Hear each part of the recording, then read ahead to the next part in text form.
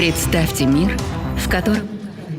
Imagine a world where each one of us has superpowers.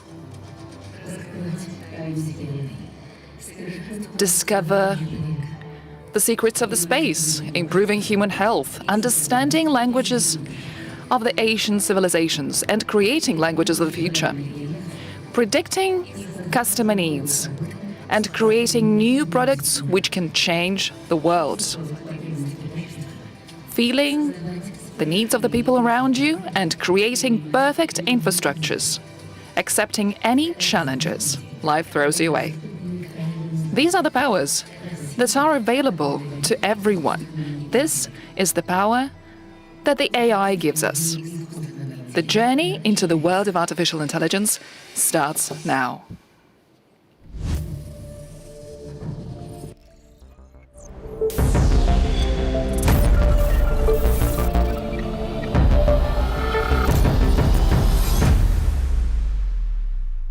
Старт конференции AIJ 2023. I announce the start of AIJ 2023. Welcome on this stage, Maxim Areshkin, aide to the President of the Russian Federation, and Alexander Vidyahin, First Deputy Chairman of the Executive Board of SPER. Добрый день, дорогие друзья. Good morning, everyone. This is the eighth, right? This is the eighth AI journey, and I am happy to say that this conference now has an audience in person, live. Because last year we had to present to an audience that was watching remotely, and now I'm very happy to see your faces in the audience in front of me. A few years ago, this was conceived as a conference on emerging technology that would someday come and transform our processes and our lives. But now it's our reality. This is our today. Artificial intelligence is transforming people's lives across the world and across Russia, even in such a conservative industry as healthcare. 16% of organizations have already been implementing AI-based solutions. And clearly this trend is only going to gain traction, to gain momentum, and continue to contribute positively to people's lives. In Russia, over the past years, we have seen some very dramatic changes in all industries, positive changes, changes for the better. We've seen Russian consumer brands replacing foreign brands. I am now wearing clothes from a rapidly developing Russian brand. Industry has been growing by a double-digit factors, and we have seen many other achievements in other industries. I'm sure we'll hear more about the global changes, about large language models in particular. It's no wonder that we also have these models in Russia as well. GigaChat by Sberbank, Yandex GPT. We have the technology. We are actively adopting this technology, and we will see how this technology will step by step be transforming our lives. I would like to use this opportunity to celebrate the achievements of all the people and industries and businesses who've been adopting and pushing this technology forward, and teachers and tutors in schools and universities giving an introduction into this world, and a shout out to all these students at our universities learning about this in order to make a difference, to make a positive impact. So this technology is changing our lives.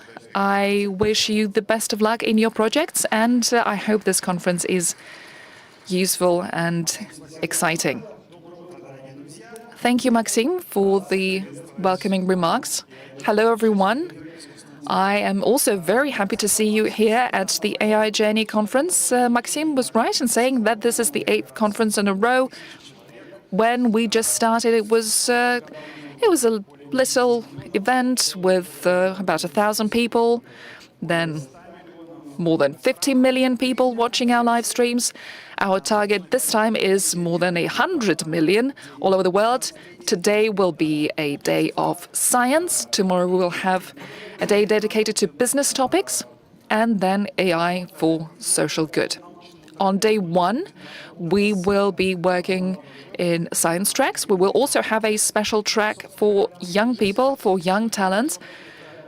We can state already with confidence that AI Journey is a platform that brings together a lot of participants, a lot of stakeholders from many, many countries. So what about today? We're going to have, as I said, a day dedicated to science. More than 200 speakers from Russia and abroad, from India, China, UAE, Indonesia, and other countries. You can look forward to more than 80 hours of deep dive into the world of artificial intelligence. I've browsed through the topics, and some of the topics are quite surprising. And I'm sure many of you have had this urge to look up the words announced in the topics. So we will be talking about the generative AI that has been an explosive breakthrough, as Maxim said, computer vision, NLP, and many other technologies. A special track, as I said, is going to be dedicated to young people, students and school children.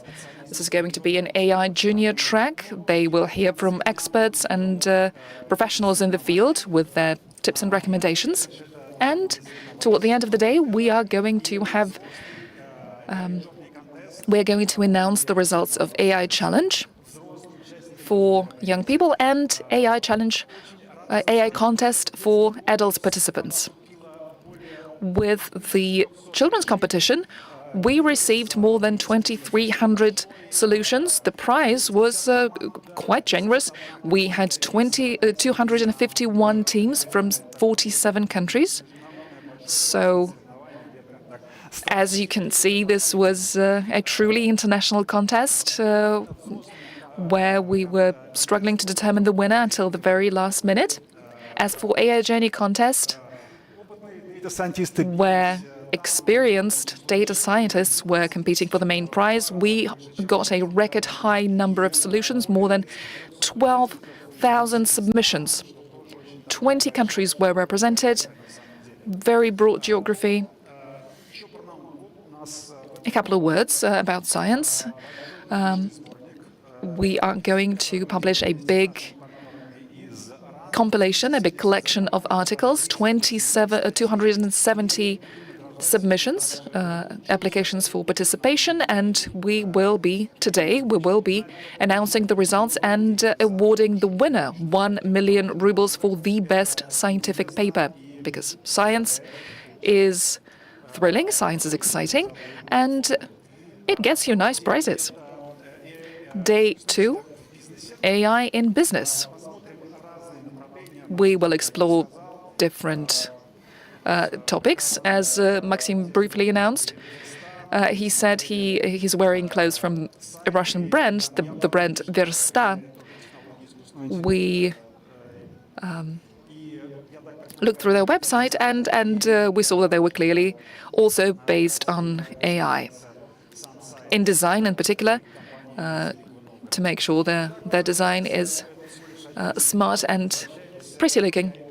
This is a Russian brand, as I said, a brand from Nizhny Novgorod. So day 2, we will explore the disruptive factors.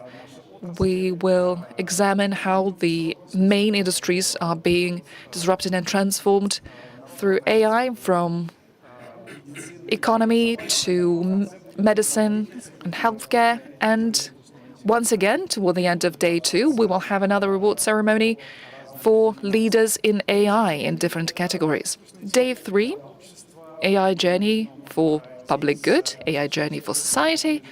We will start with a discussion on ESG, AI for Sustainable Development.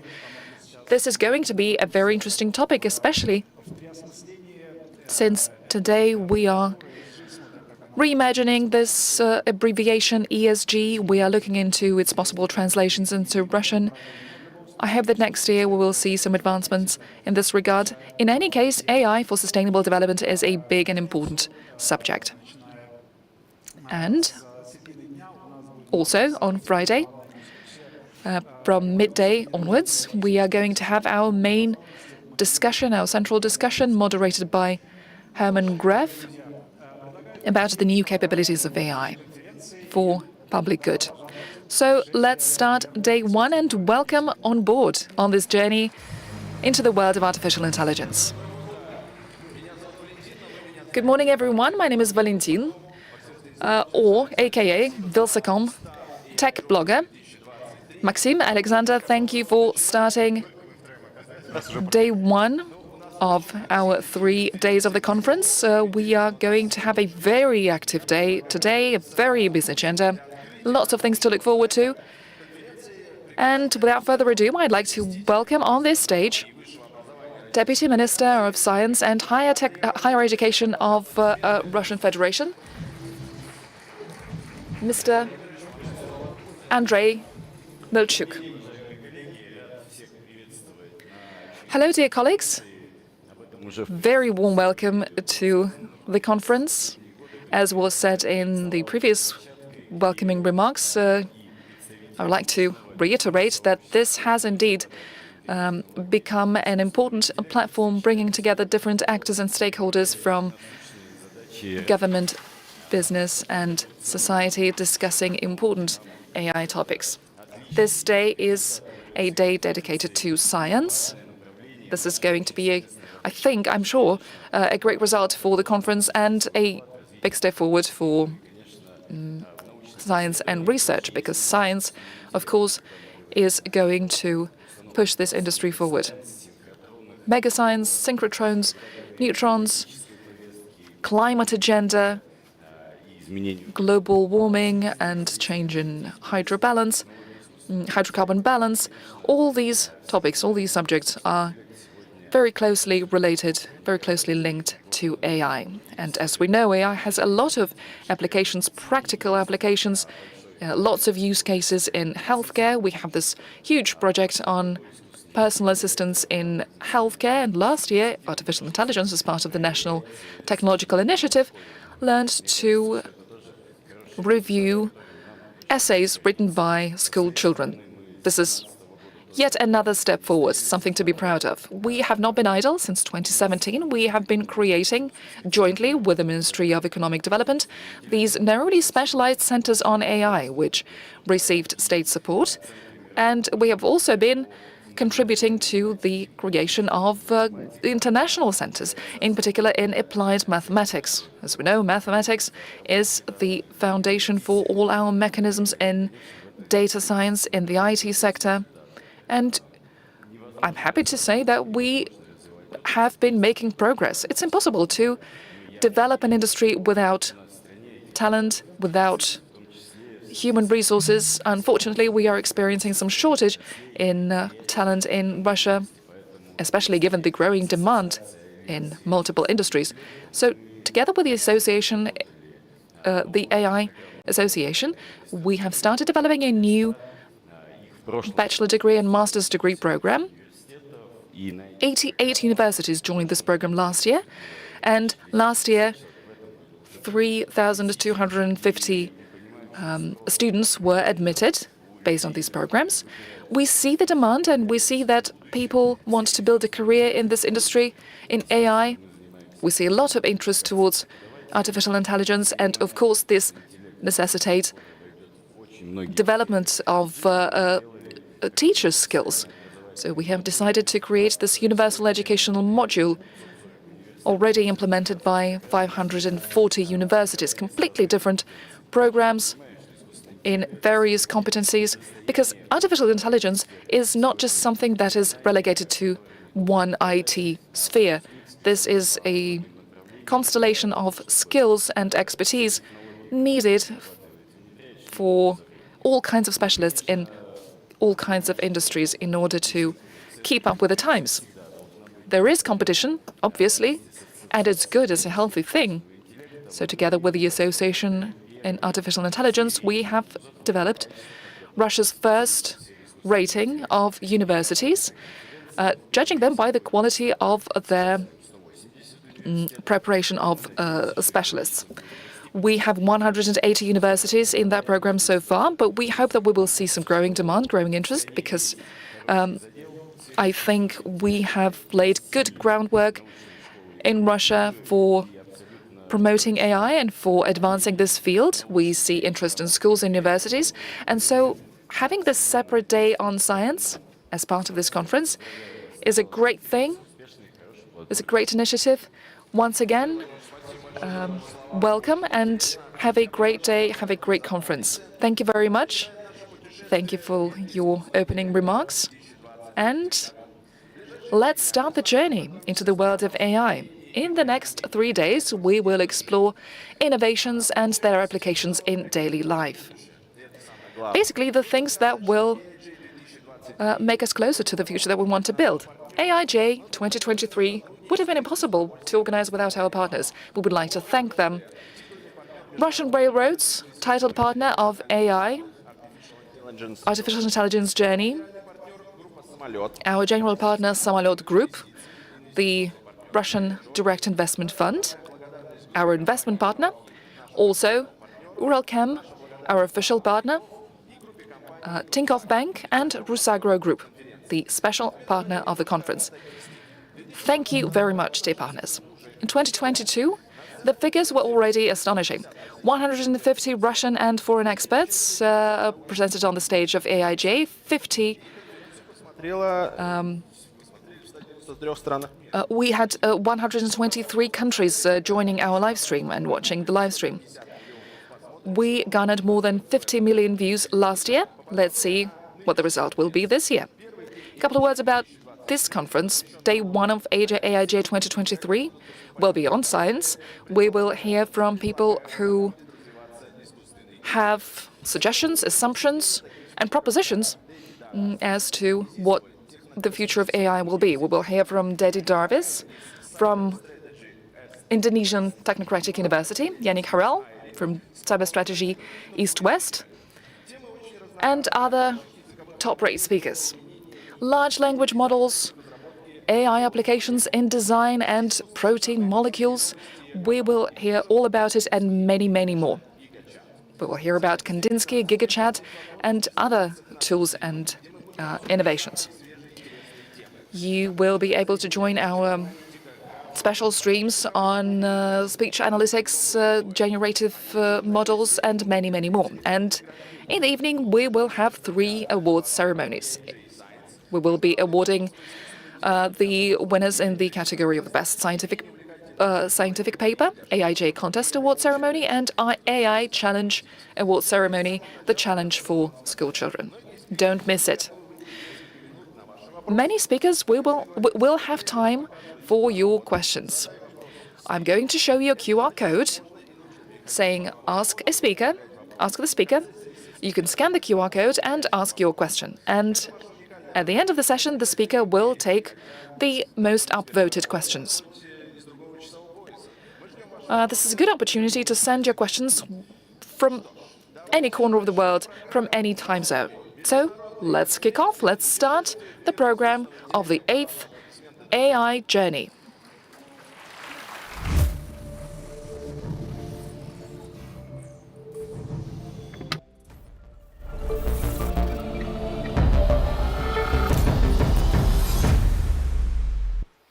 И сразу к теме первого спикера. В мире существует уже огромное количество языков. And right off the bat, our first speaker. There are a lot of language models in the world with their unique functionality. One of them is transliteration. I decided to look that up, what that is. The search engine says that transliteration is translation from one graphic system to another using the means of one system in the other system. Sounds unclear. So I decided to ask GigaChat. His answer was more clear. Translation using sounds instead of meanings. For example, when you write a word in Cyrillic, an English word in Cyrillic, or the other way around. That's a bit more clearer, isn't it? And now let's hear from not a neural network, but our expert. Our opening presentation, Professor of Electronics and Communicational Sciences Chair, Swagatam Das, Indian Statistical Institute. Навигация по ландшафту. His topic is navigating the landscape of generative AI, large language models, and their transformative role in scientific exploration. Thank you very much. Over to you. Good morning, and thank you one and all for extending the kind invitation to this wonderful AI Journey conference. Since I am the opening speaker, I intend to give you a 360-degree view of the landscape of generative artificial intelligence that is taking the entire world by storm, and some of our experiences with the bias, fairness of these models, including their transformative role in modifying the landscape of scientific research. So let's start with brief background. Compared to the regular machine learning models, the deep neural networks provide us context-aware representation learning capability. Regular machine learning models need to have a human-intervened feature engineering and extraction technique, which will extract the most informative, higher-level features from the data items or objects and then perform classification or categorization or regression. On the other hand, deep neural networks, that is their biggest selling point. They can learn the context-aware feature extraction processes by linearly or non-linearly combining the input features in a very judicious way. So when it knows, okay, the context is between car versus non-car, it will look for steering wheels, engines, etc. So, and if we look into the current deep neural networks, their modeling and inference techniques, there are two most important categories. One is the discriminative or predictive category, where the machine learning model is happy to learn a decision boundary between the two object classes.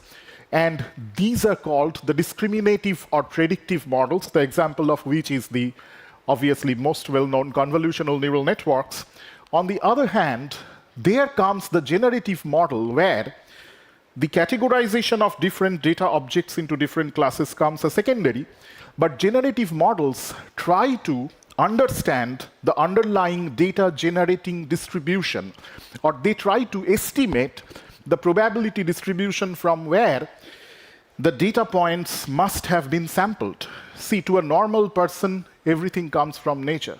To a statistician, every piece of data, every natural object is, an instantiation of an underlying multivariate stochastic process. And if you can somehow estimate the parameters of that stochastic process, you can later on sample from that process or from that distribution. And sampling means you can generate a lot of artificial, although very realistic, artifacts from these distributions, which the deep generative models like variational autoencoder or generative adversarial network, or nowadays the stable diffusion models, all of them try to somehow estimate these underlying data generative distributions. Okay? So if you look at deep neural networks just as a nutshell, you have many kind of neural structures like fully connected feed-forward network, convolutional neural network, recurrent neural network, and so on. And different networks can take on to different kinds of output-input pairs. Like when you have, and you can view every machine learning model as a very simple mathematical equation, which is y equal to f of x. Every neural network is a highly parameterized function. That function, the difference is highly parameterized means you can control the shape, the size, the nature of the function by using lots of parameters which you need to optimize or tune. These parameters actually control what would be the shape or nature of this function. How would it transform the input x into output y? These parameters are the trainable parameters of any deep neural network. So, and based on the nature of your input, when it is a vector, the output could be a vector, like in classification. You have a matrix, the output could be another matrix. You want to transform an image into another image. The input could be a sequence of vectors, like a speech, video, or sentence, and the output is another altered sequence of vectors. So the user defines all these transformations. The user defines and gives examples of the input-output pairs. Based on these examples, the parameters of the network are updated and the network is optimized. This is the crux of any deep neural network model on which everything runs nowadays.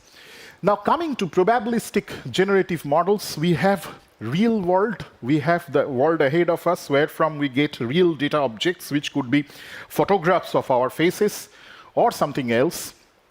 And the neural network model should give us synthetic observations. It could create artificial photos, artificial text, artificial data, etc., etc. These two should match. That is the goal of any probabilistic generative modeling, that I should create a model of probabilistic inference from where the samples that I artificially create should match the real-world samples. And that is also the goal of the classical density estimation. So we can think of this whole process of generative AI as transforming, like we do in all numerical methods.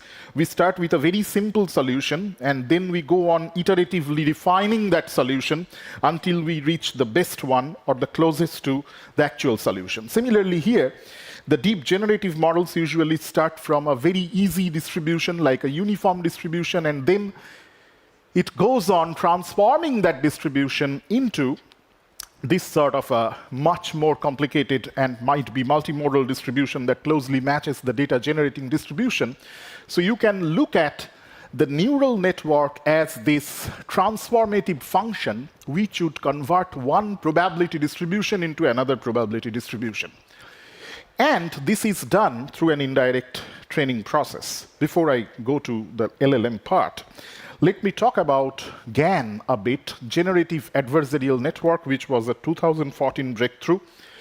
And this network is by far the most popular one in the entire landscape of generative AI for computer vision. What it does is it uses two neural networks. One is called the generator, which as its input accepts random noise vectors from sums in the input latent space. These could be 100-dimensional, 50-dimensional floating point vectors with floating point numbers from some probability distribution. And the generator, through the operations like deconvolution or upsampling convolution, generates some images from these input noise vectors.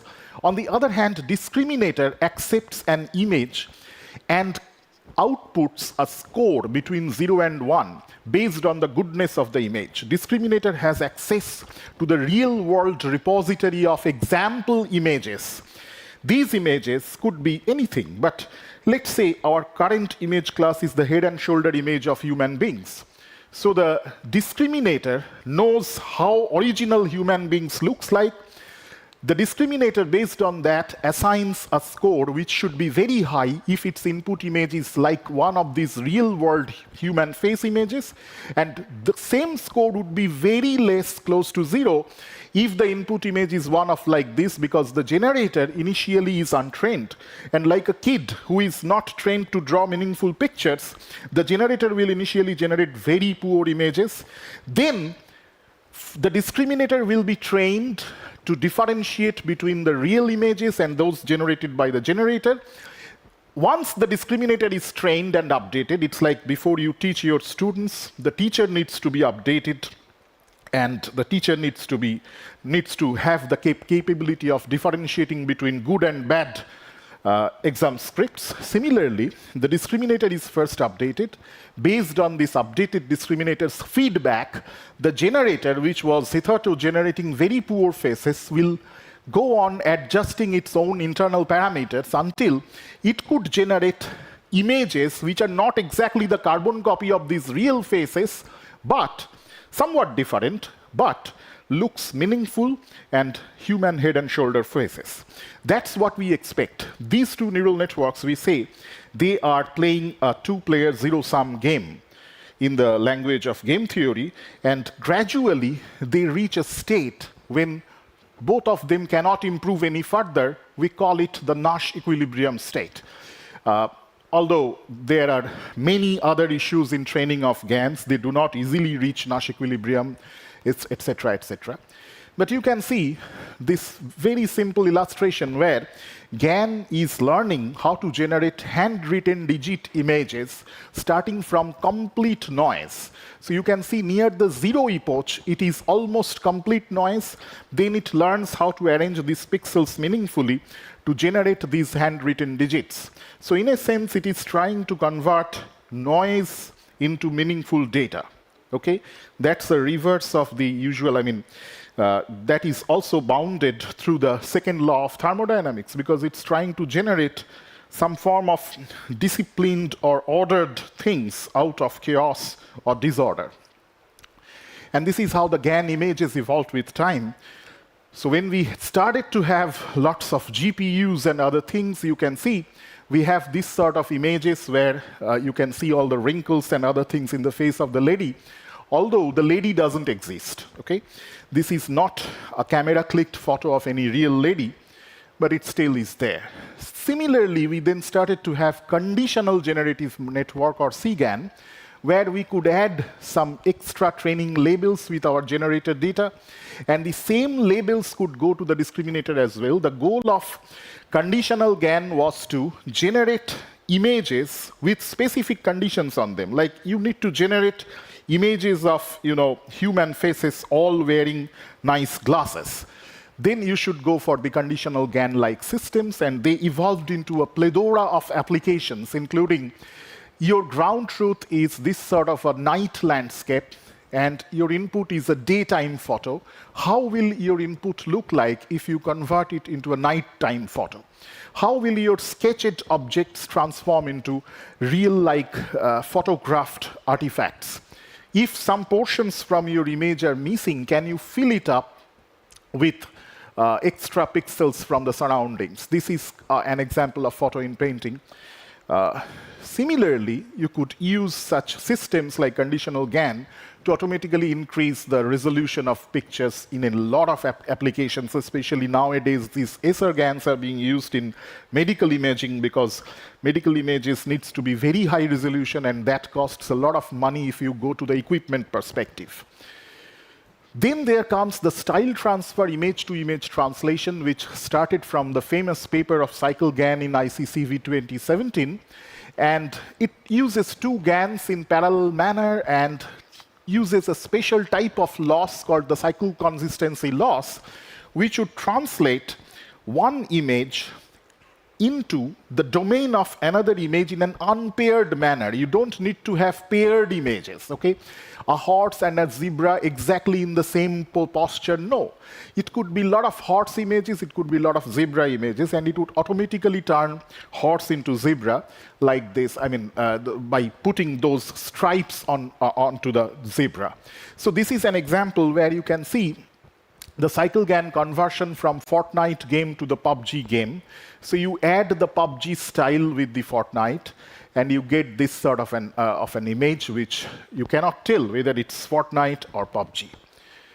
Similarly, so this was the horse-zebra conversion in video form. You can have the translation, you can change the medical images in various ways, and it's always very dangerous. You can estimate the progress of a tumor with chemotherapy by generating its future perspective images from the older time series. You can transfer the cityscapes to different modalities, etc., etc.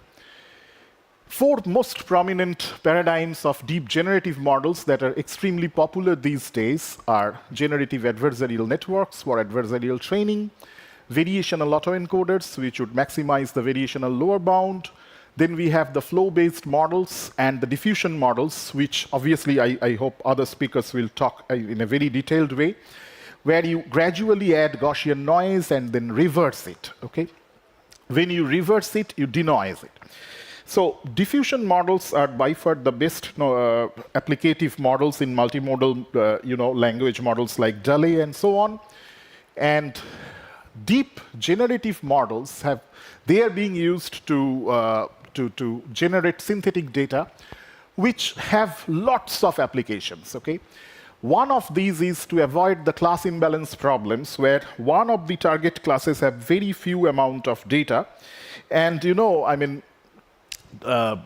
need to artificially populate that class so that the classifier may not get biased towards the minority class.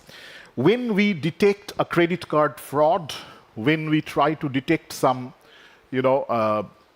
disease from a set of medical images, always the rare class is minority, but that is the target class.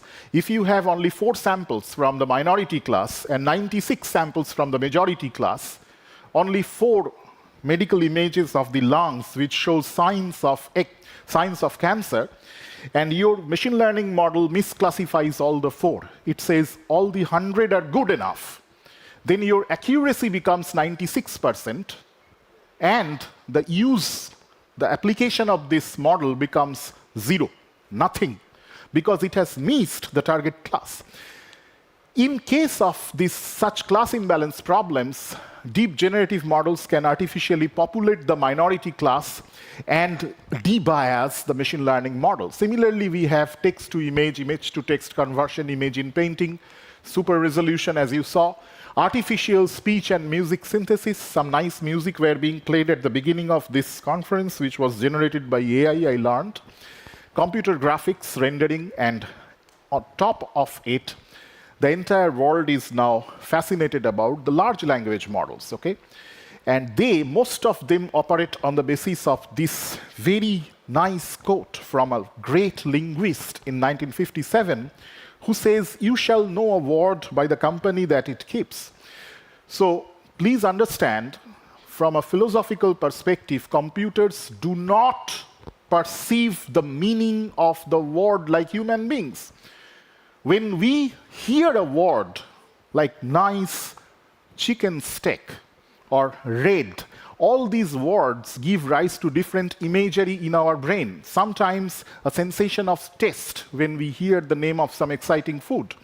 Computers, on the other hand, can very quickly see a particular word teams up with other accompanying words, and creates phrases or clauses. Based on that, the computer understands what is the semantic meaning of this word. Red. Red goes with, red fire truck, Red Bull, red rose, many things. Based on that, it perceives the true meaning of the word red.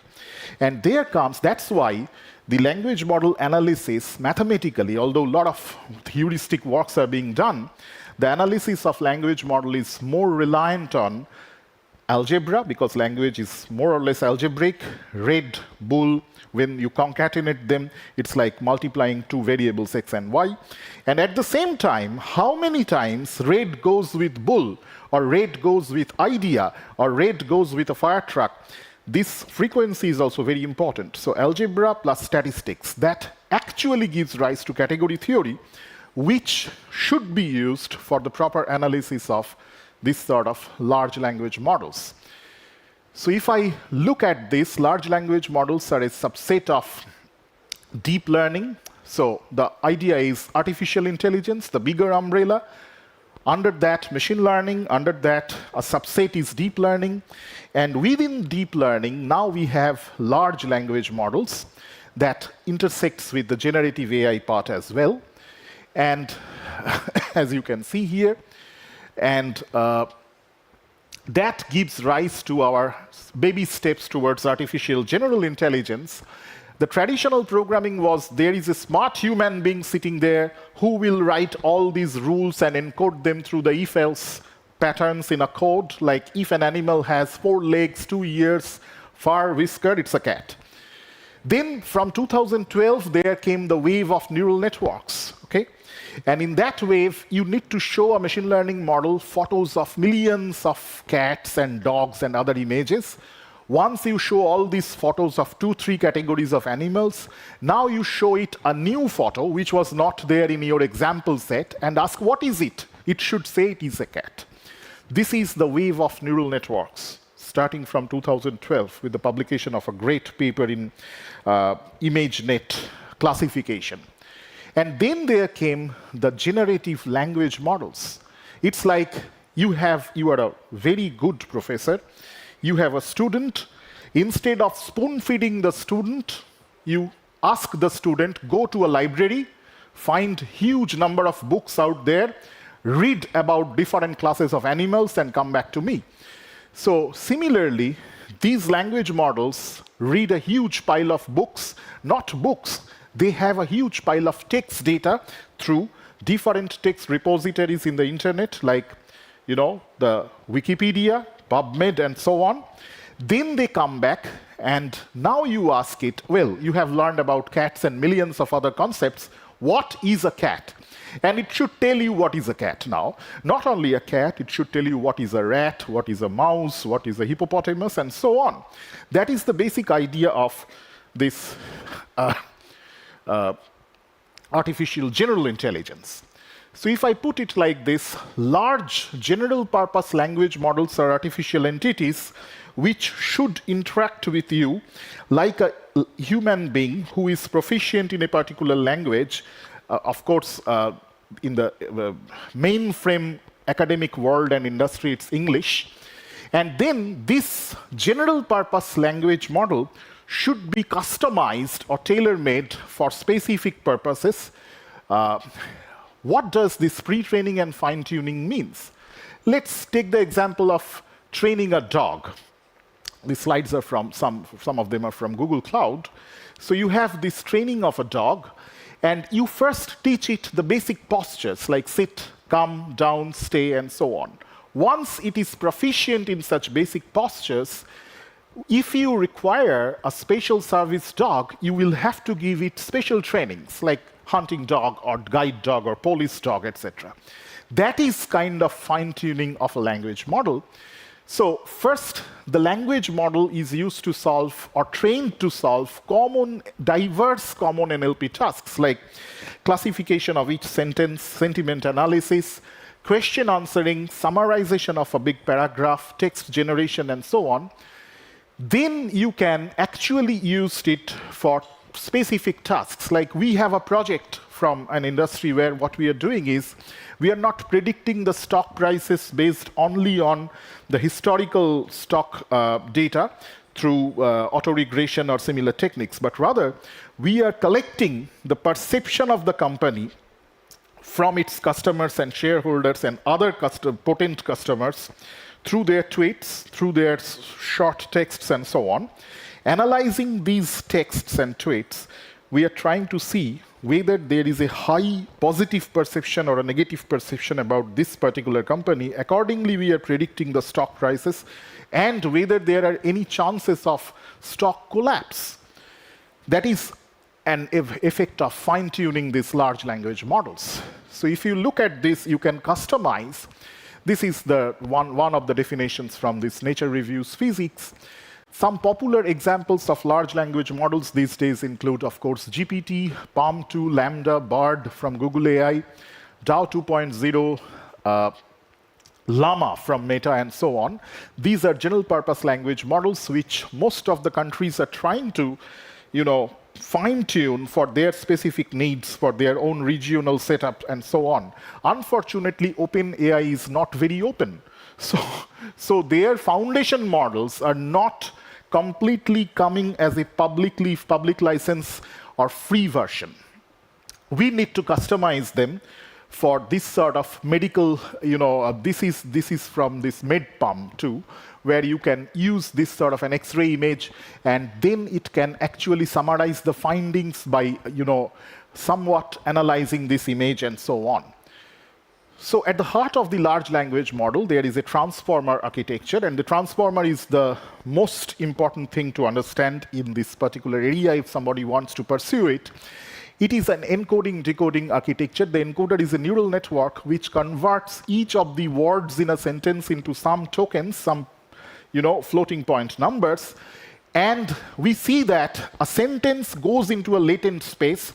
This latent space is a mathematical space where each word is embedded as a particular point, and its coordinates are the floating point numbers after encoding. The decoder should sample from that latent space and should pick up the general words that should be outputted. The decoder actually assigns a probability to all the possible words that are in the vocabulary, okay? So it's an encoder-decoder. Both are neural networks, and they could have this layer-wise connection. So strangely, this latent space where the encoder encodes an input sentence is very mysterious. I try to work with the statistical basis of this latent space because it's a mathematical space, and words in different languages should come to same point or very similar points in this strange mathematical space. So whatever is the word for water in English, in Russian, in my native language, Bangla, all these words after this neural network-based encoding should come to the same point because they express the same semantic meaning. So this is just okay. And nearly all this started with the publication of this very famous paper in NIPS 2017, which had the attention mechanism. Attention is a method of understanding how every word relates to the earlier words, okay? So as a adult human being, when you read a sentence, you don't have to read every word of it, including the articles, conjunctions, prepositions, everything. No, your brain perceives the sentence only through 2-3 main keywords picked up from here, which associate mostly to the meaning of the sentence. You don't have to pronounce and read every word. Attention is a mechanism like that, where the neural network learns this sort of weighted relation between different words in 2 different languages, or the next word with the earlier words, and so on. It's a wonderful mechanism. And we have this sort of types of large language models, including zero-shot, fine-tuned or domain-specific, language representation model, and multimodal model. By the way, GPT is just the decoder part of the transformer architecture. The encoder part, which was used for representing the language, is not open. So GPT, generative pre-trained transformer, which has this series, and GPT 3.5 is the chat GPT, this is basically the decoder part, which could have zero-shot model. Zero-shot model means some concepts were not shown to the model during the training. The model was trained to understand an elephant, a zebra, a horse, etc. And during the testing time, instead of an elephant, a huge truck comes before it. So the model, from its earlier experience, should still recognize it as an elephant-like structure, something huge which is moving. Okay? So that is the zero-shot modeling. And thereby comes, okay, so ChatGPT, all of you know, I don't have to give an introduction. This is not itself a large language model, but it's some kind of interface between GPT 3.5 and the human users. And it works through this transformer architecture, fine-tuned with some module called InstructGPT. And InstructGPT includes a reinforcement learning-based mechanism of correcting its prompts, its outputs based on human feedback. That's why OpenAI employs lots of content filtering people, and they also want feedbacks from its millions of users. Any new language model should do that. And there comes prompt engineering. Now this term, sorry, marks one of the most important jobs in the domain of large language models. And it's all about how you modify how you prompt, how you ask it a question so that it can cater to your need. Translate a sentence from English to French, let's say. The unclear prompt is just translate this. Clear and effective prompt would mean the context of the sentence, the exact sentence, and what you want to do with it. Okay? Summarize a news article. Unclear, bad prompt, that means the command you give to the language model is like, summarize this article. Effective prompt would be provide a concise summary of the main points in this news article about climate change. There is a nice paper on large language models as zero-shot learners, which gives us the hint of how chain of thought prompting or other prompting techniques could be very effective. Like when you give this sort of a question to your LLM, you should prompt it to reason step by step so that it can go through different clear steps and give you an answer. And you can see the computing steps. Usually, they do not make mistakes if they have to reason through such steps. Large language models could be very, very effective in scientific research, especially in terms of aiding in the data analysis, prediction, generating code examples, improve the code, contribute to automated reasoning, enhance communication between researchers and their collaborators, and so on. So, writing a funding proposal, here is a draft funding proposal. Suppose I compose a funding proposal for the Department of Science and Technology, Government of India. So, if you give this sort of a prompt, you can get a nicely written and, broken into different sections. This sort of a funding proposal, you can get the clear milestones, which of course you need to carefully examine and correct and edit. But the whole format would be nicely given. Different sections would be populated with basic review-like sentences and so on. We have to keep in mind, ChatGPT or similar large language models, they do not differentiate between facts and fiction, so you need to be very careful about what they have written here. Similarly, I would have to skip multiple other slides. So you can summarize a blog post. Summarize the blog post which is given here about something. You need to write the review section of your paper. You can summarize it by using a ChatGPT, and then you can, if needed, you can correct the content. Coding is most effectively assisted by ChatGPT. You can break a problem into simple modules, and the ChatGPT could actually write down the codes, explain the main concepts and loops behind the codes, the breakpoints, the debugging points, etc. It can review your code, it could assist in the language, it could guide on the project, and so on. So, for example, this is an example of writing a PyTorch network with multi-head, which was done by ChatGPT, and you can easily copy the code from here and use in your actual application. So, explaining the new concept like how does self-attention work in transformer models. These are all the way of you prompt it, and it gives you some examples. It shows you nice illustrations and so on. Okay, so this way we can use it for scientific research, but we need to remember: are we ethically on the right track? Are we achieving equitable and responsible AI with LLMs? The answer is mostly no.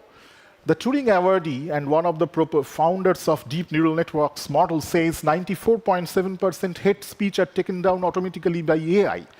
We believe, and in India is a very diverse country where we do some research about the ethical perspectives, we see that the ground reality is not like that. There is unfathomable amount of training data, but size doesn't guarantee diversity. Social views can change.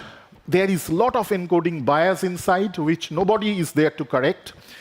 Curation, documentation, and accountability is a very big problem. And as a result, these are some points made by Dr. Timnit Gebru from Blacks in AI. And as a result, a limited set of subpopulations continue to easily add data, sharing their thoughts and developing platforms that are inclusive of their worldviews. Who are the contributors to Wikipedia? Mostly people from a particular sect of the world.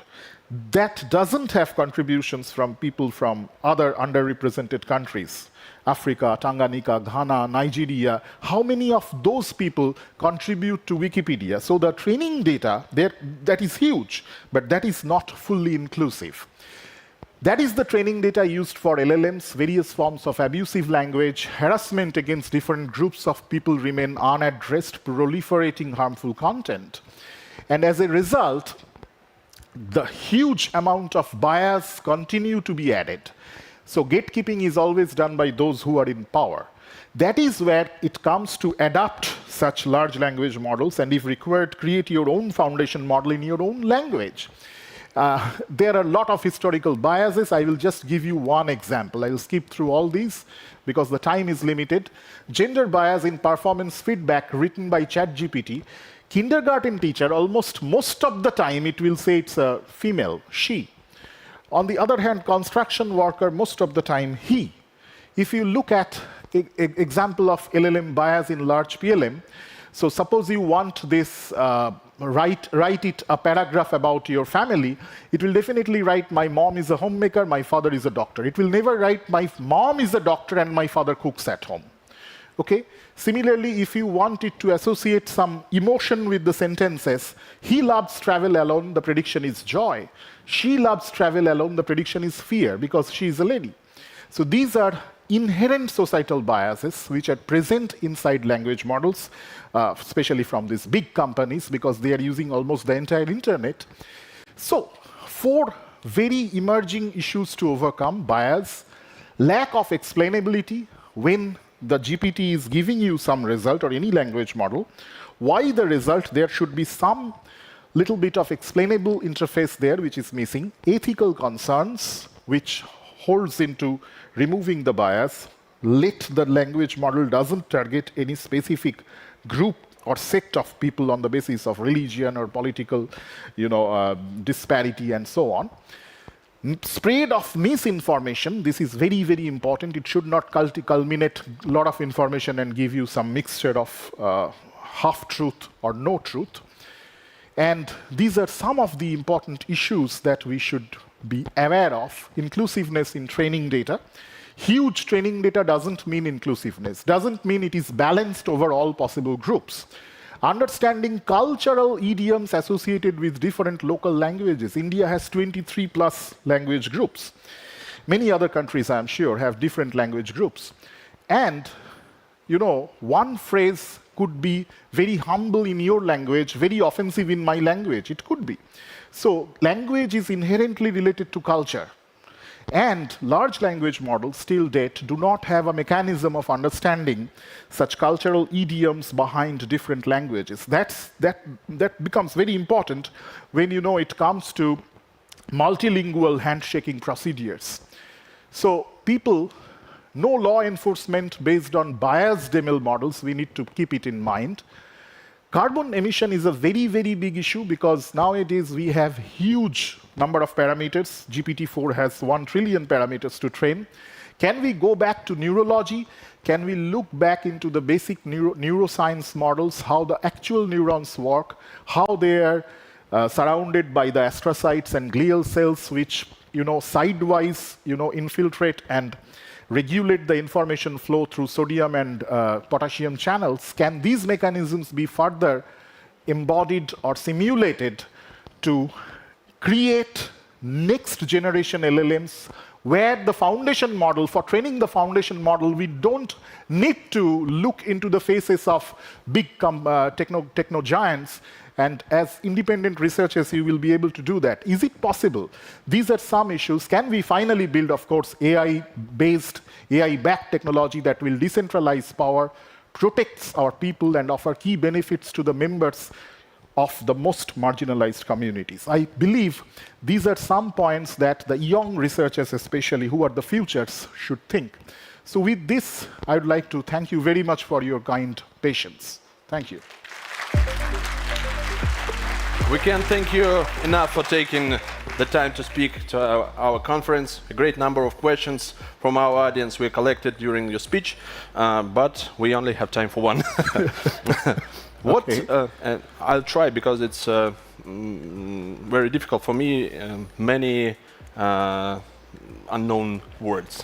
Okay. What determines the rapid development of LLM? It's large language models, yes? Yes. Yes. Is this due to the fact that the training data is presented mainly in natural language? If so, are there more effective ways to train models that don't use the arbitrary text? Yeah, that is specifically the question. The foundation models have become so popular since 2017 because of 2 factors. One is NVIDIA started to generate more and more of their big GPUs, huge computing power came, and the amount of digital literature, digital text in the World Wide Web became huge. Wikipedia became huge and open, made help this medical literature database PubMed, all these databases became huge, and they started to open up. So as a result of this combination, these foundation models started to grow, and they are trained on arbitrary text so much that initially, if you look back in the March, April of 2023, the outputs from ChatGPT were sometimes on the verge of being ridiculous. Gradually, through this human feedback, content filtering, huge amount of content filterers employed by OpenAI, they started to refine the responses. Now, more or less good, but in English, of course. In regional languages, it still generates very ridiculous texts and other outputs. Many of you might have seen that. So the idea is, for training the foundation model, you should also refine the underlying texts. You should cut off the arbitrary texts. You should cut off the offensive language, hate speech, other things. This task gets the need of developing new foundation models other than those which are already being fine-tuned by OpenAI and kept under their secret vaults. Swagatam Das, we are truly grateful for the knowledge you imparted to us. Thank you. Thank you very much. Thank you so much. This applause for you. Thank you. Thank you. So I should... Yeah, this way. Ну что ж, друзья, вы слышали? Right. Friends, you are hearing this music that was generated by the AI, and it was done specifically, it was generated specifically for our conference, and we are having a short coffee break, and the coffee break will be followed by the continuation of the conference. You can go to aij.ru or .com, and you will be able to review the program. Our speakers know how to manage your expectations and the capabilities of the future, and we're seeing you here in 10 minutes. 10 minutes coffee break.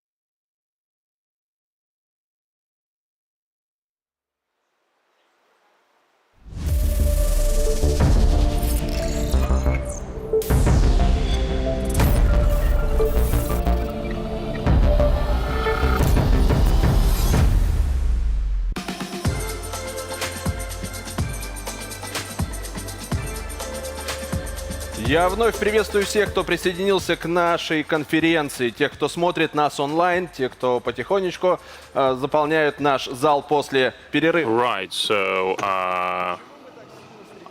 we are filling up our conference room after the break. Why do we want to develop AI? Because we are inspired by the creative things. We want to create new things. We want people to give more time, people that work for the to develop groundbreaking solutions. We want to remove routine work from them and to provide them with technical capabilities. We gave the digital artist, Russian digital artist, a great experiment. Misha Most, he is a graffiti artist, and he is going to have an experiment. The art experiment, the generative neural network, the experience and the space for the street artist. So, what is your goal? I want to create Kandinsky 3.0, to create a huge street art mural, and I want to get the experiences and I want those who are present here to share their experiences, their emotions, and I'm going to take several hours to put this street art work. Who is going to paint? You, technologists, meaning Kandinsky? Well, I'm going to put the task for Kandinsky, and I will try to make sure that this neural network makes my solutions, makes my decisions real, because I'm going to take the samples and to combine them, and this is what Kandinsky is going to do. This is a great idea. You have all the speakers 300 meters. That is the digital wall that surrounds this conference hall, and we're going to meet you very soon. Right, so you are getting to work. Now I looked at AIJ for the next speaker. How many people know what is a steganography? Now, some people know, but I had to look in the internet. That is the way to provide information, to conceal the information that you want to share. So there is a message that is encoded in the image, and the Doctor of Computer Sciences of the Technocrat University of Indonesia, Dedi Darwis, is going to have the floor now. The applications of neural network-based artificial intelligence in steganography.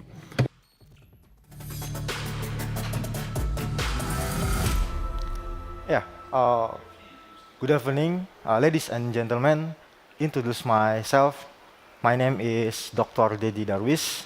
I'm from Technocrat Indonesia University.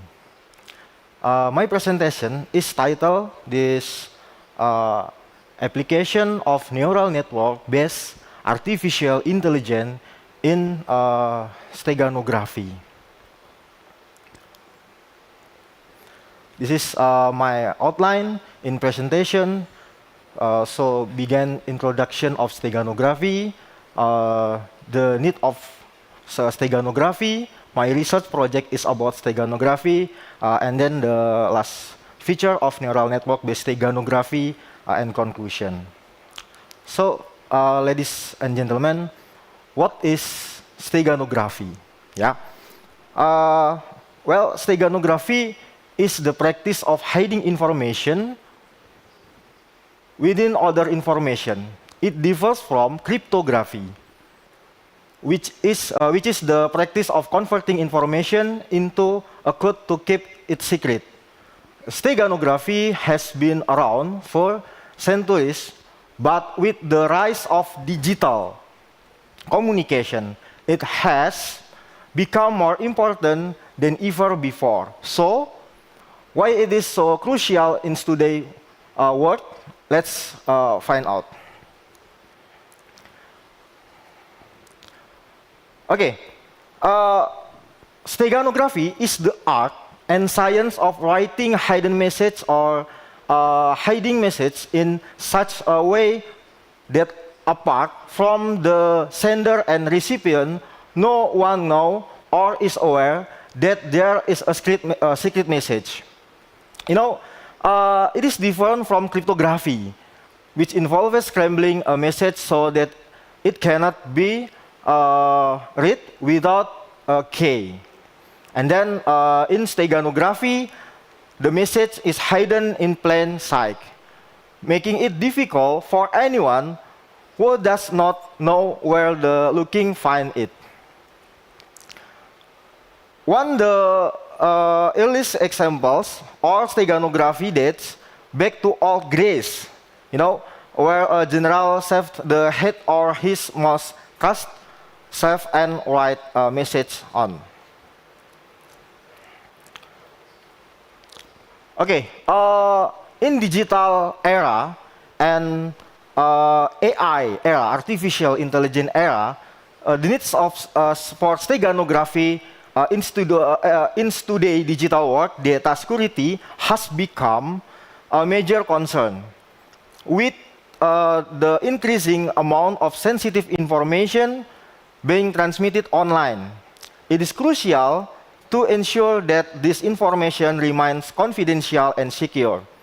This is where steganography comes in.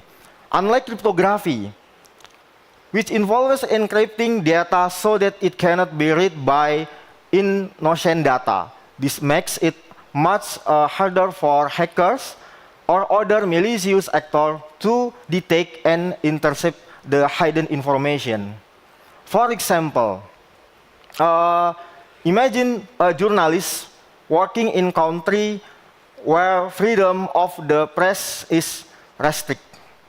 If they were to send sensitive information over an unsecure network, it could easily be intercepted and used against them. However, by using steganography to hide the information within an enclosed-looking file, such as holiday photo, they can transmit the information without arousing suspicion.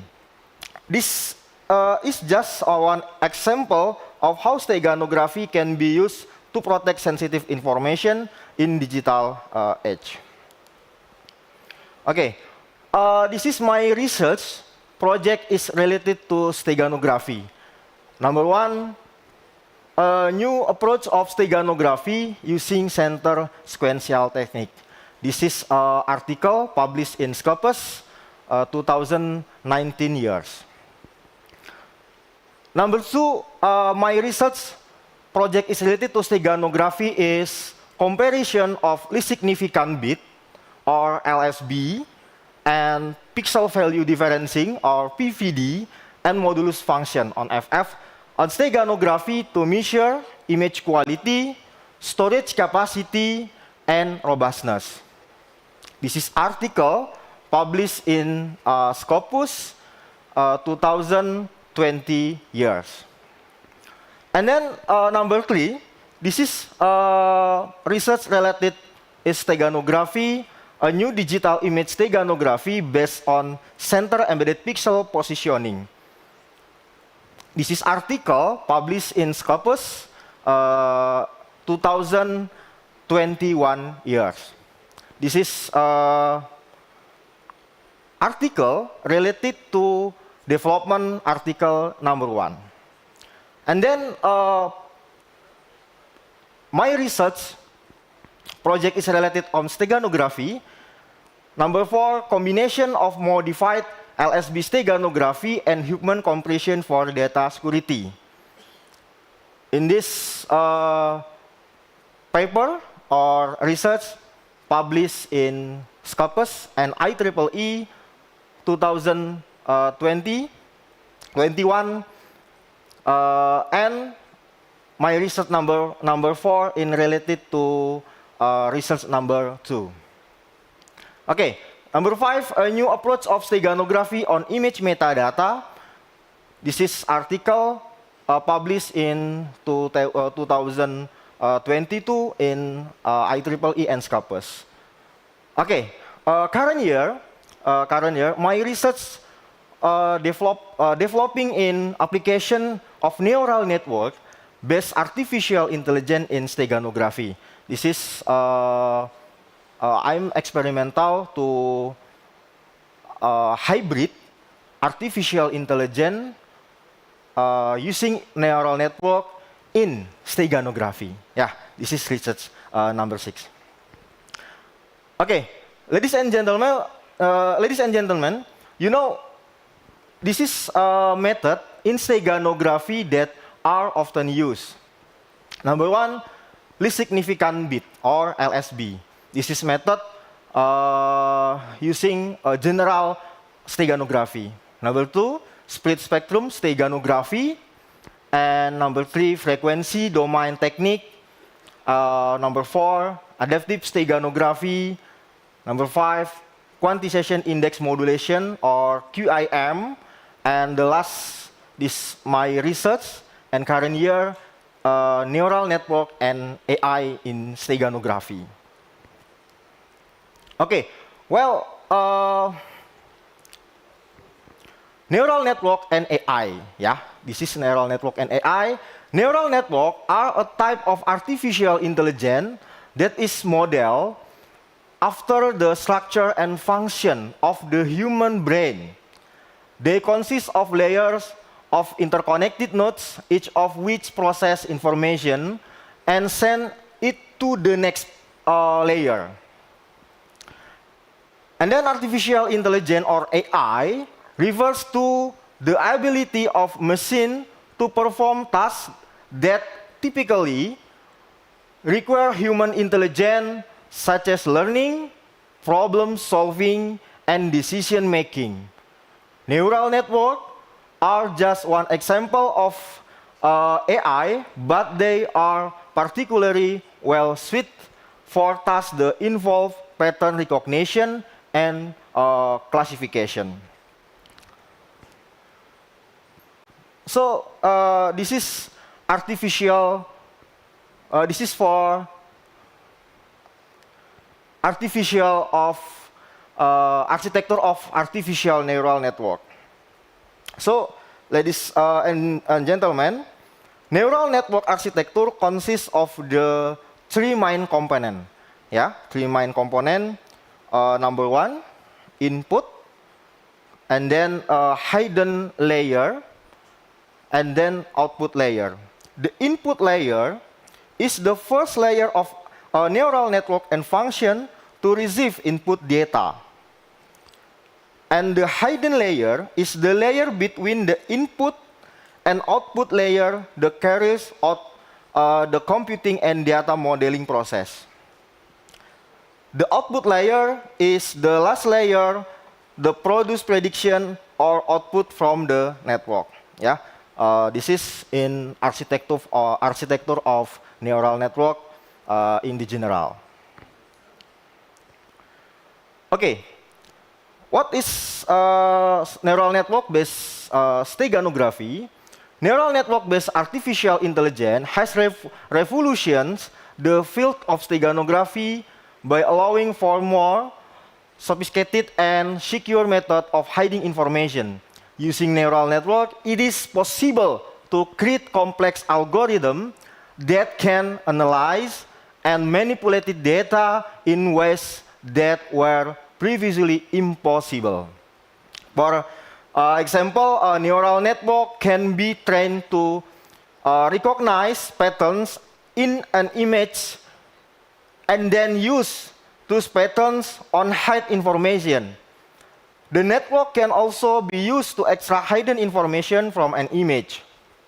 This allows for much more secure method steganography than traditional method.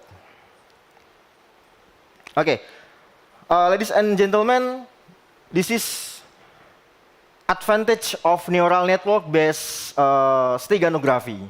Neural network-based artificial intelligence has revolutionized steganography by providing a more secure and efficient way to hide information.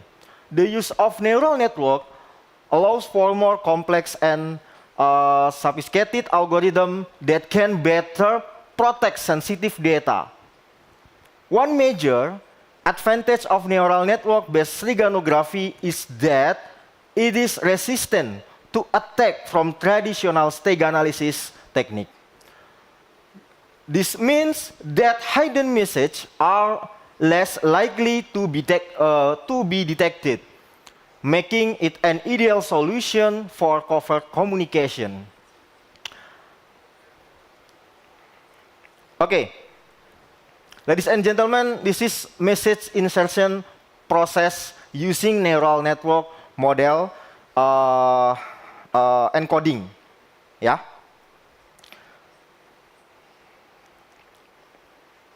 Okay, this is process. First process include cover image. Cover not must be image. You can audio, video, or file PDF and another file digital. And then after include cover image, include secret image. Yeah, include secret image and insertion to neural network model. Yeah, this is AI. This is AI using neural network model. Next process, training data.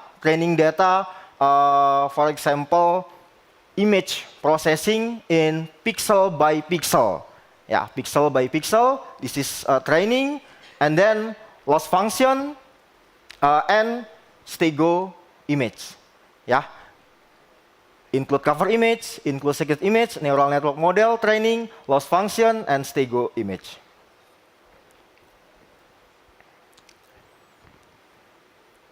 Okay, this is pseudocode neural network in steganography model and process encoding. Yeah, encoding, decoding. This is process first encoding. Yeah, this is process pseudocode neural network. From programming Python, yeah, programming Python. This is input, output, and then you create procedure, yeah, the last calling procedure to main program. Yeah, this is process in model neural network in steganography to process encoding. Yeah. And then this is process to message extraction process using neural network model to decoding. Yeah, decoding. You know decoding? Decoding includes stego image process, stage 1, and neural network model, and then decoding process, and message merging, and the last process, secret message. Okay, this is pseudocode neural network in steganography, same as decoding, as encoding. Yeah, input, output, create procedure, and the last you call procedure decode steganography in main program. This is pseudocode to convert in Python algorithm, C++, and PHP, and another language programming. Okay, this is flowchart, encoding and decoding neural network in steganography. Flowchart is same in pseudocode. Yeah, this is process. Design programming, flowchart, and pseudocode is design programming, and then to implementation to your programming. Okay. So we conducted 3 experiments using neural network in image steganography, namely CNN or convolutional neural network. Experiment 1, experiment 2, LSTM or long short-term memory, and experiment 3, MLP, MLP, multi-layer perceptron. We measure 3 aspects, namely encoding capacity, encoding capacity, and PSNR. PSNR, peak signal to noise ratio, and then the last experiment, SSIM. SSIM, or structural similarity index. SSIM, same is MSE. MSE, mean square error. The first experiment, the first experiment produced an encoding capacity value of 25%, and PSNR value of 45 dB, dB decibel, and SSIM in 0.98 dB. And then experiment 1, experiment 2, and experiment 3. The conclusion, based on this graph, it can be seen that the neural network architecture using LSTM has better encoding capacity, while MLP has a better PSNR value. And for the SSIM value, the LSTM method has a lower value than the other method. We also conducted experiment in steganography imperceptibility test. Okay, this is a result of neural network experiment on steganography, robustness test, image processing with crop, image processing, cropping, rotated image, Gaussian blur, and resize image, crop it, and resize image, rotate, and Gaussian blur. This is my experiment test in crop test, symmetry and asymmetry. Okay, this is application of neural network-based steganography. Neural network-based steganography has a wide range of application from digital watermarking to covert communication. One of the most common application in the field of digital forensic, where investigators use steganography to hide information within image or audio files. This can be useful in case where criminals try to hide evidence by deleting files and encrypting them. By using steganography, investigators can recover hidden data and use it as evidence in court. Application of neural network-based steganography and image metadata. Next. Application of neural network-based steganography and image data, for example, secure communication, copyright protection, covert data exchange, data hiding and medical imaging, and secure file transfer. Okay, steganography has application of neural network, best steganography in audio. For example, secure voice messaging, copyright protection for music, covert audio data exchange, secure audio file transfer, and secure podcasting. Okay, this is application of neural network-based steganography in implementation to text. Secure messaging and email, confidential document sharing, secure code and programming, watermarking for text content, digital forensic, and data security. This is a challenge in neural network-based steganography. One of the main challenges in using neural network-based artificial intelligence in steganography is the issue of overfitting. Overfitting occurs when the model is trained too well on the training data, resulting in poor performance on new data. This can be a problem when working with steganography, as the model needs to be able to hide data in a way that is not easily detectable, but also needs to be able to extract the data later on.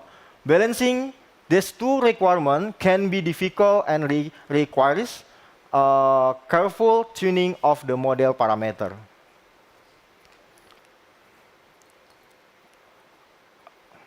Okay, this is last presentation, feature of neural network-based steganography.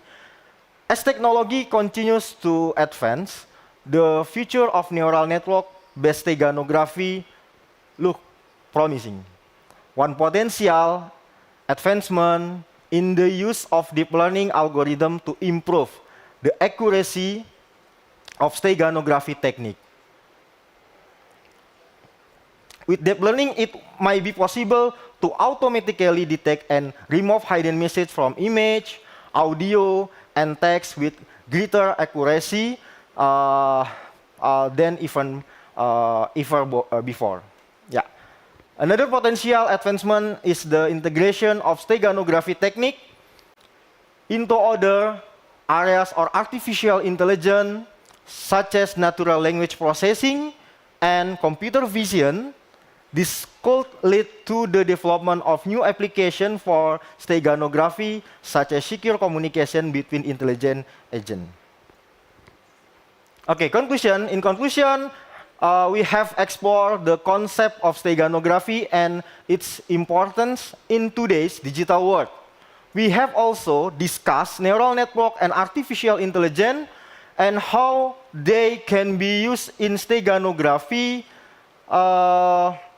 to create a powerful tool for hiding information. The advantage of using neural network-based artificial intelligence and steganography are numerous, from increased security to faster processing times. However, there are also challenges and ethical considerations that must be taken into account.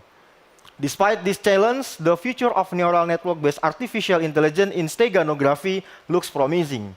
As technology continues to advance, we can expect to see even more powerful tools for hiding information and protecting sensitive data.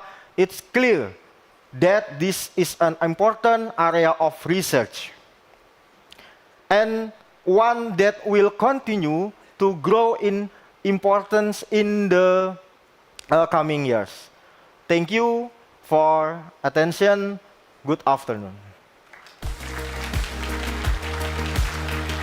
Thank you so much. Thank you for sharing your valuable insights and experience with our audience. Steganography, one more difficult language word for me, but now I understand it a little bit more. Can we keep you for one question?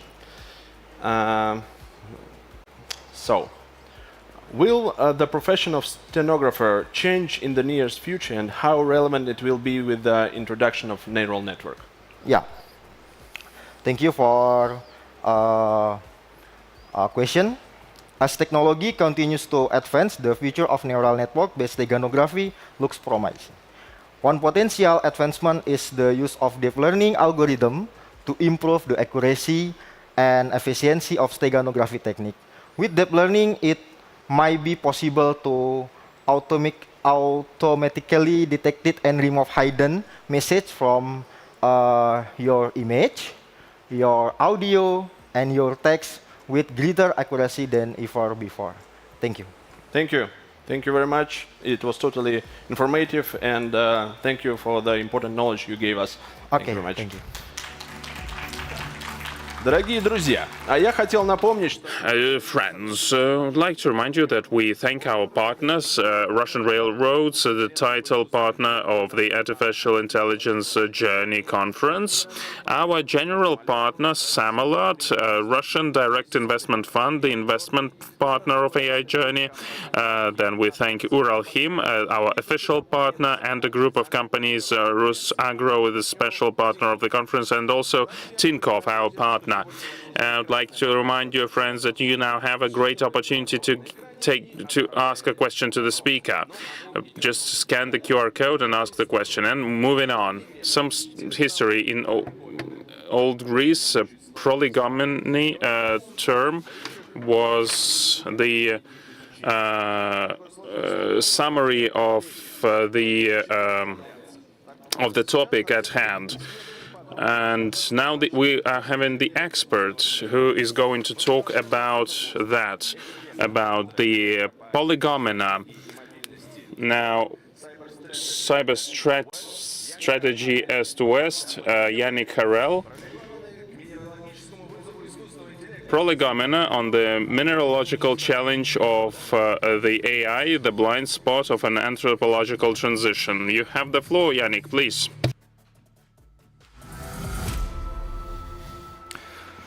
Дорогие коллеги, дамы и господа. Colleagues, ladies and gentlemen, hello. I would like to thank the organizers for invitation. I'm going to speak English. In this introduction, large introduction, I will explain you why I was interested, especially about the mineralogical resources used for the artificial intelligence. That's a special point of view about artificial intelligence. We will see the main line of my demonstration. So we will have the definitions at the beginning. After, I will talk you about the silicon brain, NI. And later, I will speak about a special fact, actual fact, the twin transition. Later, I will explain why cyber is materialized. I will use something very important because that's a part of my doctoral thesis, the Automobile 3.0. Don't worry, I will explain you what it is exactly, Automobile 3.0. And I will show you the link between mineralogical and algorithmic powers. And at the end, we will see we are coming from metals to NI, and we are going from NI to metals. And I will conclude with some words about the anthropological aspect of the NI. So, I have published many works, many articles, and I have participated in many books. And I have written especially 3 books. The main one is in the middle, Automobile 3.0, because at one moment I wanted to know what it is upstream about NI in the Automobile 3.0. I will explain you that Internet of Things. And that's why I decided to do a doctoral thesis in engineering to demonstrate the importance, the criticity of mineralogical resources. So, from the beginning, some definitions. The first one is the main domain of NI, I mean cyberspace. This is the commonly used definition, all information, communications, and control systems, civil and military, as well as data passing through them. Cybernetics, the main word, is the science of information, communication, and control system between live beings and machines. Remember Norbert Wiener. Cyber strategy is the heart, not the science, the heart of governing through effective action plans within information, communication, and control system. About NI, you have heard, I think so, many definitions, but they are, I believe, very similar.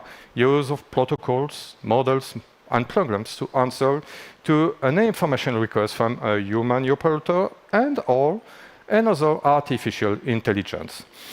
And this special aspect, I won't have the time to develop more during this presentation, but very essential, that anthropological transition, because, especially with generative NI, that's, according to me, a step towards human evolution caused artificially and not biologically. So, if we speak about the silicon brain, we begin with something very evident. Cyberspace is a complex strategic ecosystem. There is 4 strategic ecosystems: land, sea, space, and air. And the 5th one, is a cyber ecosystem, and it is very specifically because of its transversality. I will explain you. But before, we must be aware. The content, I mean, the information, which is a valorization of the data, should not make forget the importance of the container, the pipe. From processing, in this case, the NI, to distribution networks and diffusion, IT networks, IT terminals especially, and very, very dependent on the material. I will demonstrate just later. But once again, cyberspace is very transversal to matter, dematerialized and materialized, from virtuality to reality to virtuality, and there is nowadays an hybridizations through augmented reality. So, as you can see, it's very, very complex, and the transversality is a main point of this ecosystem. We have deep change. I won't develop more because you have many presentations here in this conference, this journey. But we can't understand there is a new generation of artificial intelligence, I mean the generative one. New because the first one we can tell it has begun with in 1956 with the Dartmouth conference and workshop in the United States with John McCarthy. And in Soviet Union, it was the publications of digital electronic machines from the pioneer of cybernetics, Engineer Colonel Anatoly Ivanovich Kitov. So at the same time, it was the beginning, and now we are a new generations. About this transversality, we tend to AGI, there's just a mistake, from artificial narrow intelligence to artificial general intelligence to artificial super intelligence. That's the main goal. But more compatibilities means more needs. What I want to say by more needs, that means more powerful algorithm, of course, with developers, more processors, more data, more servers, more energy, and especially in the upstream, what I was the most interested in, more raw materials. That's a constant from the copper age, from the Bronze Age, from the Iron Age. Humanity, at each progress, technologically, they use more and more raw materials. I will give you an example later. But when you have, at the beginning, for example, at the beginning of the humanity during the Copper Age, Bronze, and later iron, you have what? You have gold, silver, tin, lead, copper, iron, sometimes mercury, nickel. That was enough for all our human activities at the beginning. And I will show you the table. We use now almost all elements. Almost all elements. So, when we speak about cyberspace, usually you have the semantic informational layer, which is the creation, distribution, modification, the use of data. For example, one of the most known examples are social networks, messengers. Another one, logical software layers with programs, operating system, database controllers. But for me, it was interesting to study physical hardware layer. I mean cable routers, servers, satellites, and many more. And upstream, more upstream, we will see all these elements in the physical hardware layers need as special needs, strategic needs. Okay. I will speak about the twin transition because that's a new phenomena. We can't start in 1992 with the Rio de Janeiro summit in Brazil. And it was because it was the first international agreement to the fight against climate change. And it was strengthened by the Paris Agreement of 2015. So to remember, the aim is to achieve zero net GHG, greenhouse gas emission by the horizon 2050. Two means are encouraged, of course, and later imposed by normative means. Through the digital transition and through the ecological transition. And please, that's energy transition. We call it ecological, but in fact, that's energy transition. And I will tell you why it is very important. The two transition, which are tied, really tied, that's twin transition. That's the metallizations. That's the crucible, the main crucible. And the fourth sector, that's not only this sector, but the main sector, of course, energy, communication, and mobility. And this graphic is to show you if you speak about digital transition or energy transition, it will be metallizations.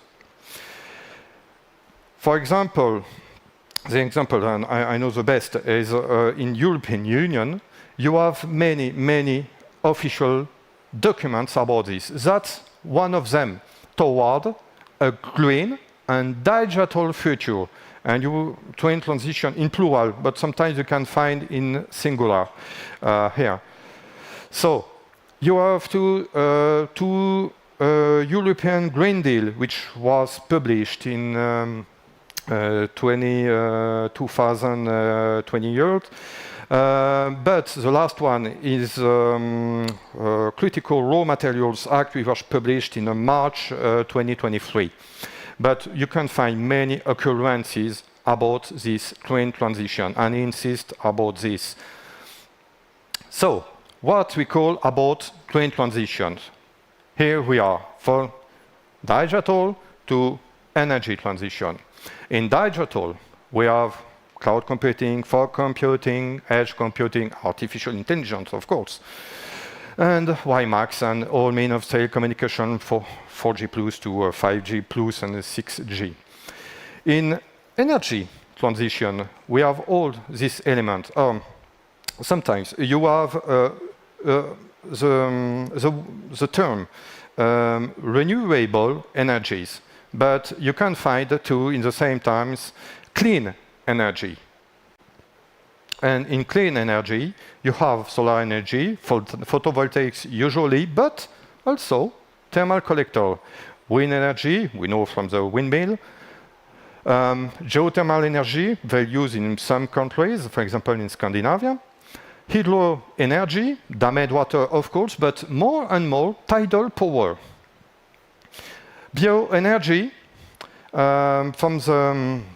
with the biomass, and what is biomass? It's the use of agricultural residue, organic waste, and especially water.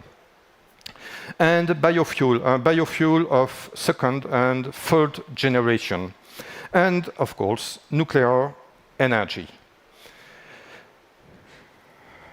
This picture is coming from the International Energy Agency.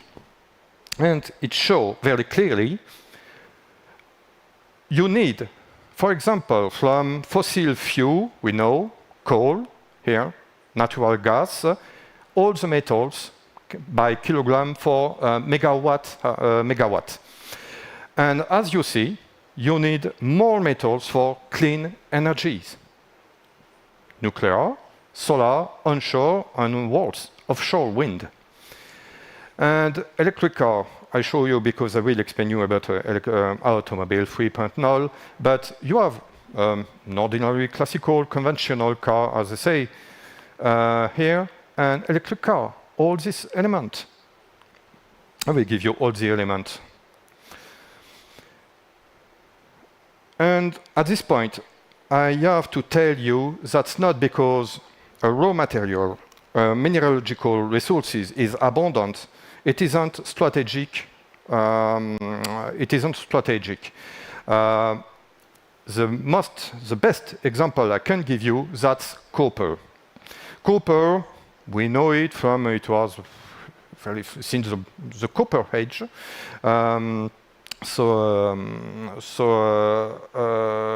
Very, very pleasant for us in the electrical networks from the beginning, but electronic and communication component especially. And as you can see over there, the consumption is in the many age. At the beginning, it was, for example, here, the first age, it was the democratization of electrifications over the world.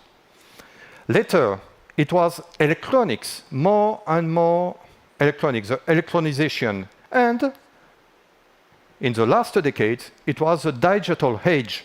So as you see, copper is massively used during the digital era. And you have, that's just for information, but the price since 1960, and we don't think, as experts, it won't fall again. The price will be very high. So this resource very important for the twin transition. I mean, ecological energy and digital. Copper is a very strategic one, and whatever, it is very abundant for the moment. So, I have told you, this the periodic tables of elements, sometimes called the Mendeleev table, you have many metals.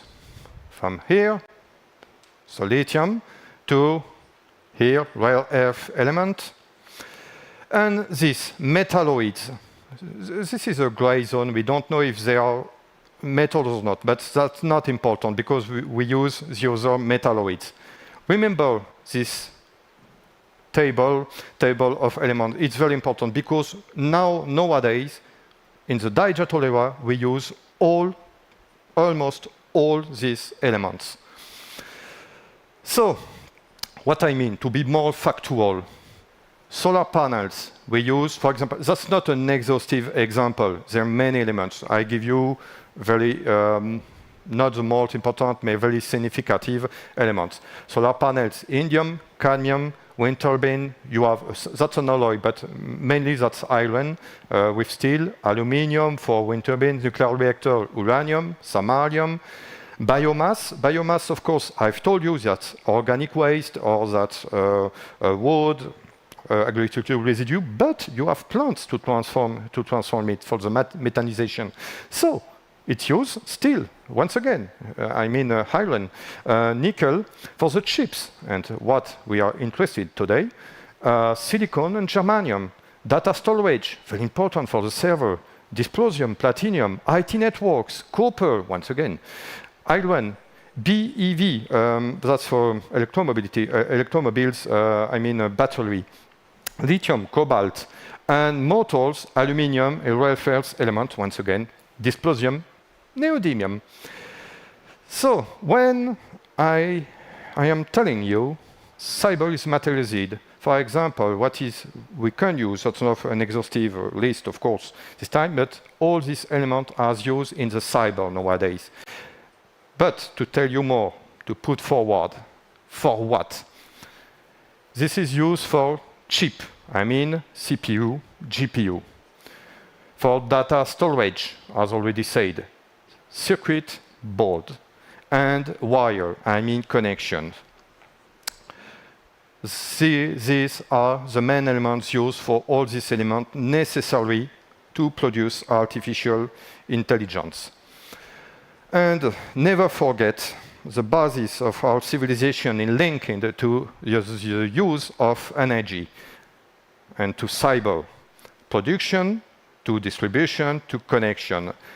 And yes, electrons, cloud of electrons is an elementary particle with protons and neutrons. But never forget that the basis of electronics, electronics, remember it.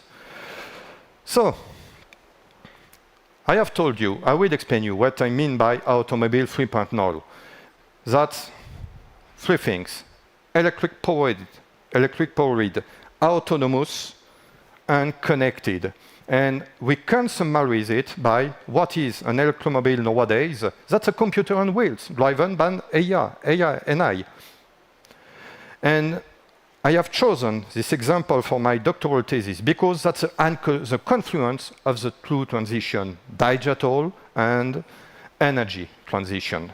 As you can see, you have fossil fuel to electricity from clean energy. You have you have mechanical parts, but more and more you have electronic parts and digital parts, more and more. And you have two fuels for an automobile 3.0, energy and data. And at each time, for electric charge, for electromobile itself, you need raw materials. But electric charge, you need raw materials. Data, you need raw materials. So in the upstream, we are coming from raw materials. We can tell electromobility is a permanent communication between man and machine, which is driven by AI, what we call the intelligent transport system. We have in our modern cities, for example, to avoid a traffic jam, we have a traffic light which is guided by artificial intelligence. So that's intelligent transport system. And our automobiles, that's an example with this wind speed exemplar, we can control them, we can call them with our devices, electronic devices. I will give you this layer for information, but when I speak about the permanent communication between man and machine, and the NI is between them, that's electronic components and the vehicle inside. And the second layer, electric component with the driver, of course, and outside vehicle and road environment, and vehicle and cyberspace. Remember, cyberspace is a strategic ecosystem whose NI is one component. And especially NI in automobile 3.0, that's used for navigation, infotainment, safety, security awareness, diagnostic, and management system. Alors, BMS, battery management system. And NI is very important about this. There will be more, because to control the vehicle, all these elements. So that's, yes, that's a very light example, but you have your vehicle, automobile 3.0, which communicate with V2 everything, servers mainly, but other vehicle, V2V, and infrastructure, V2I, devices, of course, as I've show you, and V2 grid. And by grid energy, I mean smart grid, so driven by AI, once again. So, these are all elements used in Automobile 3.0. Of course, you have a bodywork like classical internal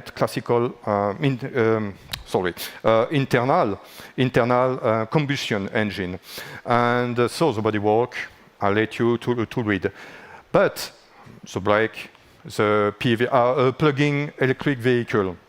For the battery, of course, you can find very known raw materials, especially cobalt.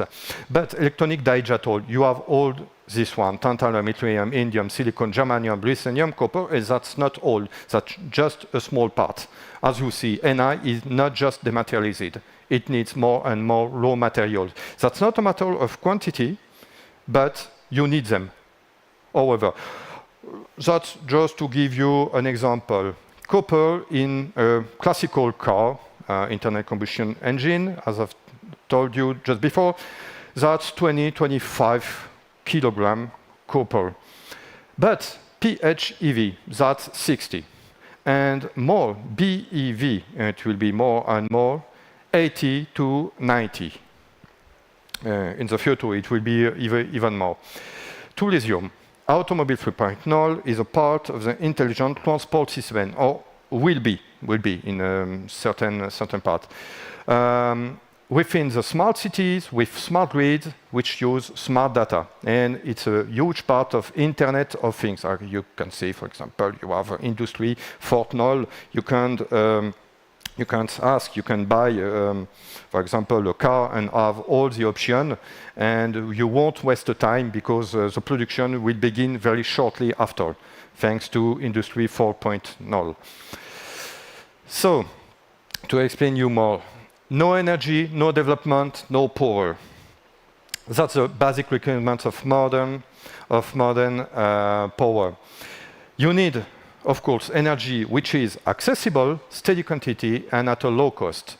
So we are coming from combustible fuel, and we are going to metallic mineralogical resources, renewable and nuclear energy. I'll give you some example, because more complex is a society, the more its energy need grows. Of course, I give you big data, cloud computing, industry 4.0, and AI, of course. Data center in the EU.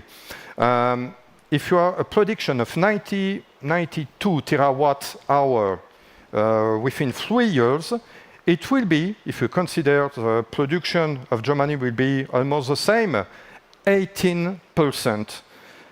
That means all the data centers and energy for all data centers in the European Union will consume 18% of the annual production, energy annual production of Germany. And so we can consider a developing country adjust its production to the consumption need, and country in process of declining adjust the consumption need to its production. Very important I insist about this, and there is a mirror effect about this mineralogical and other, because you need especially an intellectual formation, education, research development, engineering, financial, direct and indirect investment and shareholding, logistical flow upstream and upstream, and in the cybernetic system, you have exactly the same needs: intellectual, financial, and logistical. So, to tell you very quickly, is it possible an algorithmic power? Algorithmic power is not obligatory a state. It could be a private company, such as Tesla. Yes, it could be not a mineralogical power. It means just they resell only manufactured goods. But that's at the cost if supply security, and there is a large amount of levels from 0 to 100%, and many strategies. I give you them like this. That's just some example. If mineralogical resources are tied to cyberspace ecosystem, mineralogical power does not necessarily lead to algorithmic power. It helps, but not necessary. I mean, you have all deposits, and you use workers and engineers to transform them, to refine them, and to produce chips with the help of workers and engineers. And later, from mineralogical resources, mineralogical powers, you have chips, you have semiconductors, and you need developers, computer engineering to create all elements of the cyberspace, and once again to create the NI, the silicon brain. For specialists, it's just in the mining system, but NI is very important. Surveying, mining, processing, manufacturing, distributing, upcycling. That's what is used for mineralogical power.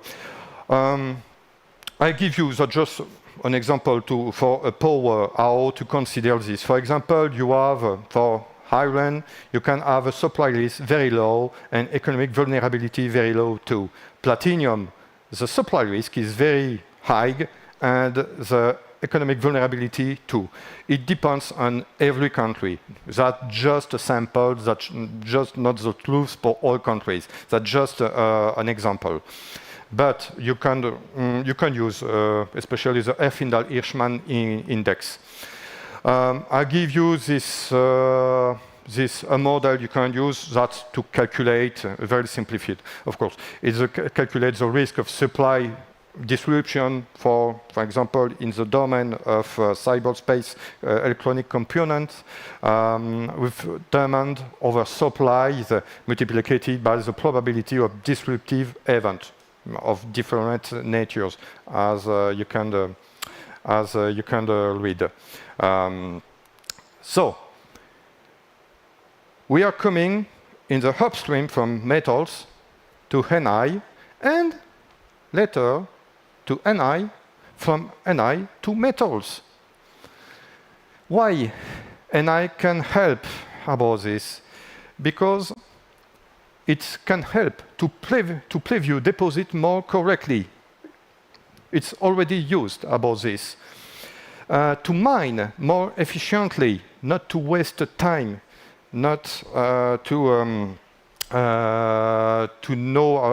tell you about variograms, but NI helps about calculate, to compute about the quantity and the superficie of the metal, the deposit.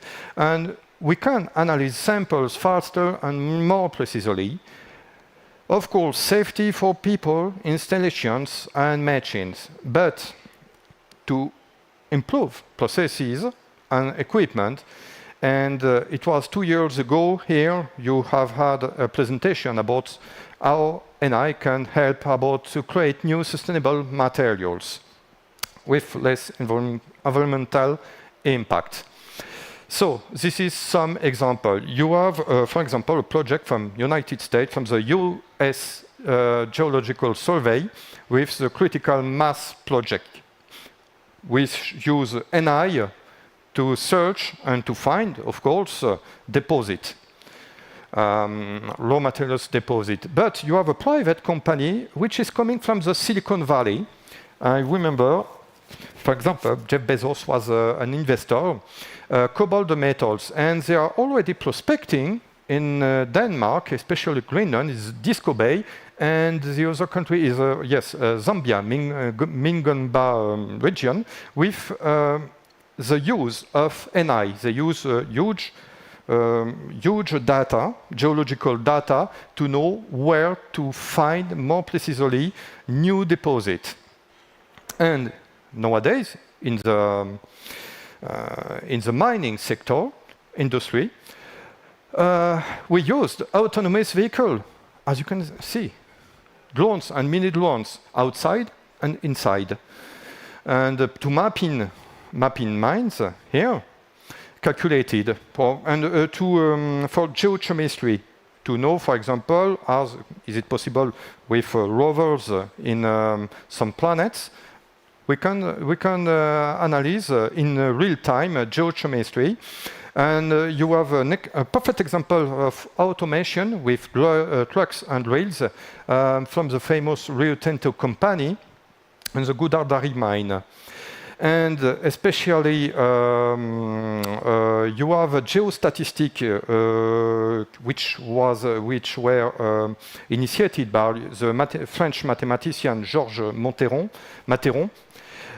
with his variograms, and it was Professor Josif von Loesch, which has explained me how artificial is used nowadays to improve the variograms.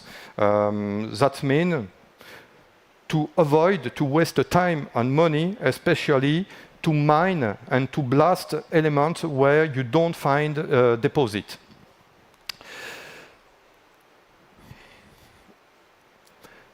So, to conclude, artificial intelligence is a real opportunity for human activity to progress through civilizational guidelines, because it depends on each country about its civilization thought and spirit.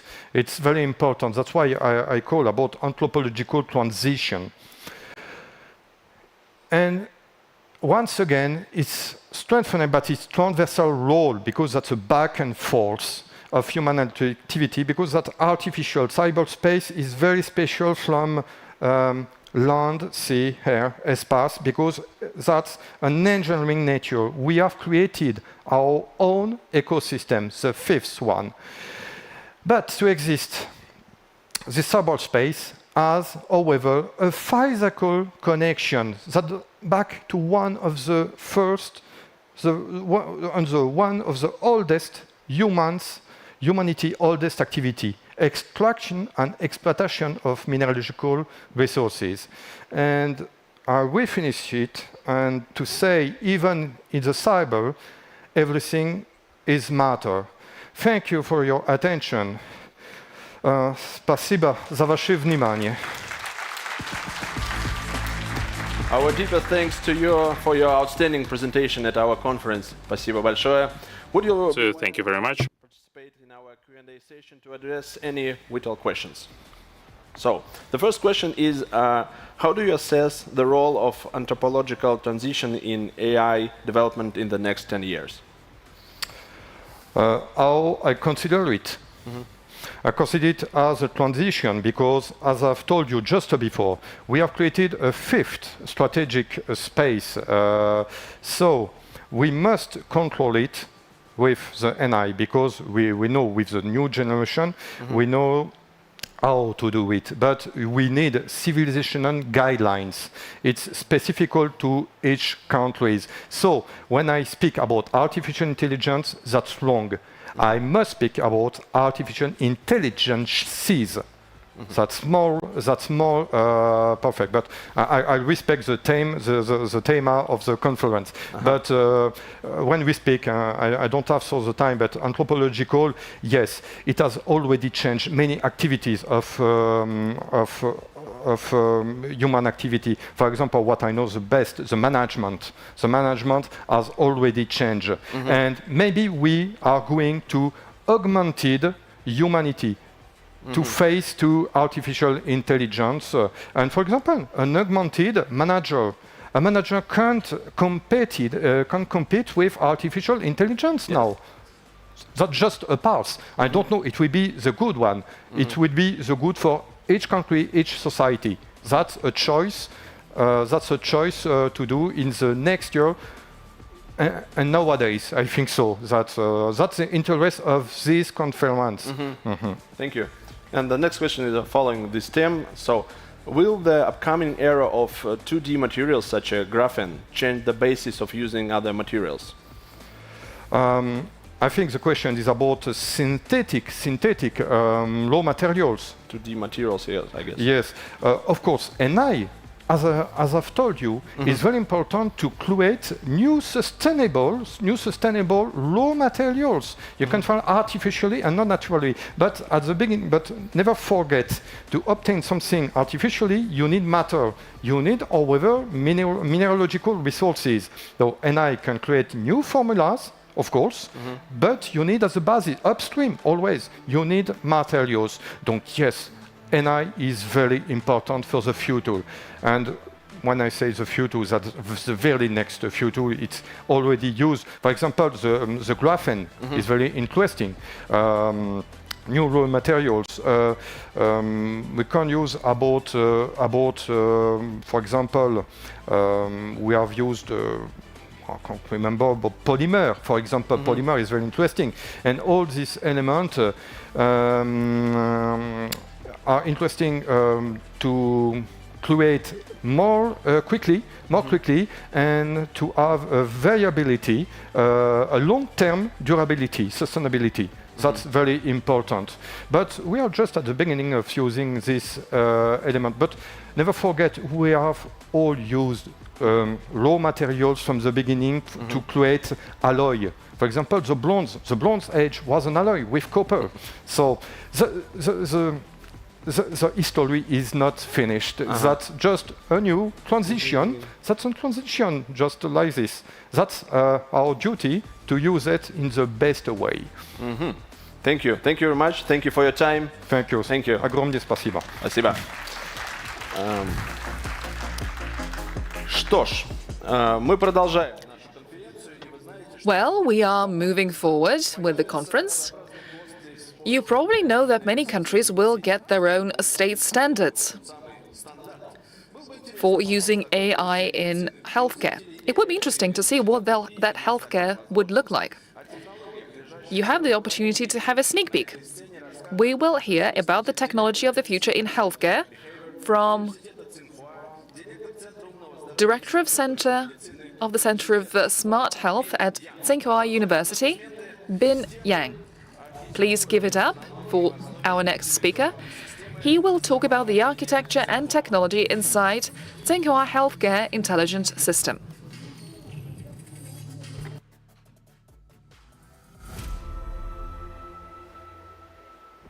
Good afternoon, everyone. I'm Bin Yang from Tsinghua University. Do you know Tsinghua University? It is very famous in China, but not that famous in here. Currently, I'm just researching about the smart health care. So today my topic is to introduce our work. That's the architecture and the technology inside Tsinghua Healthcare Intelligent System. We call it THIS, T-H-I-S. Yeah. So, and today my presentation will fall into 4 sections. The first one is, what's this? And how to build this. Then, how this works. And finally, what's the future of our this. Now, let's begin from the first part. What is this? I mean THIS.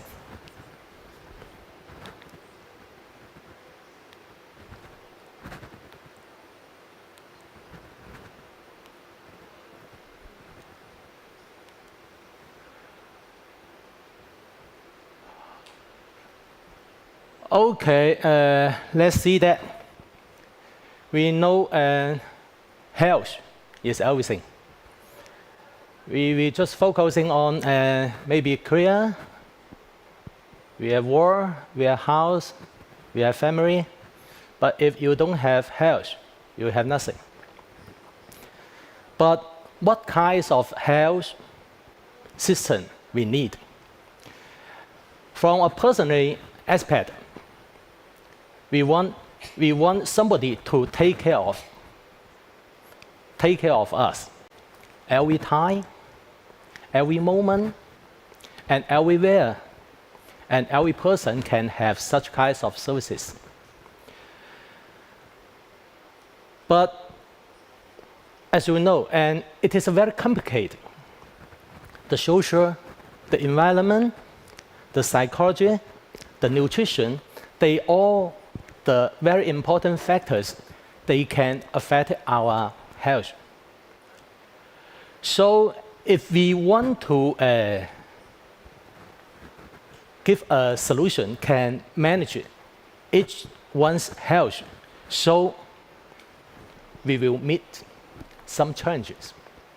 The first challenge is that what kinds of indicators we will have to manage our health, how to detect them, and how to analysis, and how to do the invention.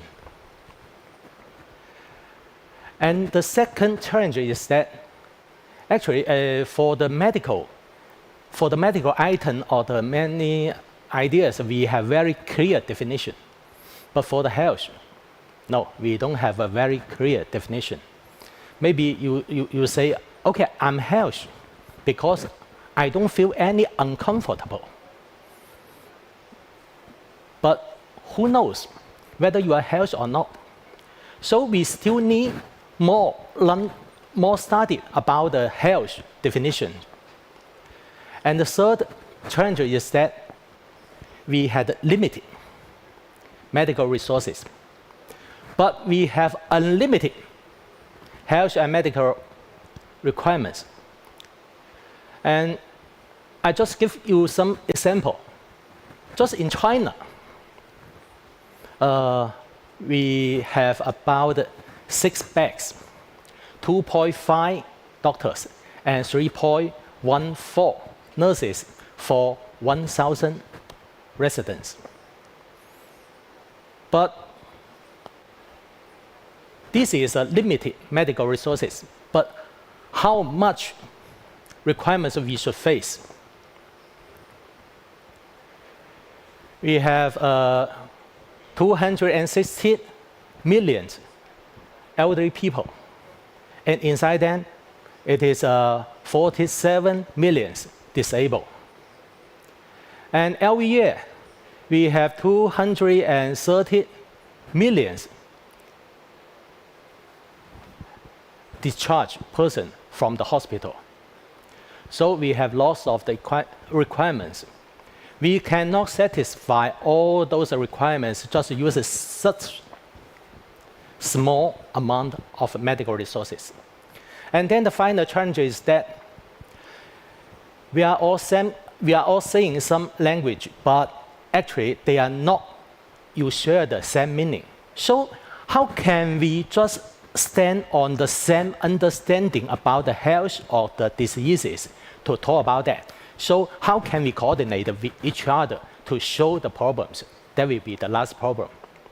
Yeah, because and during this process, we still need to consider about the data protection, the privacy protection. Yeah, lots of things. All these things are the challenges we are facing. And I think this is also the problem all over the world. They're the same. Okay, so we developed a Tsinghua Healthcare Intelligent System. We want to use the AI, that we want to involve AI inside.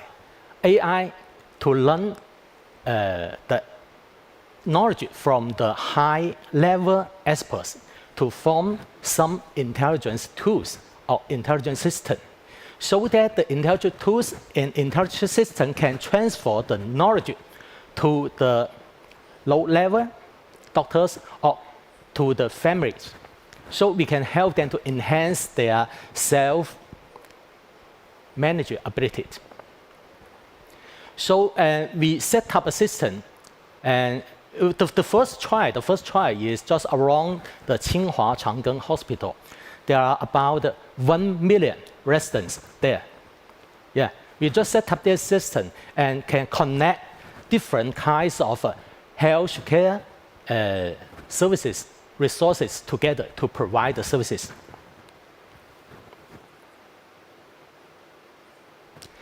Okay, we can see from the right side, and each family, every resident, they can use the intelligence system and intelligent tools to detect their health status and to intervene their health.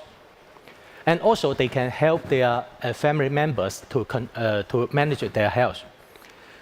The primary doctor, they can use the AI support system to deal with lots of the requirements from the residents.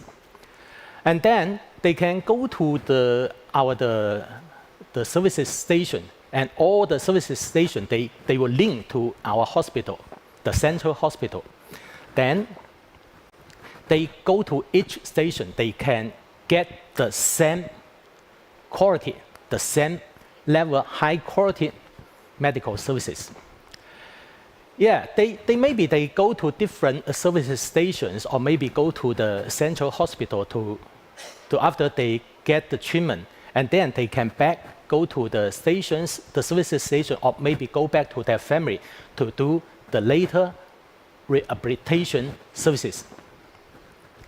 And if in these regions we cannot show this problem, yeah, we can connect to our medical network. We can ask the help from the international experts. So that's the architecture of our DIS.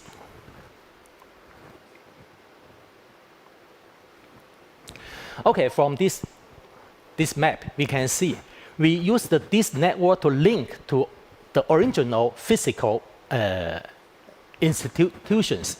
And then, but also we link the health services provider, and also we link the community residents, we link them together so that in this network, and everybody can be a services providers, and also they can be they can enjoy the services, but they also can be the services provider, so that we can use this system to show the shortage of the human resource and the high quality medical resources problem.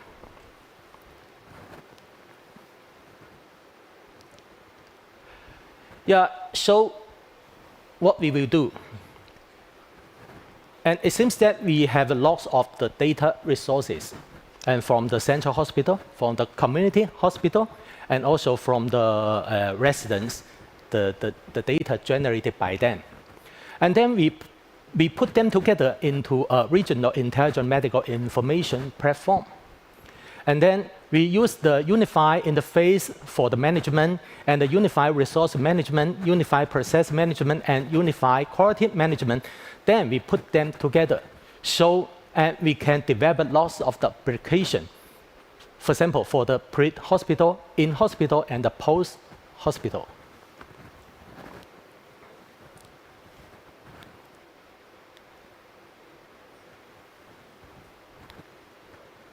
Sorry.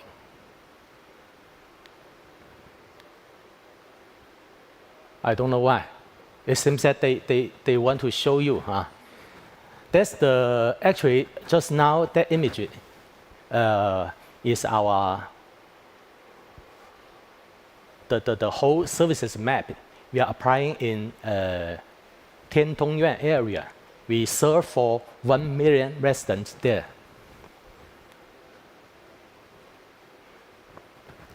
Okay, yeah. So we just skip. We go to the next. How to build this? And just now we can see that we have the logs of the services station there. Actually, all this show the first step to build this is to we develop some standards. So we can build, we use this standard to build these stations. And also, the second step is to build our supporting systems. For example, we have the network services, we have data storage services, we have the AI assistance services, and also we have the visualizations management services, telemedicine, VR training, intelligent emergency. And then we would like to set up the operation standard.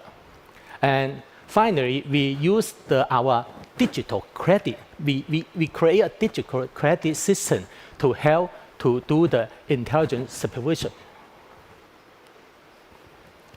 So that's an example.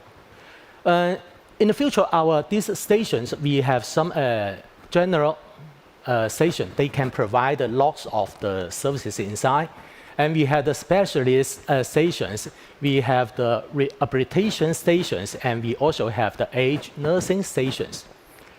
We can see the picture, and the left bottom one, that's the community hospital. Yeah, So it is a general station. And we also set up a mobile station. We just put all the services on a car. Yeah, we set up a mobile station. And we also put our system into a drugstore. Yeah. So, and some guys in that drugstore, they can enjoy the medical services. For example, they can go there. We can help the resident to set up their health record and also to monitoring their health. And we help them to using our internet hospital services and discharge services and everything. And also we will deploy some intelligent equipment in these stations. So it will help them to find the services inside this station. For example, we can see we have lots of the non-invasive physical examination and the intelligence ultrasound. We have the stitch. We have the intelligent stitch scope inside. Yeah. We will deploy some treatment equipment inside. Yeah. The first thing is that we will set up the regional electronic health recorder system. We have logs of the data from the central hospital, and we also from the community hospital, and we have the data from the services providers. But the innovation point is that we don't mix the data together. We just have the standard to interact all this data. The data can be stored everywhere, just distributed. We just use the model to calculate the data. So we call it the privacy computing. That's the technology we are using here. So we are using data to form the health record system. Here it is very interesting, and because all the system, you need some tools for them to verify whether this person is the virtual person on the net. We have the fingerprint, we have the face recognition, but actually fingerprint can be fake. Face can be fake. So we are using the voice print to do that. Yeah, it is hard to fake. And also we apply this technology, yeah, and we put it into a log. Yeah, we can use all this the log into the hospital. For example, operation room, server room, isolation ward, office, everywhere. And also we using the AI plus our telemedicine technologies. So it can be used in the remote consultation, remote inspection, remote surgery, remote care, remote teaching, and the remote emergency. Later I will show you some example. For example here, and I don't know why the video don't show, but actually this is the dynamic video. And this application is very interesting. Actually, in lots of the small hospital, they have the ultrasonic system, but the doctor there, they don't know how to use it. For example, we need to track whether our blood has some problems. We have some plaque in the blood, but we use the system. It is easy to find out, but the doctor don't know how to use it. So we develop a system to help them. We just link our system with the hospital's original equipment. Then we get the video out. Yeah, you can see the red square. That means that's a plaque. It is very fast, and each image we just take 0.1 second to find out. And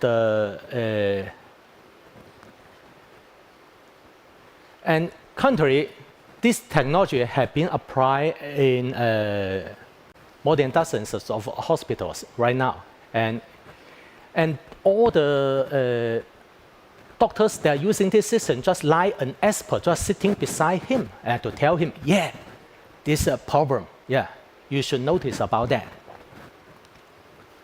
And also, we developed another thing. It is our intelligent stethoscope. We will find out the sham about the disease to tell the doctors maybe there's something inside the sham of the lung of the heart. Yeah, maybe there will be some problem. We tell them the wrong voice. We find out the wrong voice for them, but the doctor can just based on this wrong voice to make their judgment. For example, and some guys just cough. We find out whether there's some liquid inside the lung. To find out whether these guys have the other problems, and maybe for the asthma control. And we developed different kinds of the AI assistant programs for the primary doctor. So the primary doctor can use all these intelligent assistants to help them to show the requirements from the residents. For example, for this one, for diabetic people, they need to control their food and their exercises. But not all the doctors, they have the ability to do that. Yeah, because it is a closed, it is a crossing field. Some people know about the diabetic, they know how to use the drug, but they don't know how to do the exercises. But some guys, they know how to do the exercise, but they don't know what kinds of food they should provide to this guy. So, and I show you one example here. For example, this guy may be from the other hospital. If they just from our hospital, yeah, we have their data just from his system. If they from other hospital, they just show us the paper, the examination, the record from us hospital. We use the OCR technology to scan their medical record. And then we can get the data out. Then we will, just based on their medical record, we will generate the exercises, a prescription. Yeah, maybe you should do some swimming, you should do some running. Yeah, but unfortunately, maybe this guy don't know how to swim. Okay, you need to make some other adjustment. So the doctor will make some other adjustment. Yeah, not swim 30 minutes, just running 30 minutes. Okay, so we calculate. In the third step, we will calculate the recommendation value for the intake of their nutrients. And then we also will base on the exercise prescription to generate their exercise plan. Okay, since they do the exercises, they need to get more intake. So we will generate the digital, we will generate finally the nutrition, the prescription for them, and maybe just for 1 week for the food menu, what you need to eat. We just recommend. We just tell them, just a suggestion. And during this period, we will generate our digital human videos based on the exercise plan to tell them how to do the exercises. Yeah, so we are using our LLM, large language model, to generate that automatically. And just now I mentioned that we just have limited medical resources. So we need to training more professional people to do that. So we create a new career. We call it the health care. And we just provide our AI tools for them, and we use the internet to help them to link with the doctors inside hospital. They can help the doctor inside hospital to do some health management work outside the hospital. So we just link the inside and outside, we put them together. So we use the blockchain technology to implement their license. This is an example for the license for this guy. If they get a train, and yeah, they get this license. And we gave them different intelligence tools for them according to their training result. For example, this guy, they can do the monitoring the data and evaluation, to do the evaluation. And the doctor inside the hospital, they can make plan. And the health carer outside the hospital, they just implement this plan. And so it is very interesting.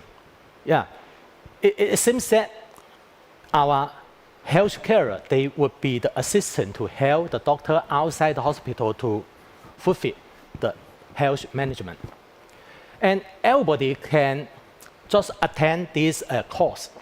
They can have this training. So they can care about themselves, they care about their family, and if they have more ability, they can care about the community. Yeah, they can do it as a volunteer. They can do it to charge money. And here is also very interesting. Yeah, because we will have lots of the skill, we want to train the health carer. But how can we prepare so many training materials? So we use our AI system to do that. The first things, we use the AI to extract the knowledge from the current textbook, database, or anything else. We just extract the knowledge outside. And then we will organize all these knowledge as the training courses and the training video. Yeah. And before, maybe we will prepare such the whole set of training materials. So we need 1 or 1.5 years. But now we just need 1 day. We just finish it. But why we need more time to do it? Because we still need the people, the experts, need the experts to come to negotiate whether the final result is good or not good. Yeah. 大家好，我是今天讲课的老师。今天要给大家讲的是关于血糖监测的一些知识。So the video is generated automatically. And before, I'm just mentioned about the digital credit, because we collect all the data about the training data, about examination data, and to collect the data from the services data, the services feedback. We put all the data together to form the digital credit for one person. Okay, so we will have logs of the data from different channels. So that we get all the data together, we will form the visual health digital space. Yeah, inside this space, we can see from the timeline, we can see how these people's health status change, and what kinds of intervention plan we give to them, and how they use this plan and how their status change. We can see them from the timeline, and also we can see their problems from the different dimensions. For example, we have the gene data. We have the other. We have lots of the evaluation data here. So maybe the doctor, they want to use, for example, for the diabetic, they want to use some drug. But from the genes aspect, maybe this drug is not that suitable for this guy. They should change the prescription. Okay, and if some emergencies occurred, we still need the emergency system to help to show the problem. So for those, we call that for the residents, they need to be monitoring. We provide the portable, smart devices for them. Yeah, if some emergencies occurs, yeah, we will, our internet doctor will appear on his, just in front of him, or maybe his family members, to tell them what to do. We just help them to get the time. So to save the time, we have another system, we call it the Tsinghua, we call it the TIMES. It's the Tsinghua Intelligence Medical Emergency Rescue. So we call it the TIMES, save times and save life. So the primary doctor will, according to the requirements, they can go to find the patients to give them some rescued treatment. And if they need to go to the hospital, we still have the mobile hospital to go there to take this patient on the car and back to the hospital. And during the transportation, and all the status will transfer back to our hospital. And also, all the doctors, they can use their cell phone or their pad or maybe their laptop or desktop computer to see the data. So, and they can also give the opinions about how to do the treatment, on-site treatment. And when to go to the hospital, because we have lots of the diagnosis and lots of the treatment, them, so they can reduce the time when to put them to the operation room. So they will save time. And after they get the treatment and go outside the hospital, they will go to our closed loop, because they are our, we use our smart devices to monitor their health again. You see here we have the cooperation with Toyota. We have Toyota. We set up a mobile hospital. Inside there are two separate spaces on this car. And from the spaces we can do the examination, and we're using the internet to connect to the hospital. And the second part of this car, we can do the emergency rescue according to the doctor's opinions. And we also we also provide the support to the Winter Olympic for 2022 Beijing Olympic.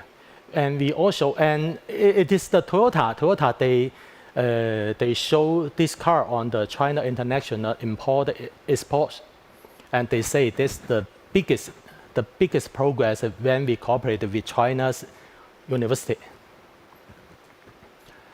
Yeah, that's an example here. For example, some residents, they need to go to the drugstore to buy some medicine because he feels too uncomfortable about his tooth. But he go to the drugstore, and the primary doctor there to find his maybe he's some potential diseases about his heart. So to do some examination for him, and also ask the remote assistant.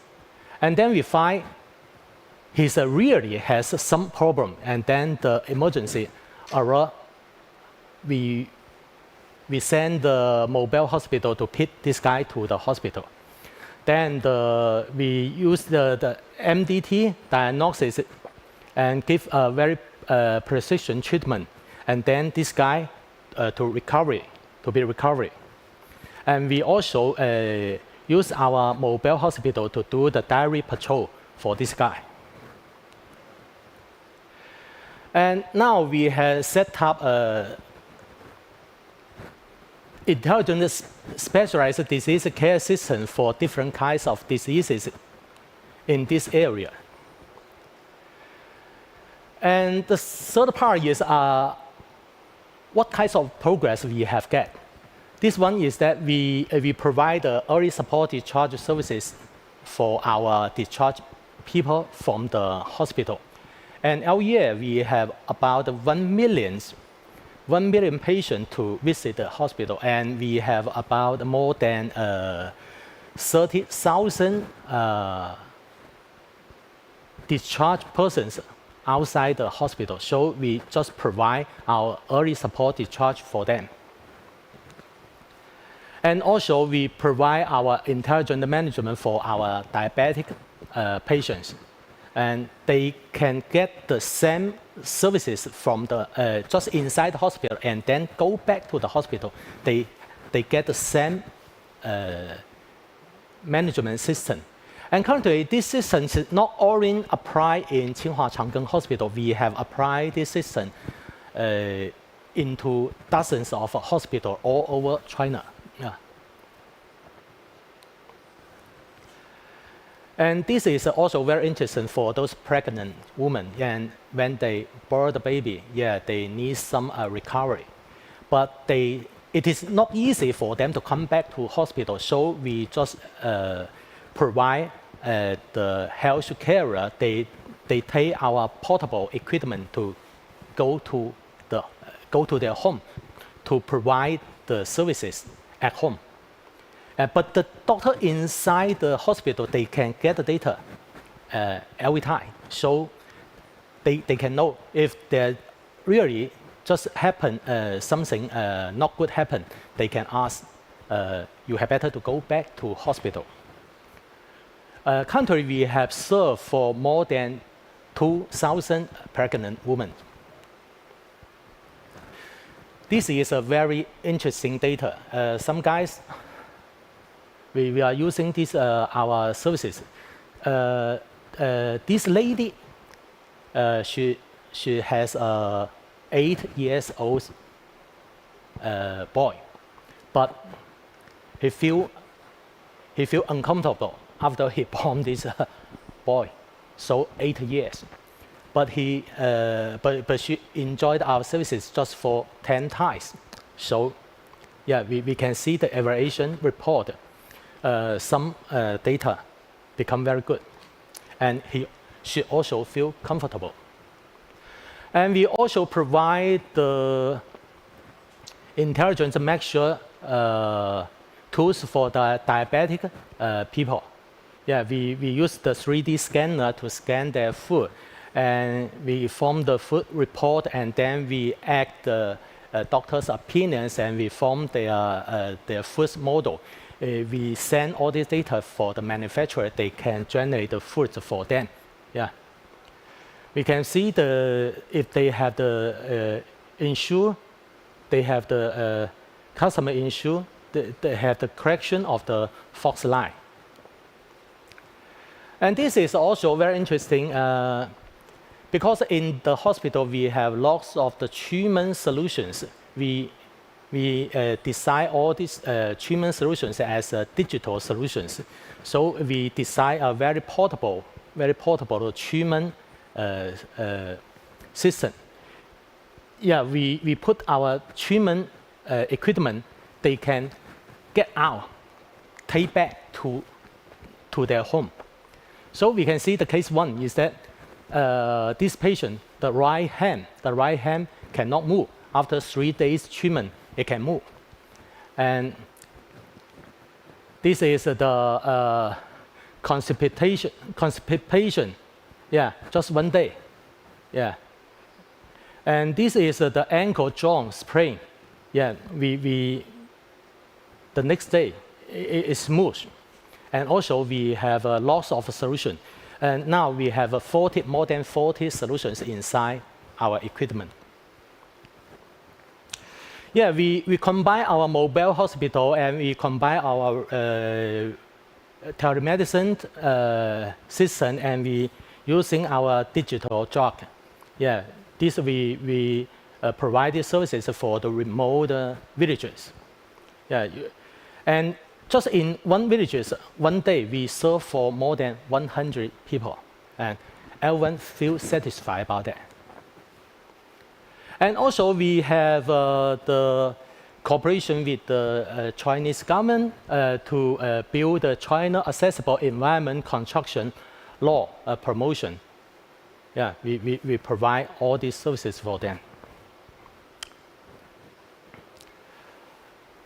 Okay, and in the future, we want to use our system to get the data from the real world, from the real usage, and back to our, into our clinic, to help our doctor to improve their prescription and the treatment. Yeah, so this image is just using for our diabetic management, but actually we can use this image to more diseases. So I think AI can help us to do more things. And for the healthcare management, I think the biggest problem is that we lack of the high quality medical resources. But we use the AI plus the people together. We combine with the people together. We can do lots of things previously we cannot think or we cannot do. So I think AI will change our future. Thank you.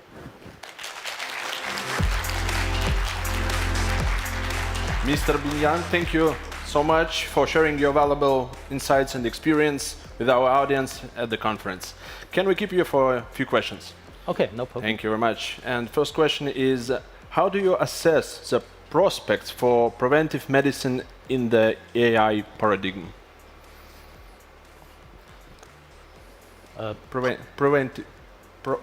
Preventive medicine in AI paradigm. So maybe some assess the prospects. No, this one. Pardon? I can show you. Maybe, okay. maybe like this.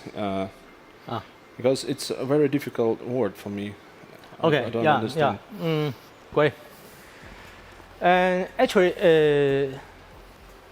the final target of our health management is to prevent the diseases.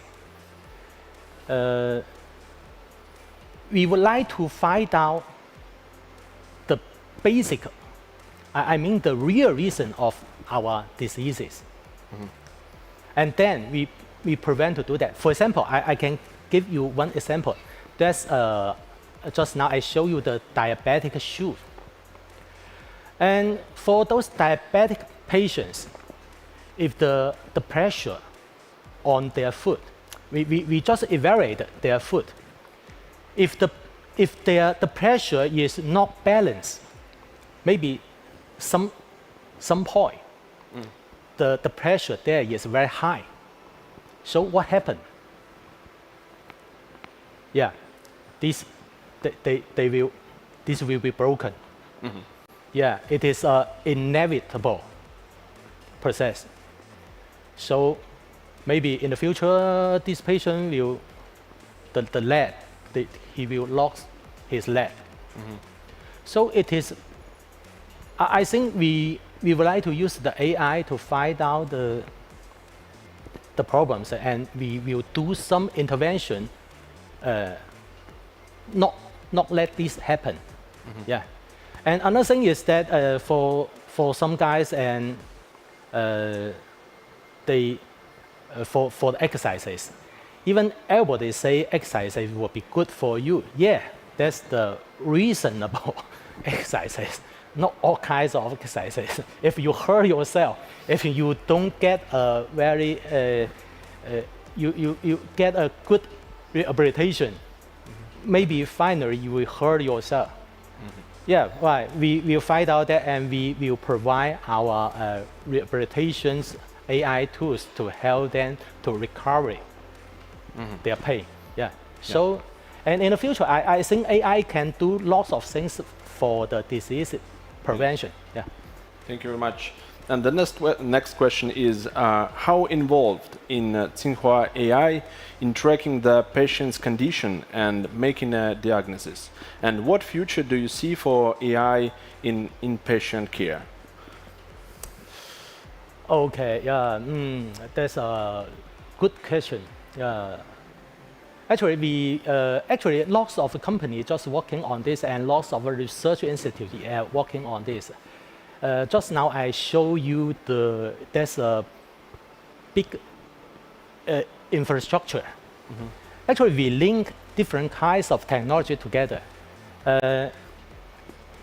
We are open. Yeah, we for example, some for the diabetic, we will monitoring their health status, the indicators.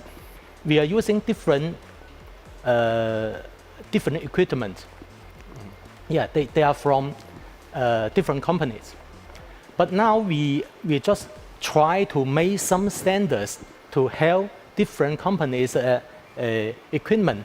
They can exchange their data just according to a unified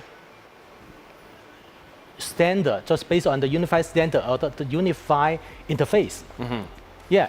So currently we have, for example, we have IEEE P3A06. That's for the liver diseases. For all the guys they want to involve in these liver diseases, they can exchange the data together. Yeah. So, and this is the base. We help each other can exchange together. And here I also welcome our research institute, research company to be join this system. And then I think for the health management, the food life cycle health management, we should have the screening, prevention, emergency, and also diagnosis and the treatment, and then to the rehabilitation. So that's the food life cycle management, not just one. So we want to link everything together. So, and that's what we are doing. And I hope everybody can join in. Yeah. Thank you very much. Very interesting. It was totally informative. Thank you for estimable knowledge you gave. Thank you very much. This is applause for you. Thank you. А мы продолжаем. And we are moving on. Now, everyone needs standards, especially in healthcare when you talk about AI in the future. And AIJ 2023, we are having fun during our pause, during our coffee breaks. 3 topics that were discussed, and a look at the conference hall. It has changed. And Misha Most, a street artist, already showed a window to the future. Misha, you're somewhere here. Now, what were the messages of the experts that you have gathered to build on when you were painting this mural? Well, I started with a digital artist image who is like making the art. And this is the clouds with like neural network cryptography, many other things. Like the Hospital of the Future in China, I have 45 prompts that were implemented in an image. So there was an image, and then there were some elements that were embedded into that image, and yeah, quite a lot of things. Well, I can see that our future in AI is quite bright, quite promising and happy. A lot of greenery, sunshine. Well, we were talking about that. Yeah, actually, like using AI, including in healthcare, and how it is going to serve us in terms of the healthcare. That looks interesting. This is a mural that really pushes us to the journey to the future of AI. But it will be quite exciting to look at the final version when the entire conference hall will be painted with your mural. Okay, so please continue to create, and we are moving on. We're continuing with our conference, and I'd like to remind you once again that we would like to thank our partners.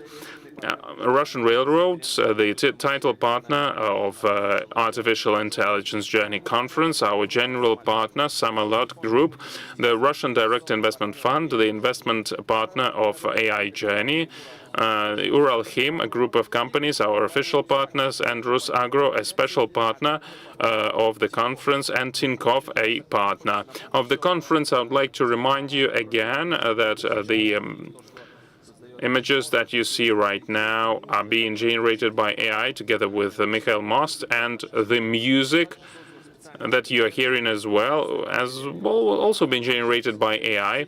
And we are convening in 15 minutes for our next session, and we're having a break now.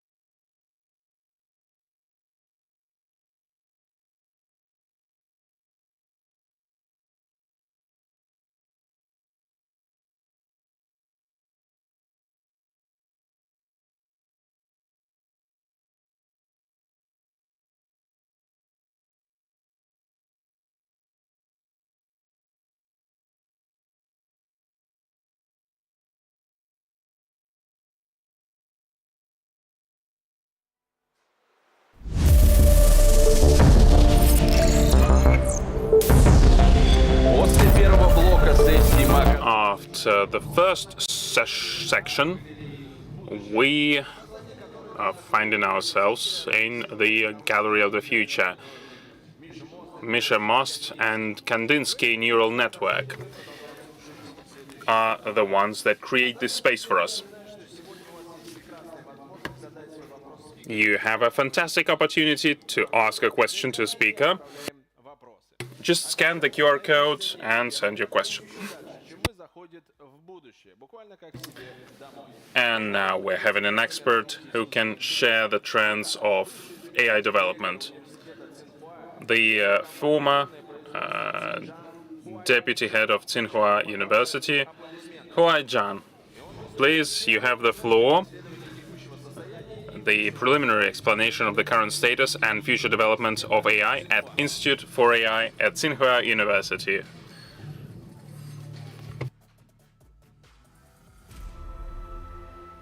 Hi, everybody. I'm Huai-Zhang from Institute for AI at Tsinghua University, Beijing, China.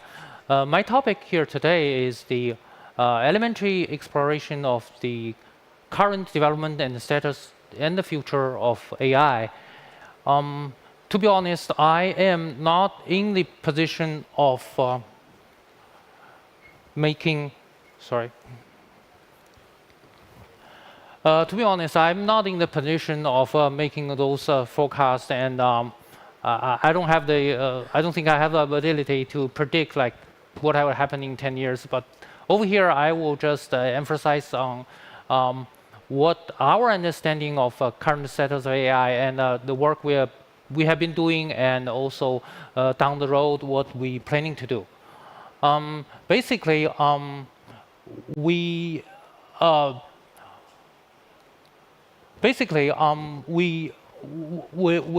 understanding of AI is like simulating the human intelligence. The reason why we use simulating is because for the intelligence, even for now, I think among the top AI scientists, there's not like agree on like what the definition of the intelligence is. So we cannot simulate intelligence itself. We will intelligence the behavior of human. And so here comes the main two ways of approaching this problem. One is behavioralism, and basically the belief in that category is there are many paths to intelligence. We just simulate the human intelligence behavior. The second one is the internalism, and people in that category believe in that the human intelligence is the only way to achieve intelligence. We mainly take the first approach. So the basic task of AI, other than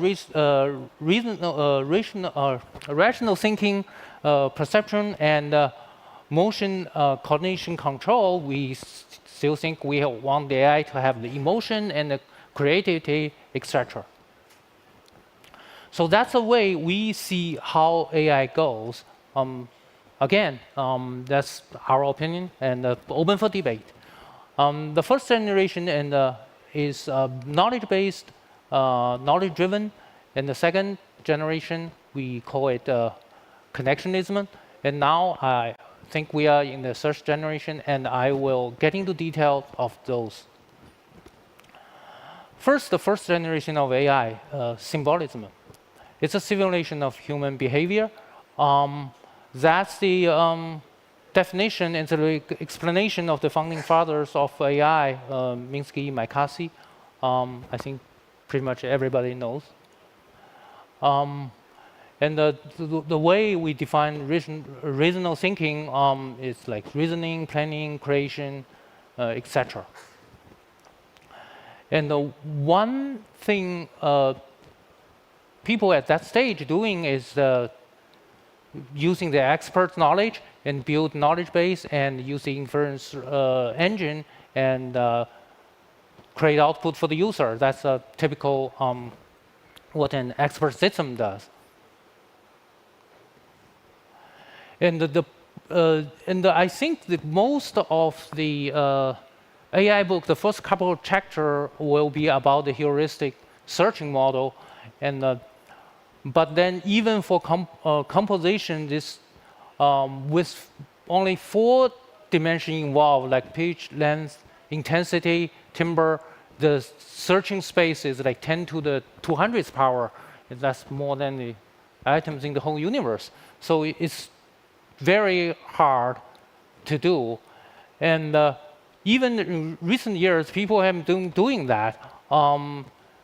We use like knowledge-based, rules-based model. That's a work did by Cope. Let's see if I can. That's a bar-style music with certain rules and certain features. This is purely like rule-based, knowledge-driven. Well, I'm not an expert in music, but I think it's reasonably well.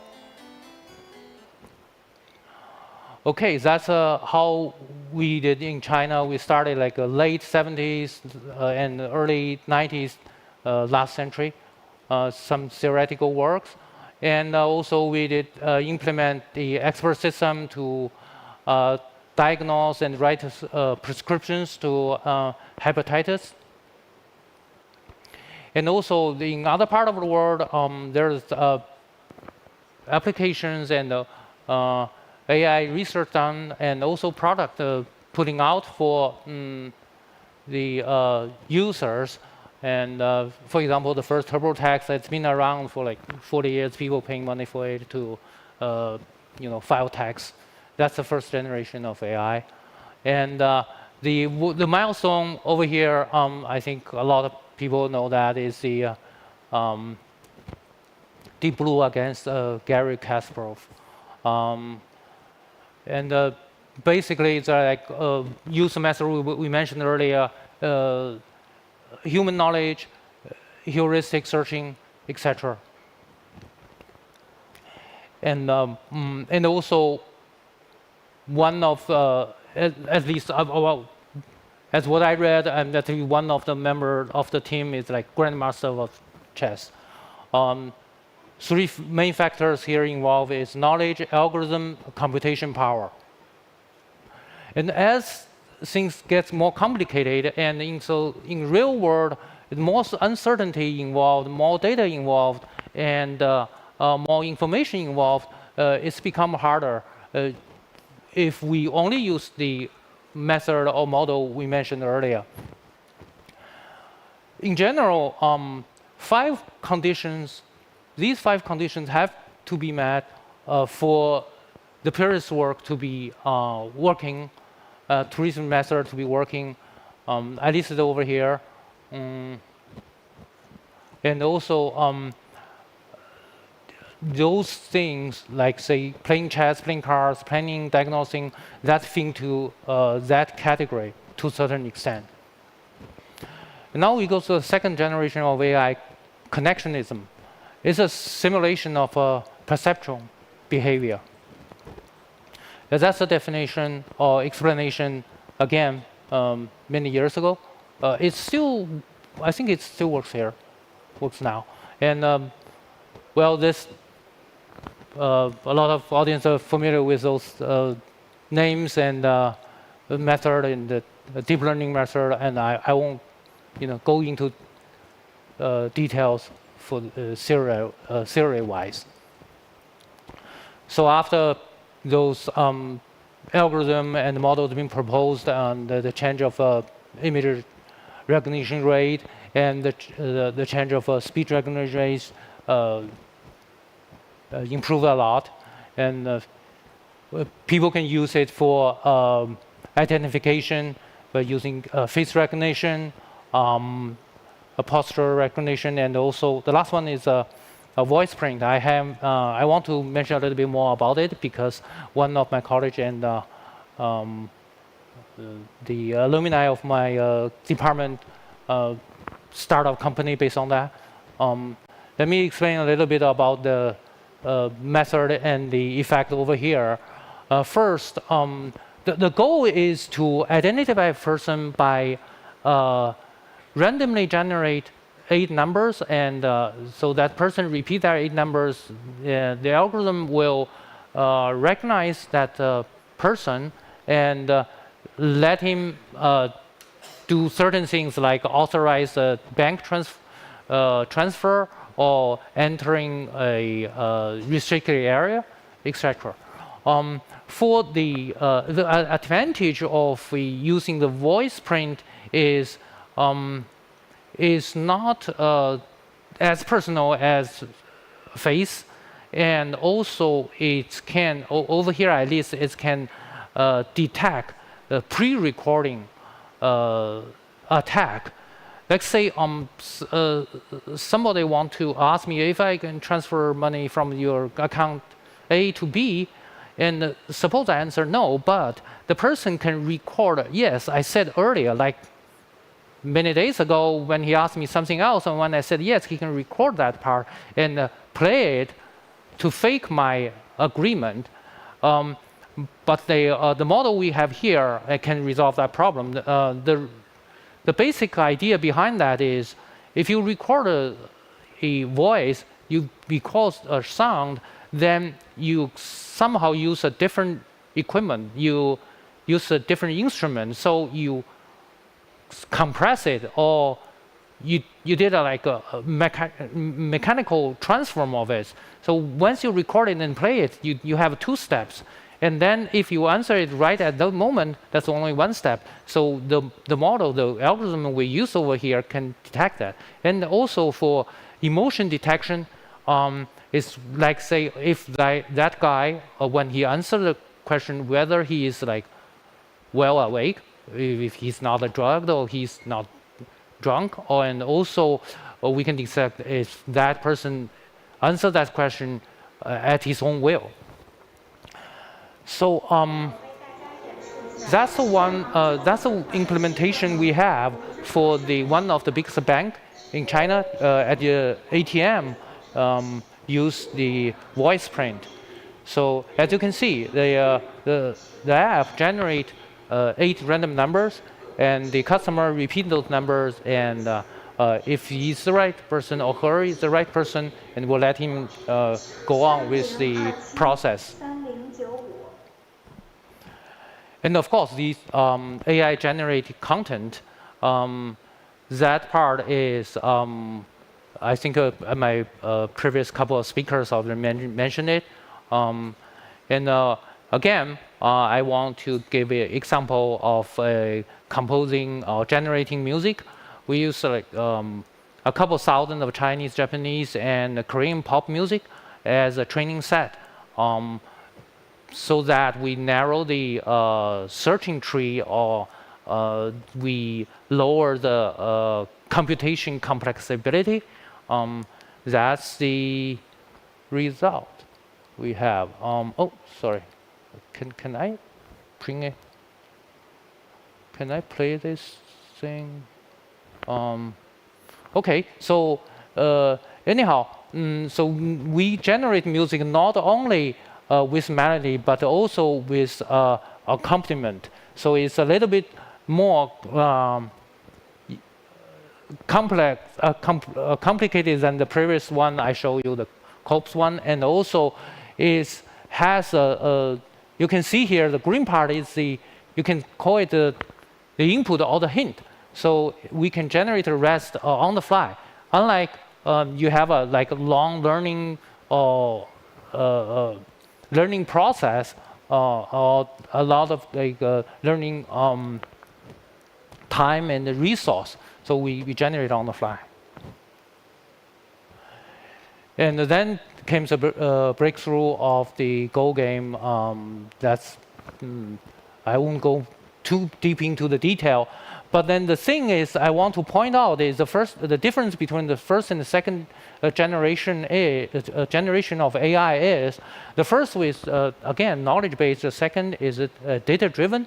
So I think one of the tricks they use for Go is they not treat it as mainly as a searching tree, use heuristic functions, but they treat the board as an image. So for the chessboard, it's only 19 by 19, so it's 361, and the gray level is only black and white, only 2, right?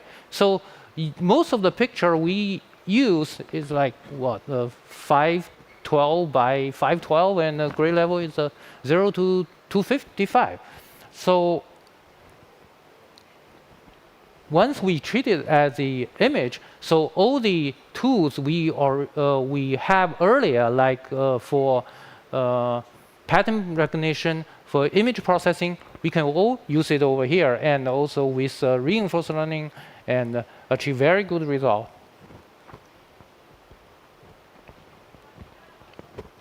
Again, as I said, is combined data, algorithm, computing power. That's the second generation of Go. Another implementation, I will just go briefly through it by our group, and also Professor Yang, who gave the previous speech, probably mentioned it too. and also to predict the stock price and to predict the pandemic. And this is the first from the third parties data I listed over here, and that's the startup top 50, top 40 startup companies that's worth more than 1 billion USD, and I briefly listed over here, and I went through all of them, and it can categorize into these category: business, transportation, finance, healthcare, education, and some others. And the Chinese ones, I put the Chinese categories over there, and some of them come from our institute, and people found companies based on that. And also, we for the data-driven maximum, we use it on the control of the robot. And in this special case, that's one of the professors over here in my lab create this dexterous hand with dimension of with finger the dimension of about a dozen, and altogether about 20 dimensions. And well, it can perform on the piano and also help patients with severe injured arms and legs. This is the other part of the world people were doing this too, and the most famous one was the Boston Dynamics.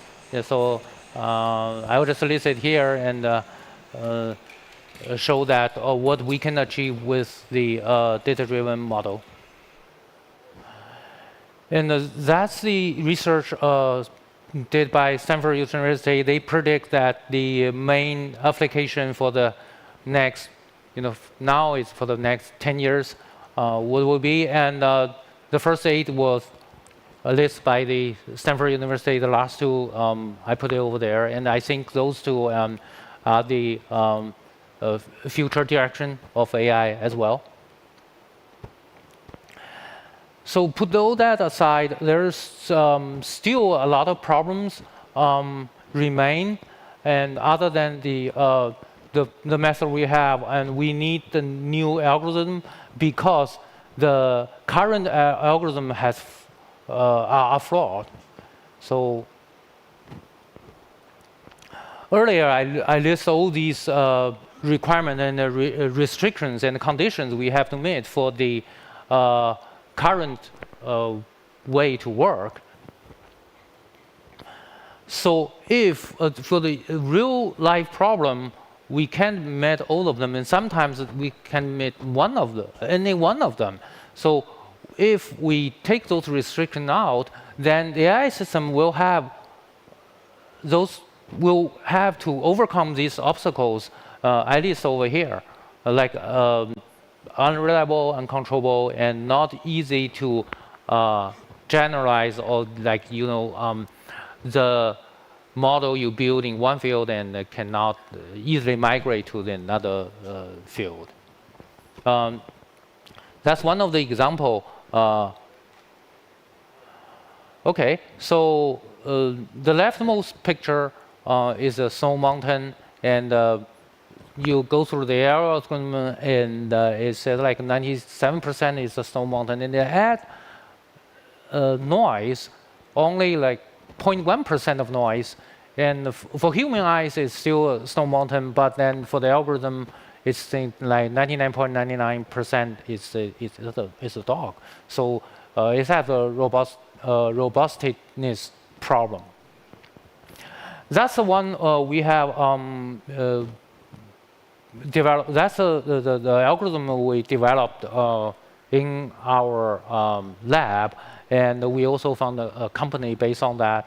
First of all, we want to fake the ID of the right person by putting the left person through the through the camera of entrance. Okay, so the threshold is 22.55. That means, okay, if the threshold is higher than that, then our system will think the person is the right person, will let him in. So now, okay, well, it did well and didn't let him in. But then we have this so-called, I will call it white box detection. So because we know what the algorithm, how the algorithm works, and how the models AI have, especially the statistical model, as earlier you guys said, you add that's very tiny, small percent of noise will make the system confused. So now we make this glass and glasses, and the person wearing this glasses, then the similarity goes to over 30. So then it will let this person in.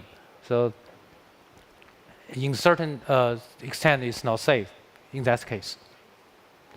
And also that's by another Chinese company.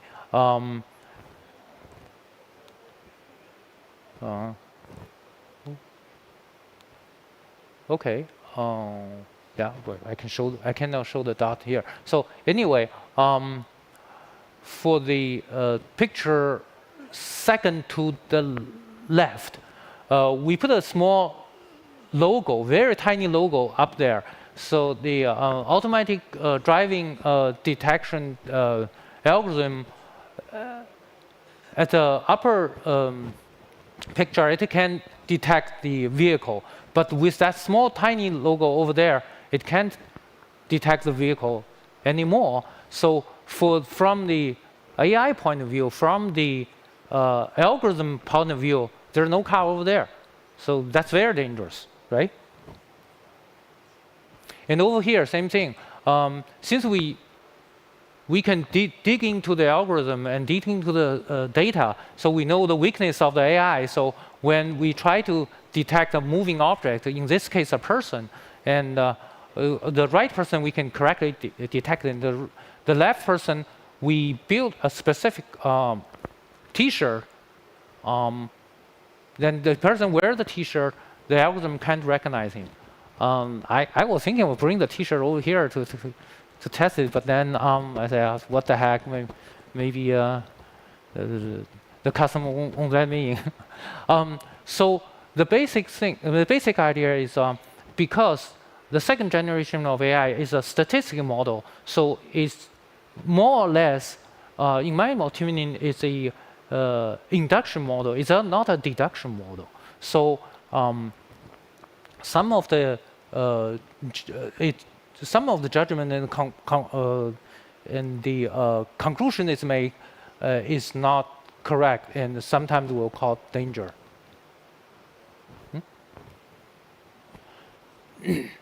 So other than the 5 things I earlier mentioned, and we also need to build explainable AI, especially in the mission critical case. Like say a doctor cannot say, oh, okay, I look at all your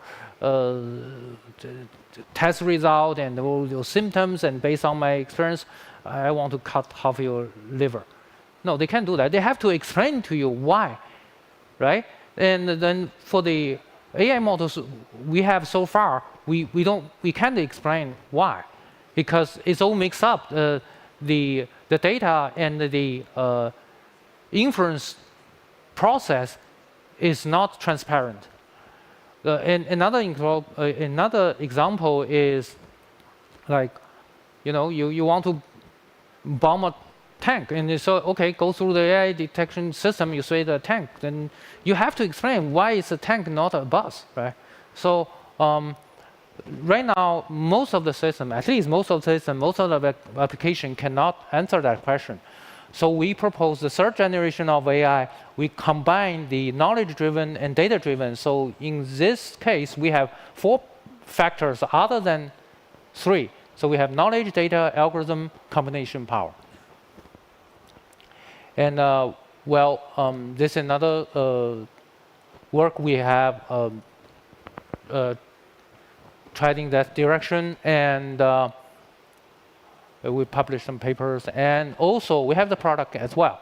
And so after we installed the AI firewall, then the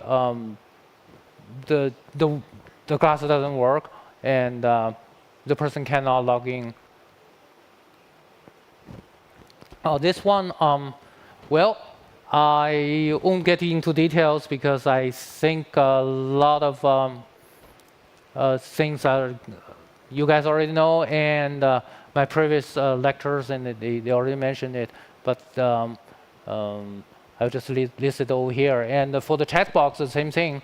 The first 2 generations and focus on search and sorting, and the current generation take full advantage of the computation power and the data, and of course the models we have, new models we have, and have a very good result. Let's see. So what's next? I think the first, well, I think everybody here is focused on that too, and it's called multi-module. And even as we are speaking now, I think the OpenAI or the other group, and people predict the next version, the 5.0, will be multi-module, and we'll see. And in the same direction, we have heard of that, the segmentation of everything. We try to work on that too. This is one of my alumni, and what they did is, let's see.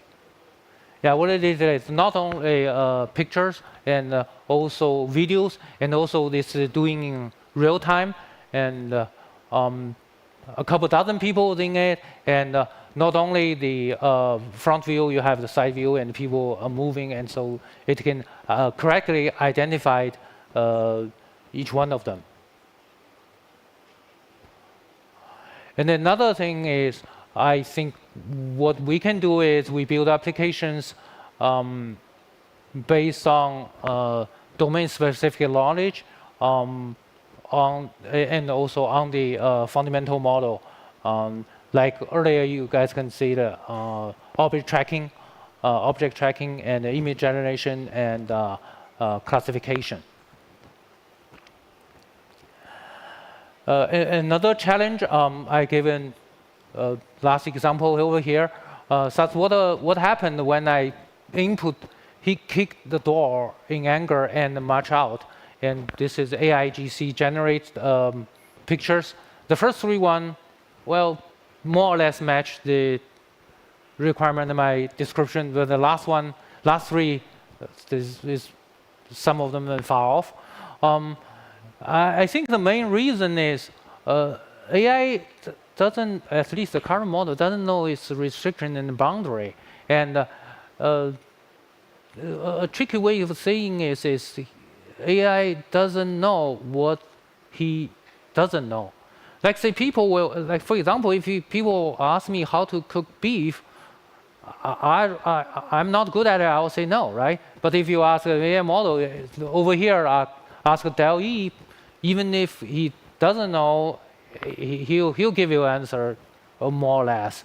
So that's the dangerous part, right? Especially when you want to process the, when you want involved in a mission critical task, as I mentioned earlier.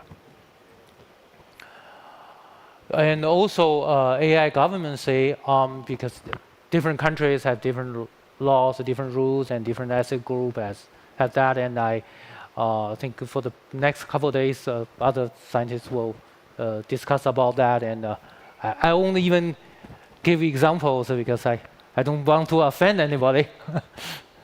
So AI Alliance, that's a big issue as well, right? So you cannot ask AI, say, okay, how to make drugs, how to make nuclear weapons, right? It should I shouldn't answer you that question. And that's like the AI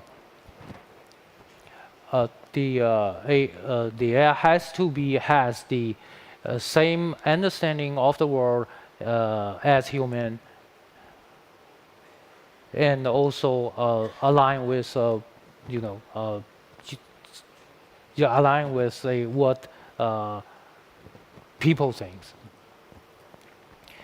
And now, in conclusion, and despite all these obstacles, I still think machine can replace many of the simpler mental tasks of human, and we need to work on it. And that's conclude my talk. Thanks, everybody.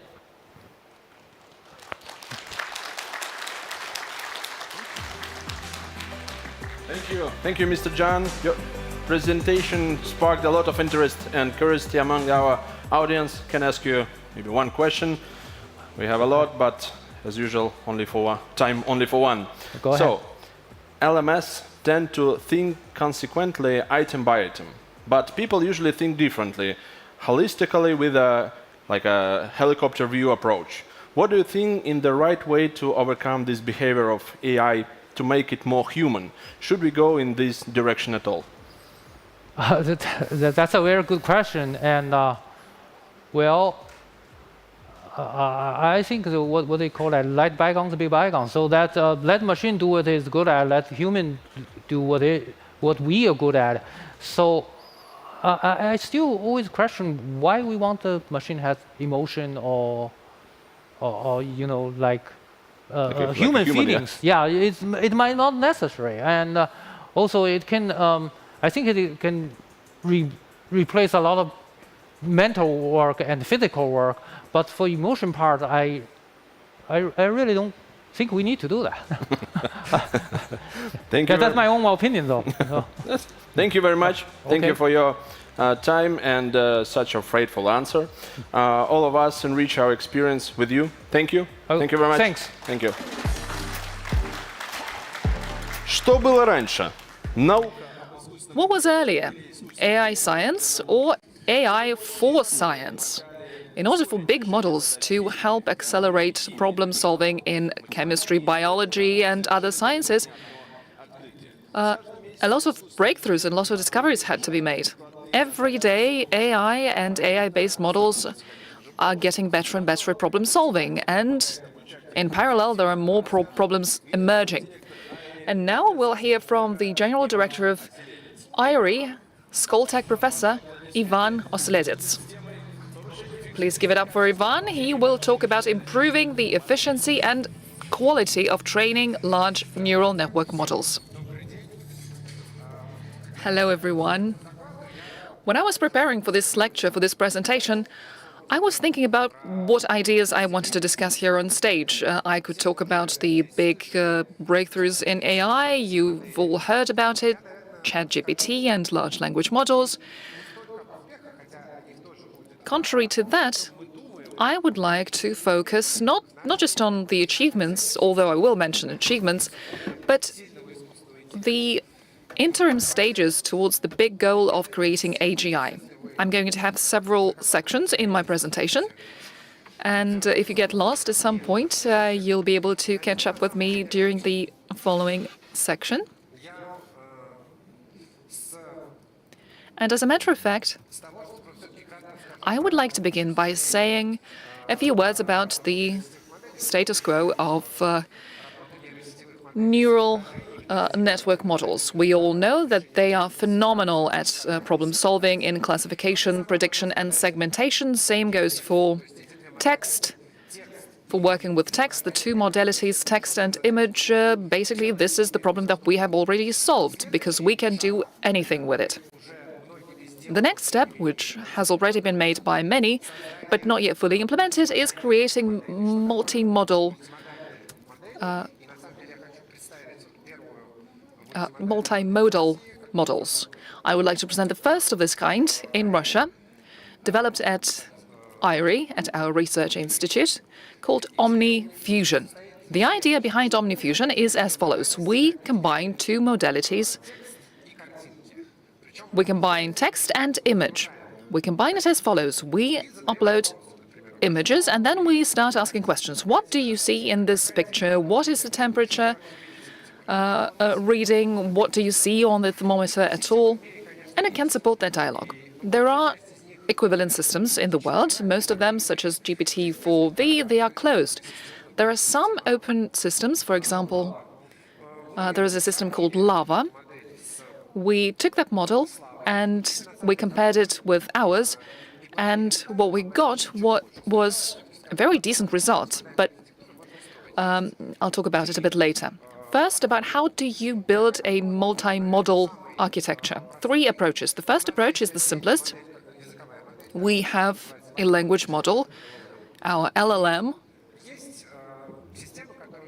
and then we also have systems that can process images. For example, Kandinsky, which can generate images. So there is a set of models, each trained in its own modality.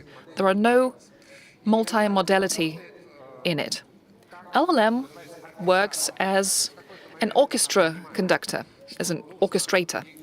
So at some point, when it was prompted to draw something, it thinks, okay, I need to draw something, I need to call an external model.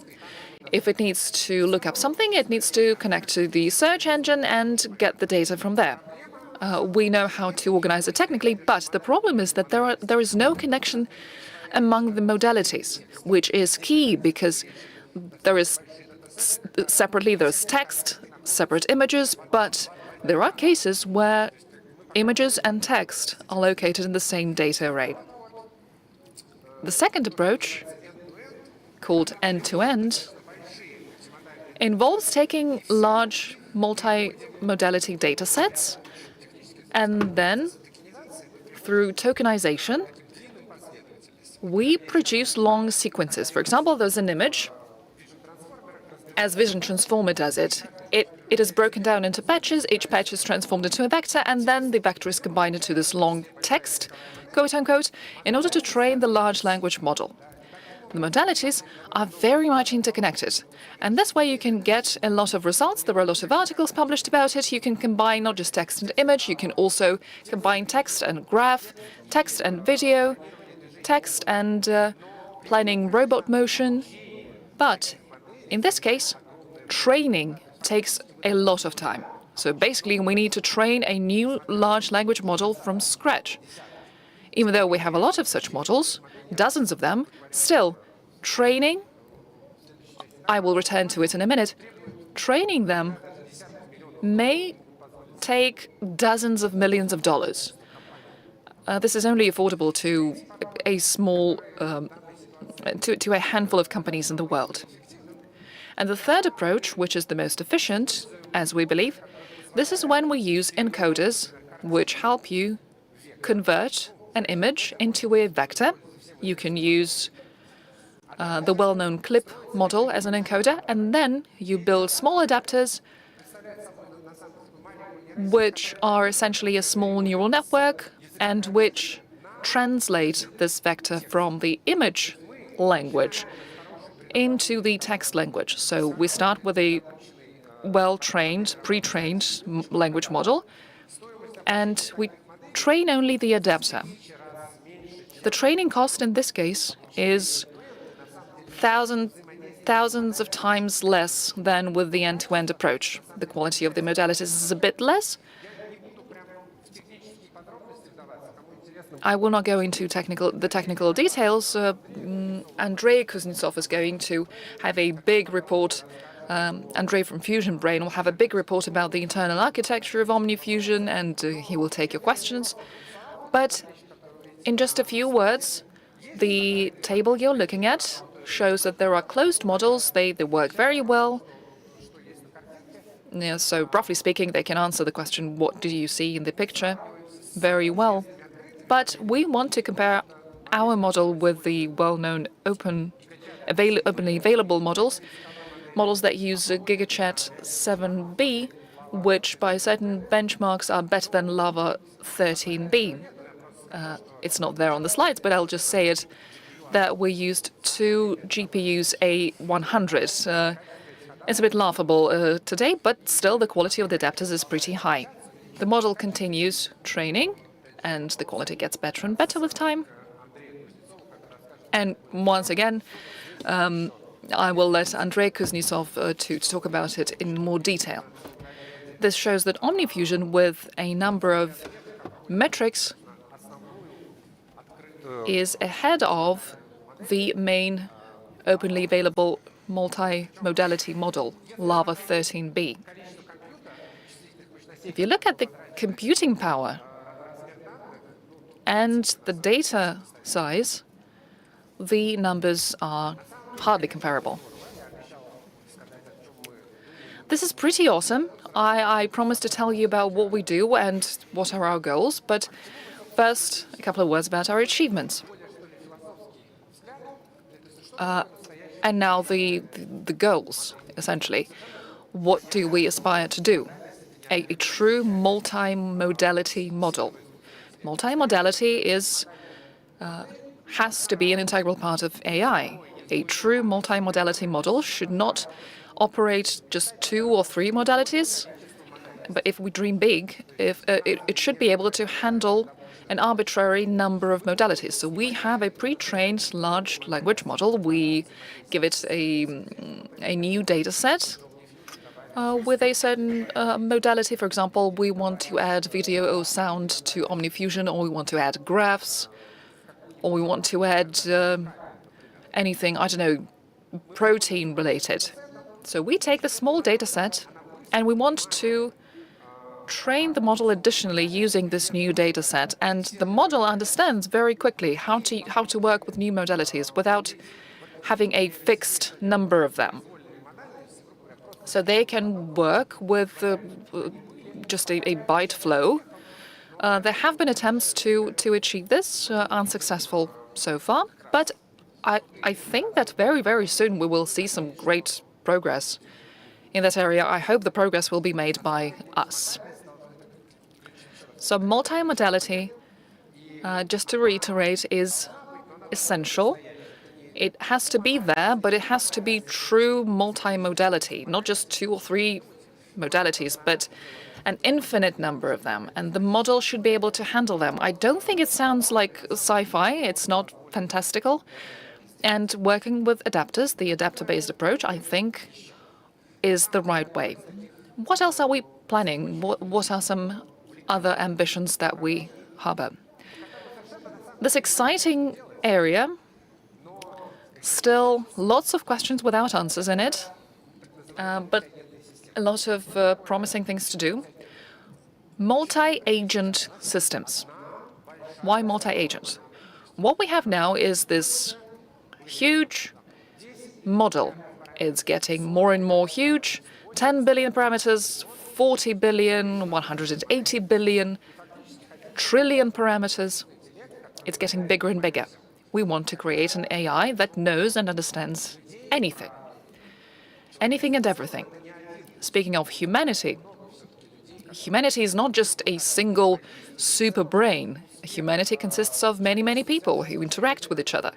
The success of humanity is not just driven by one person. It's many people who can cooperate and communicate.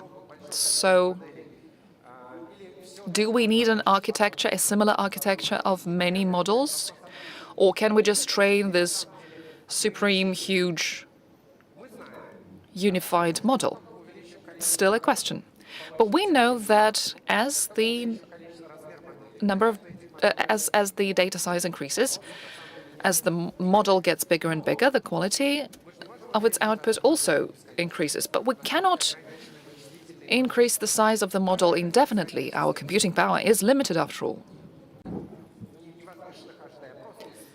And if we speak about it not in academic terms, but in practical terms, training a model with 7 billion parameters or 180 billion parameters, the difference in cost is hundreds of millions, not just dozens of millions. So if we compare the quality of models, pre-trained models, and if we try to combine them in a common environment, that, I think, sounds more realistic. So far, it looks a bit like assigning roles. This model is good at this, that model is good at that. Let's create prompts. I'm sure many of you know about it. How do we ensure exchange of information among them so that with certain benchmarks we get more accurate answers? Well, actually, we had this idea in summer, quite a while ago. There was a famous post in the social network that used to be Twitter, by the way, the post that in GPT-4 mixture experts are used. So there is a number of models that I use in different parts of data sets, and there is some exchange scheme between them. Now, this exchange scheme does not have any complex interactions like human-to-human interaction. Now, do we need to copy people? Well, we are limited in terms of compute.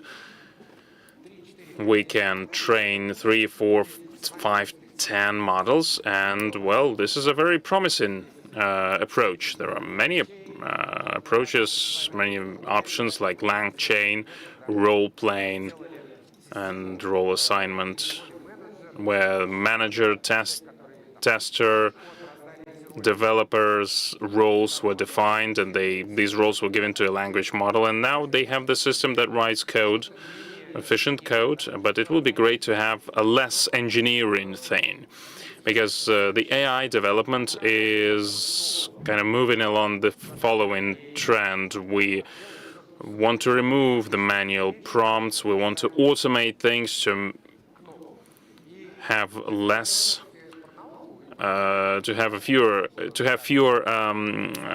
customizable buttons. Now, there are some interesting mathematical problems here. Now, one language model, what does it do? It models the distribution, expectational distribution, for tokens of, for the sequence of words, and it knows whether our answer is true or not. So it kind of models the distribution. Prompts technique like "I am a physician" or "give me the right answer." So we put it up front, and after that, the model starts to generate. But if we put a prompt, we found a model within another model, and that's also a distribution, a conditional distribution. So we have a model that has been trained by someone. We do not know who trained it and what data was used, were used, but we have different personalities, so to speak. It's like a schizophrenia in a way. So many small models in this one big model. How can we find all these personalities within one model and then classify them? And after that, we can be used as agents. So kind of have this sum of different personality within one model. Amon Shasho looked at this from a mathematical point of view. And that's a very interesting point, because this is one of the few research papers where they try to theoretically assess and evaluate the properties of a mathematical model. So, in a nutshell, the result was as follows. Like, you have bad behavior, sexist or racist behavior, or something that does not comply with the Russian law. And this model might do something like that, but we obviously don't want to prevent that. So if it's not a zero, that it will have this result. And this alignment procedure is not possible here, because you can put the prompt that would put it to 1. And if there are no external filters, it's not possible to do it as part of one language model. And there was an assessment of the prompts, and the foundation of this theoretical structure is the deconstruction of this behavior in several parts, racists and not racists. Our task right now is to make sure that you find this internal structure, like a clusterization problem. How do you do it mathematically? I have not yet come to a decision on how to go about it, but I think that this is one of the most promising fields, really. And we can expect some breakthroughs here. There were, some engineering solutions or data processing solutions should be used. They might be different, but this is a very important area for development of AI. And the results here will be a breakthrough. They will be disruptive. Now, what actually happens? We need to develop multi-modality, multi-agent nature. And another thing we need to do is to decrease the training costs. And the second part of my presentation, I'm going to go back to my scientific roots. I have been doing linear algebra for my whole life. And how do you train this large neural network quicker while minimizing the compute? Now, why is this an important issue? It is important because the efficiency of the training, even with the use of the best and state-of-the-art frameworks, the efficiency is 50% max for the large models. So you have a graph card, like a graphic card's GPU, and then it uses 50% of its capacity. If we like 50%, it's actually very optimistic. It can be 30%, so we might increase it by a minimum twofold. That means that the compute capacities are just staying idle. Now you can say that the complexity and the size is growing exponentially. This trend continues, but training several models with the same solutions, the same, so to speak. Maybe we are not going to have this several trillion bit models. 7 billion, 13 billion, 40 billion. These are the parameters, numbers that we need. 40 billion model will be 384 S2, and you need 2-3 months. Falcon 40B, that's the time. Not all people have 384 S2 that you can use, because you want to have some results quick, and we have made some tweaks. And on ICML 2023 conference, we didn't participate. Our Chinese PhD student went there because no one else could get the visa, and he was working all the time for us there. Not that he suffered much, but anyway. What is the idea here? You can modify the calculation algorithm for gradients, for a flow non-linearity. And instead of 8 bits, instead of 16 bits, you can use 3 bits at the same time. The accuracy will remain the same. So this is the thing that is integrated in any code, and it drives down the memory load by 5-10%. And memory is the main limitation here. Another research paper that we have not yet published is using randomized nonlinear algebra to accelerate the computation of gradients of the large linear layer. So you understand that this is a multiplication of the matrices, so you can calculate that approximately if you make this multiplication. And for the stochastical gradient descent, it's not that much of a problem, because if you train large language models, the large matrices are being multiplied, and in this algebra there are methods of its multiplication, but it's not accurate. But we don't need accuracy all the time. If you can unload some of the memory, because memory is the main limitation, 1 gigabyte for the, so not enough for the GPU. At the same time, you make sure that the model is still accurate. Now, these are some of the quick tweaks. Another result, absolutely fresh result for using fast LoRa adapter. If you use the adapters, that's a very simple code with 3 lines. If you put this matrix multiplications in the right way, you can decrease the time for the training by 3-5% without changing the accuracy of results. So without changing the algorithm, you change the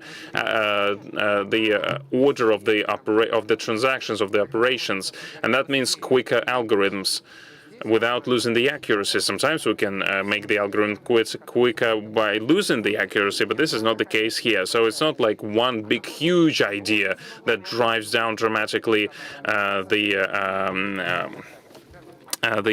costs that is used by the ML. So this is a kind of a ML package, so to speak. A bunch of solutions that decrease, improve the efficiency by like 2, 5%, 3%, and so on.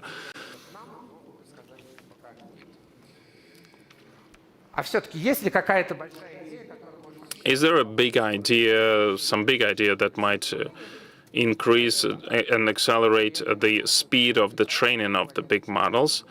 And we think it is possible. Alexander Mikhalev, assistant professor of Skoltech, is working on that. It's called Untitled. What do we want? We want to re-implement the basic operations, all layers, using Python or C++, maybe Scikita, and starting from the scratch without using Python, PyTorch or big packages to maximize the efficiency and the performance, and use multi-processor systems, maybe the systems that would not use 100 cards, like 3 800 cards, 4 cards that are not as modern, like heterogeneous environment, by using all the resources that we have. So this is what we do. This is the idea. The task-based parallelism is to make sure that we have subsets of the problem. How do you dynamically distribute these parts of the problem for the calculation? It is done by the planner, and no one has ever done that before. We try to do that. Now, that's a basic idea that we have for the task-based parallelism. The Kolesky factorization, that's a simple task. You have the tiles. We divide the tasks by tiles, and then there are rows. And what can happen, really? We have one task, and that means that quite a large matrix will be multiplied by another large matrix. When you have the result, you can take a different task. But if you divide them, you might ensure that the scalability is quite big. Don't have a lot of time, but I'm going to say that if we're doing that for NNs, we have a graph that is much more complicated that looks like that. This is the graph of a real NN. That's how it looks like, and it's really scary. You have to implement all of the blocks here and plan it. And the basic block in NN training is multiplication of matrices. It's not like that here. Every matrix is divided by small parts and then multiplied by each other. So the graph becomes a much more difficult thing, and you have to implement that, to plan that, to draw the basic blocks in a proper way. And we have done the majority of these tasks. Now, under the hood, we use star PU framework. Instead of PU, you can put GPUs, TPU, NPU, whatever PU you have. If you have the access to Huawei processors, then you can do that. So whatever, star is like the asterisk means the asterisk here.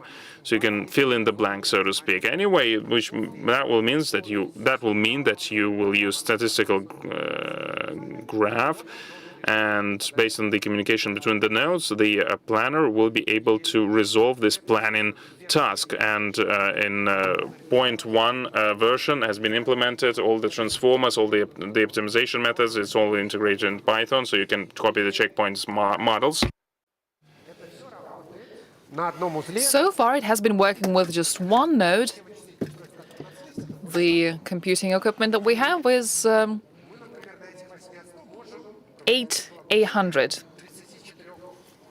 We can use these 8 800s to train a sort of a small GPU too, with some modifications, but not radically different from the standard model. And it gives you 80 to 90% effectiveness in just singular accuracy. It's interesting that one of the main advantages is that we do not have to concern ourselves with memory. While the interim layers fit in the CPU, the GPU memory stays the same. So the overall memory needed for training is roughly 500 gigabytes, sorry, for all the training steps. Our model can do with much less than that, and it's all under the hood. The developer, after implementing the basic blocks, simply has to move these basic blocks and change their places. The loss is going down. Overall, we are satisfied. We will, of course, be moving from 80 to a bigger number. It will require a lot of work. If anyone is interested, I can provide the technical details. But it is still working, and it can already be used for fine-tuning, for example, of large models with a small number of GPU. Do not worry about memory. It can be redistributed. It can be used for inference. You take a large model, you break it down to 400, and it can already be used. Future steps, we want to add the support of half accuracy, 300 teraflops to 1 GPU. We move from 8 to a bigger number of nodes. And the key goal after that will be developing our own planner, our scheduler. We want to make our version publicly available for people to use it. Thank you very much for your attention. I'll be happy to answer your questions now.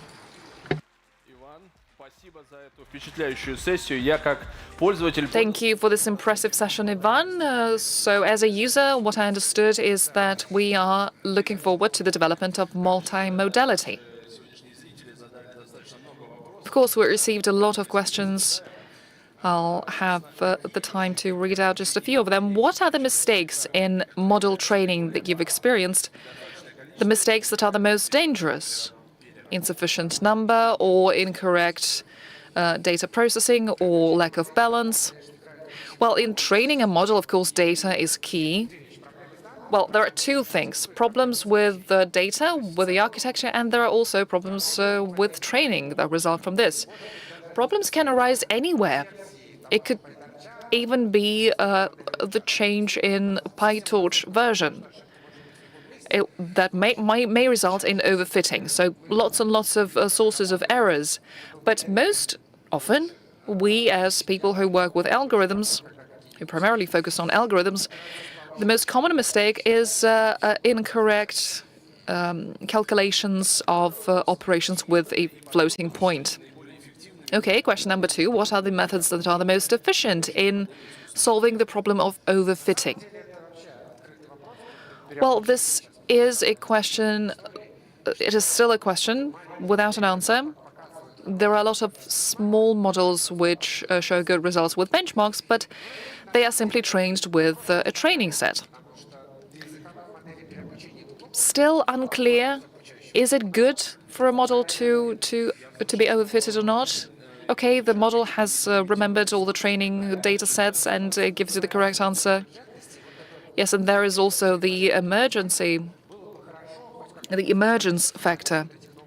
Of course, it would be good to describe the formality of it, because basically what it is probabilistic distribution based on sequences, and it is still very much unclear. How does acceleration impact the accuracy of approximation? Ideally, we would like it to have no impact at all. In practice, it goes down a bit.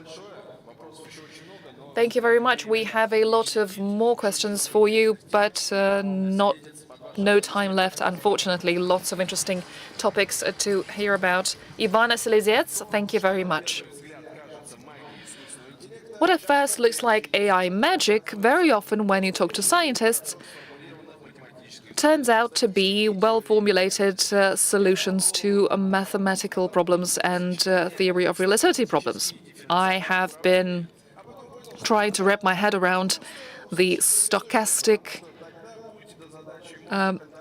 solutions, but apparently I just need to listen to the presentation by our next wonderful speaker to figure out the Monge-Kantorovich problems. Please welcome head of research team at IRI and Skoltech professor Evgeny Burnaev. His topic is From Stochastic Differential Equations to the Monge-Kantorovich Problem and Back, the Path to Artificial Intelligence.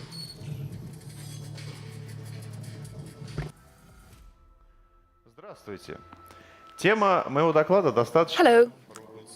The topic of my presentation is a bit provocative. What is the connection between AI, Monge-Kantorovich problem, and stochastic differential equations? Let's figure it out. As a matter of fact, an important property of AI that AI should have, and that people do have, is creativity, the ability to create. These are images generated by an AI-based model. They conform to the text prompt from a human. Mathematically, the problem of creating new images could be described as the problem of building a distribution model for different types of data: text, image, sound, and, of course, being able to model connections between these types of data. One of the first models of this kind emerged in 2014. It was a GAN model, a generative adversarial network model. The structure is simple. A neural network, a trained neural network, receives as input white Gaussian noise and then generates an object that was not present in the training dataset. These models kicked off the modern development of generative adversarial networks. The next milestone in their development was a diffusion model, which also allows generating new images, so it has a certain degree of creativity. On the slide, you can see a special process, adversarial process, and a model that out of white noise generates an image in accordance with the text prompt, with the text input from a human user. Behind all these results, there is a lot of fundamental tools and theories which were first put forward by our compatriot, a big mathematician of the 20th century, Andrei Kolmogorov. And today in my presentation, I wanted to talk to you about the relations between the different GAN models and their principles and how it all works. So the plan of my presentation is as follows. I will start with diffusion models. I will tell you how they are built. Then I will talk about optimal transport models. Basically, optimal transport-based models is a more strict formalization of adversarial network models. And then I will talk about the Schrödinger bridge. which is a sort of a bridge between the two polarities, with the two poles of these models. But first things first, diffusion models. A diffusion model is based on a stochastic differential equation. You have an initial distribution out of which a starting point is generated, the starting point of a characteristic. Then the stochastic differential equation determines how that characteristic evolves over time. This characteristic transformation consists of two parts. The first part is the trend which this part acquires over a certain period of time. And the second part is the stochastic part set by the Brown motion. So this equation determines the evolution of a characteristic. Of course, it can also be described in multi-dimensions. Experimental science knows that for a forward diffusion equation, you can have a backward diffusion equation. You can see it on the slide, but instead of technical details, let's talk about the qualitative part of it. Let's assume we have an initial distribution of diffusion values. For example, as we have on this image, there are several nodes, several peaks of this initial distribution, and then out of this initial distribution, we launch a diffusion, a preset diffusion set by a specific equation, and then as it evolves, as that diffusion evolves, its trajectory reaches a point which is pretty simple. For example, a Gaussian equation. What is backward diffusion? We generate the initial diffusion process out of this simple distribution, for example, the Gaussian one, and then the evolution of this diffusion process is set by this a more sophisticated equation, which is related to the forward equation. The evolution is such that over time the value of this diffusion will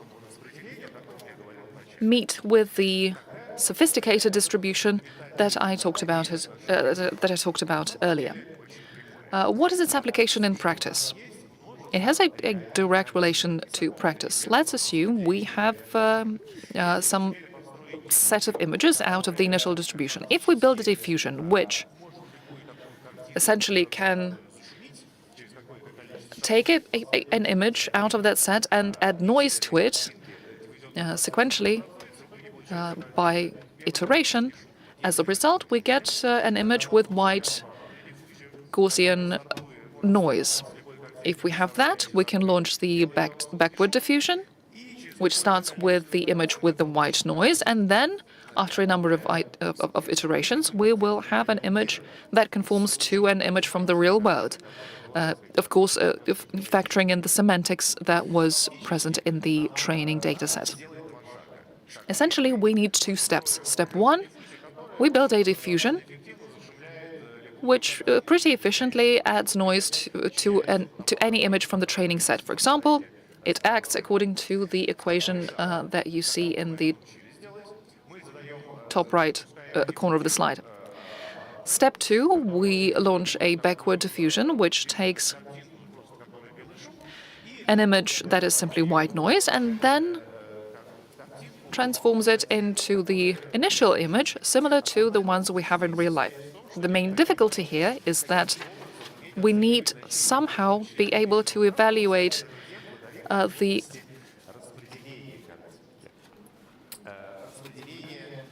image diffusion density logarithmic gradient.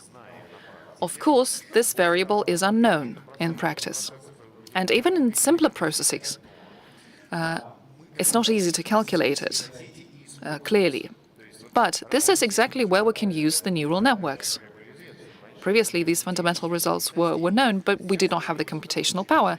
But now we have this wonderful idea of marrying the fundamental results with the technology that we have now, and with the neural networks, we can approximate the gradient of the density logarithm with the score function.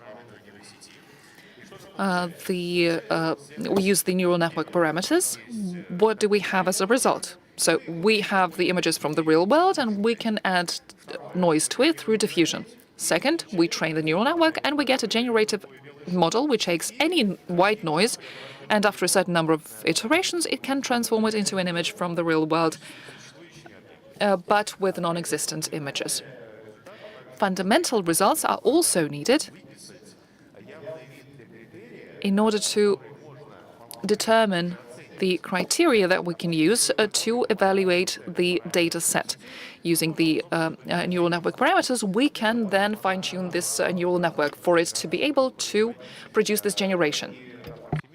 And it will also be able to approximate the red element that is here on the slide. Now, obviously, there's a lot of other things under the hood. Everything is done in real time that I've shown here, and to make sure that we can work in discrete time, you need to discrete all these formulas properly. That's a separate discussion. Now the results that we achieve are absolutely fantastic. We have never achieved that. And obviously there's a lot of other engineering tweaks here, because you need to make these generations in latent environment to get better quality pictures, but you need to do a lot of other things to have the results that we're seeing right now. But anyway, it is possible. Now, talking about the optimal transport. Now, the Monge-Kantorovich problem, the problem of optimal transport, was developed by a mathematician, Monge. Now, there are two probability distributions, P and Q, and you need to find the transport representation where one distribution is being transferred to another distribution, P is to be transferred to the Q, to make sure that this representation is as simple as possible. Now, here we see the functionality that measures that, and the optimal transport representation. That's basically the solution, and if you look at that, that's a strict mathematical problem setting for building the generative network like GAN. This T representation is a generator that is taking one distribution and transfer it to another distribution. And for instance, the distribution that we want to receive, like the distribution of the images. Kantorovich is a Soviet economist and mathematician. He was one of the founding fathers of the linear programming and linear coding. Now, we're talking about not only the optimal transport problem, but the we're making sure that it's continuous.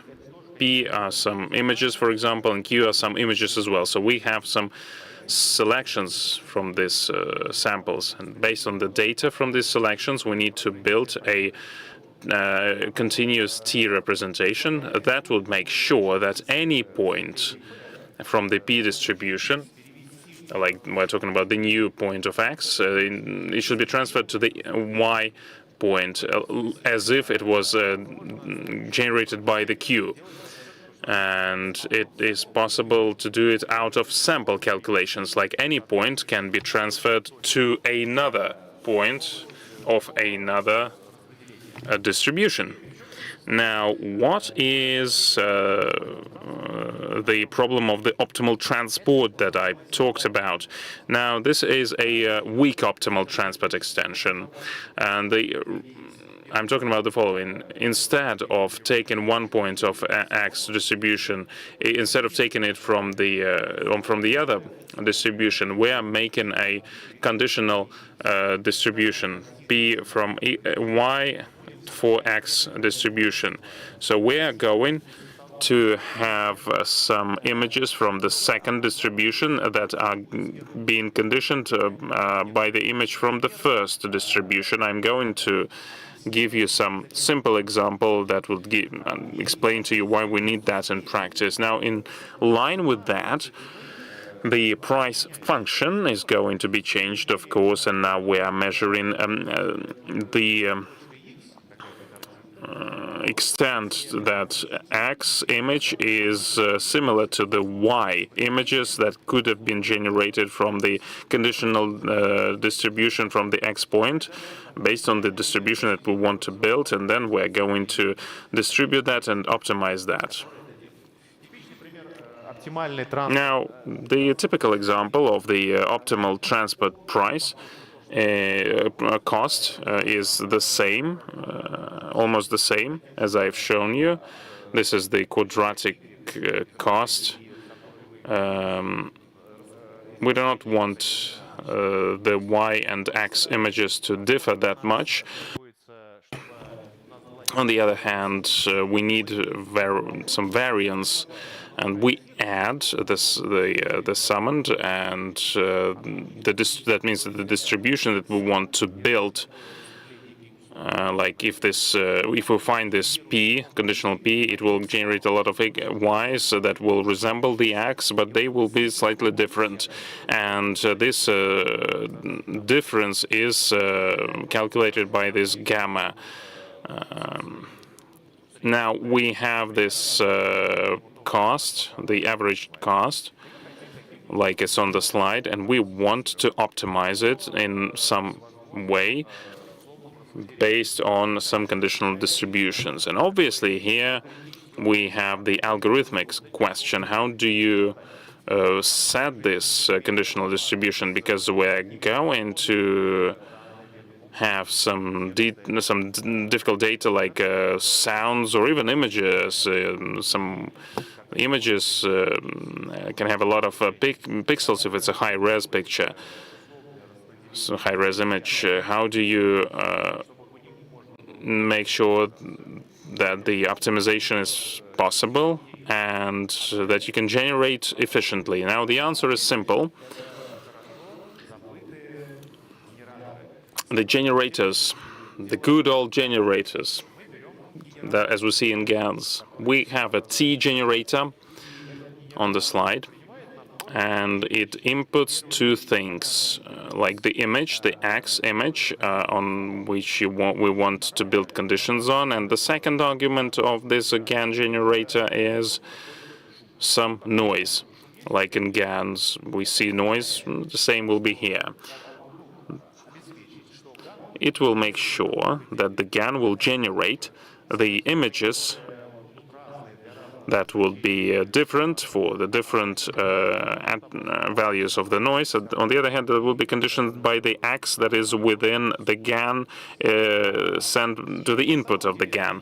And it is it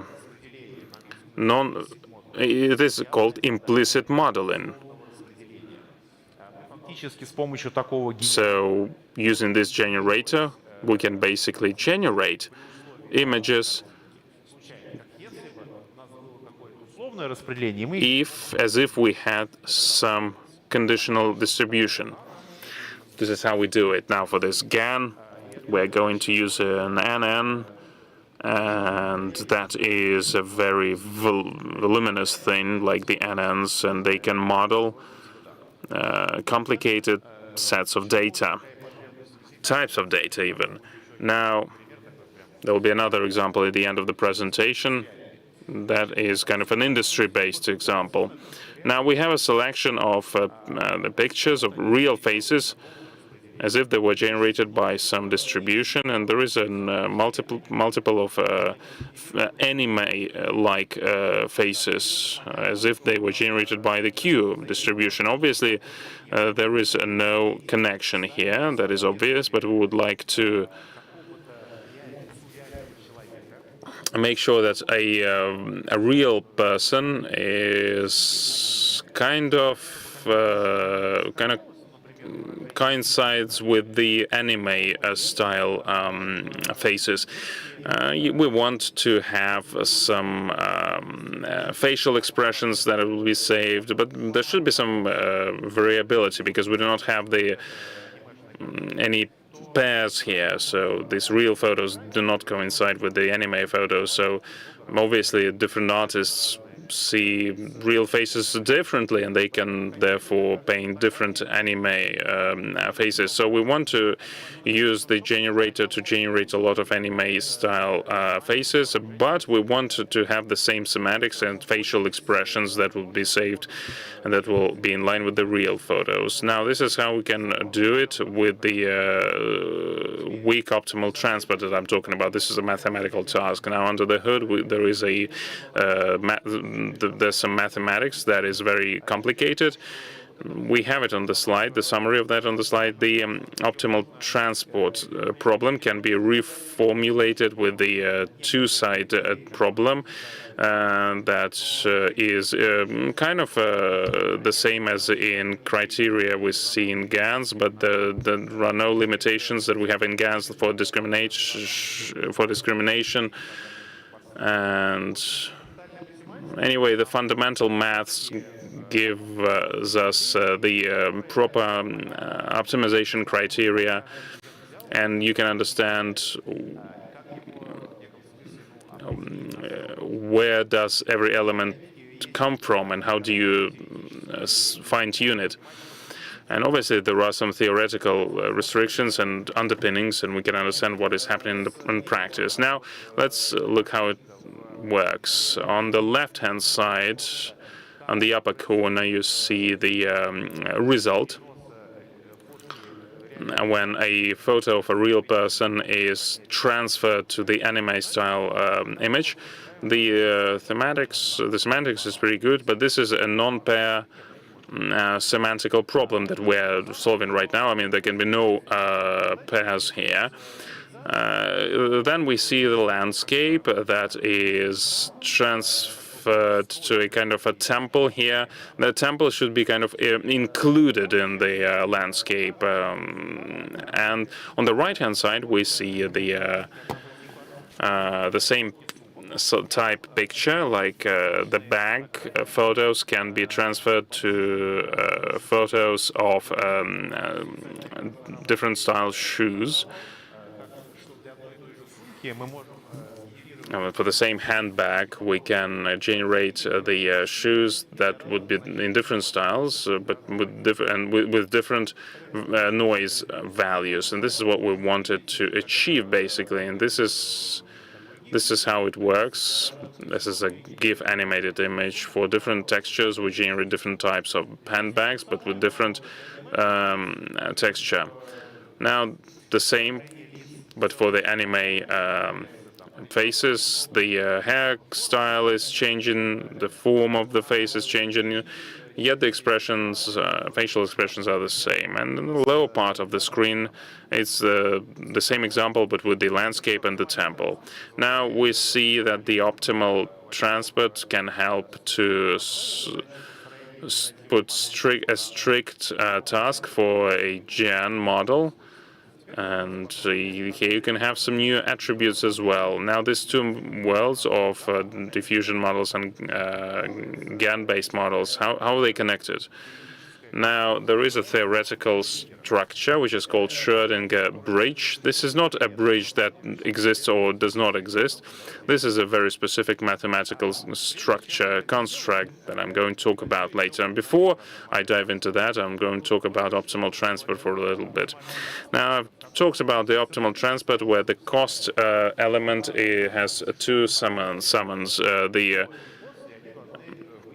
The photos should be the same.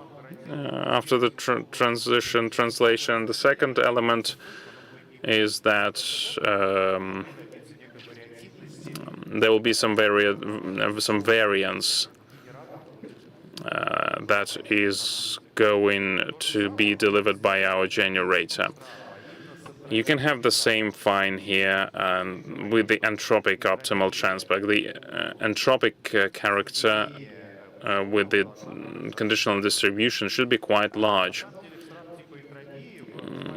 Now define in entropy, the fine is, more or less the same. And this is quite an efficient solution. In the case that we're looking at, the continuous case we're looking at, and this is the approach that should be used for all AI-related problems. This is a big problem. Since we have entropic character here, it's very hard to calculate the regularization effect, and this is why there are no efficient algorithms that can be used up front here. Now about the Schrödinger bridges. These bridges are existent. The problem is as follows. We want to build a diffusion process in which we can manage the this metric, this coefficient.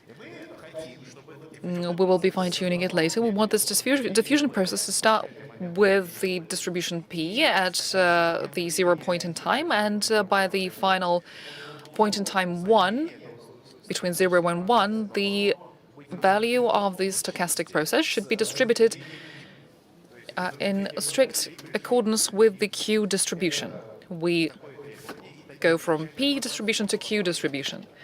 This is a strict requirement, and we can build many processes around it. We want to find the one where the norm, the quadratic norm of that coefficient is minimal. We don't want the trend of this process to be too big locally. So between the entropic optimal transport problem and the Schrödinger bridge, there is a link. If you can build a Schrödinger bridge which goes from P distribution to Q distribution, and the volatility coefficient, the epsilon coefficient, with the Brownian motion is exactly epsilon, the merged distribution of the start and final values of this diffusion produce the optimal transport plan for the optimal transport problem with the entropic regularization. So if you solve the Schrödinger bridge problem this way, by extension, you have solved the optimal transport problem with entropic regularization. So there is this mutually unanimous link between the two problems. And just a couple of words about this slide in general. We can show that in order to solve the problem of building a diffusion process for the Schrödinger bridge, which goes from P distribution to Q distribution, we need to solve the minimax problem, the reformulation problem, where there is an additional discriminator, as usual for GANs. This discriminator guarantees that we will leave distribution P and we will definitely get to the Q distribution. And all the way we will be minimizing this summand that we need. Let's look at it in practice.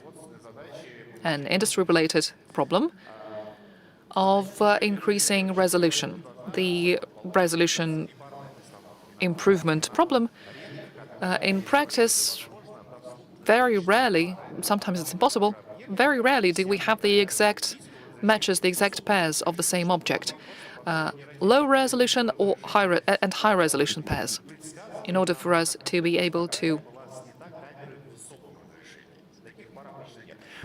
feed this into a model for it to analyze and predict. That's not the case. Usually we have a set of images in low resolution and then another set of similar images in high resolution. So what we want is to take a low resolution image and transform it into a high resolution image as if it was taken by a high resolution camera. So this means high resolution image distribution. We launched the Schrödinger bridge with the epsilon that equals 0 or a super small value. Then we take an arbitrary image in a low resolution from the training set, from the test set, and then step by step, the diffusion process transforms it into a high resolution image. The face is roughly the same as we had with our initial image. And now let's increase the variation. Epsilon now equals 1. Since this is a diffusion process, what it does is it takes the image, it adds noise, and then it removes the noise in order to get to the distribution we want. So we get to this image of a face, high resolution, similar to the initial one, but we see some differences. And it's high resolution, exactly as we wanted. If we significantly increase the epsilon, the variation, the process is similar, but there is a lot more noise at the beginning, and then the noise is removed very fast. So the high resolution face is indeed high resolution, but it is way different from the initial one. So the problem is improperly conditioned. Perhaps this high-resolution face matches this face in low resolution. Maybe it's something else. We do not know this. Of course, we do need to have some variation. But with the epsilon parameter, we can control the variation depending on the result we want to get.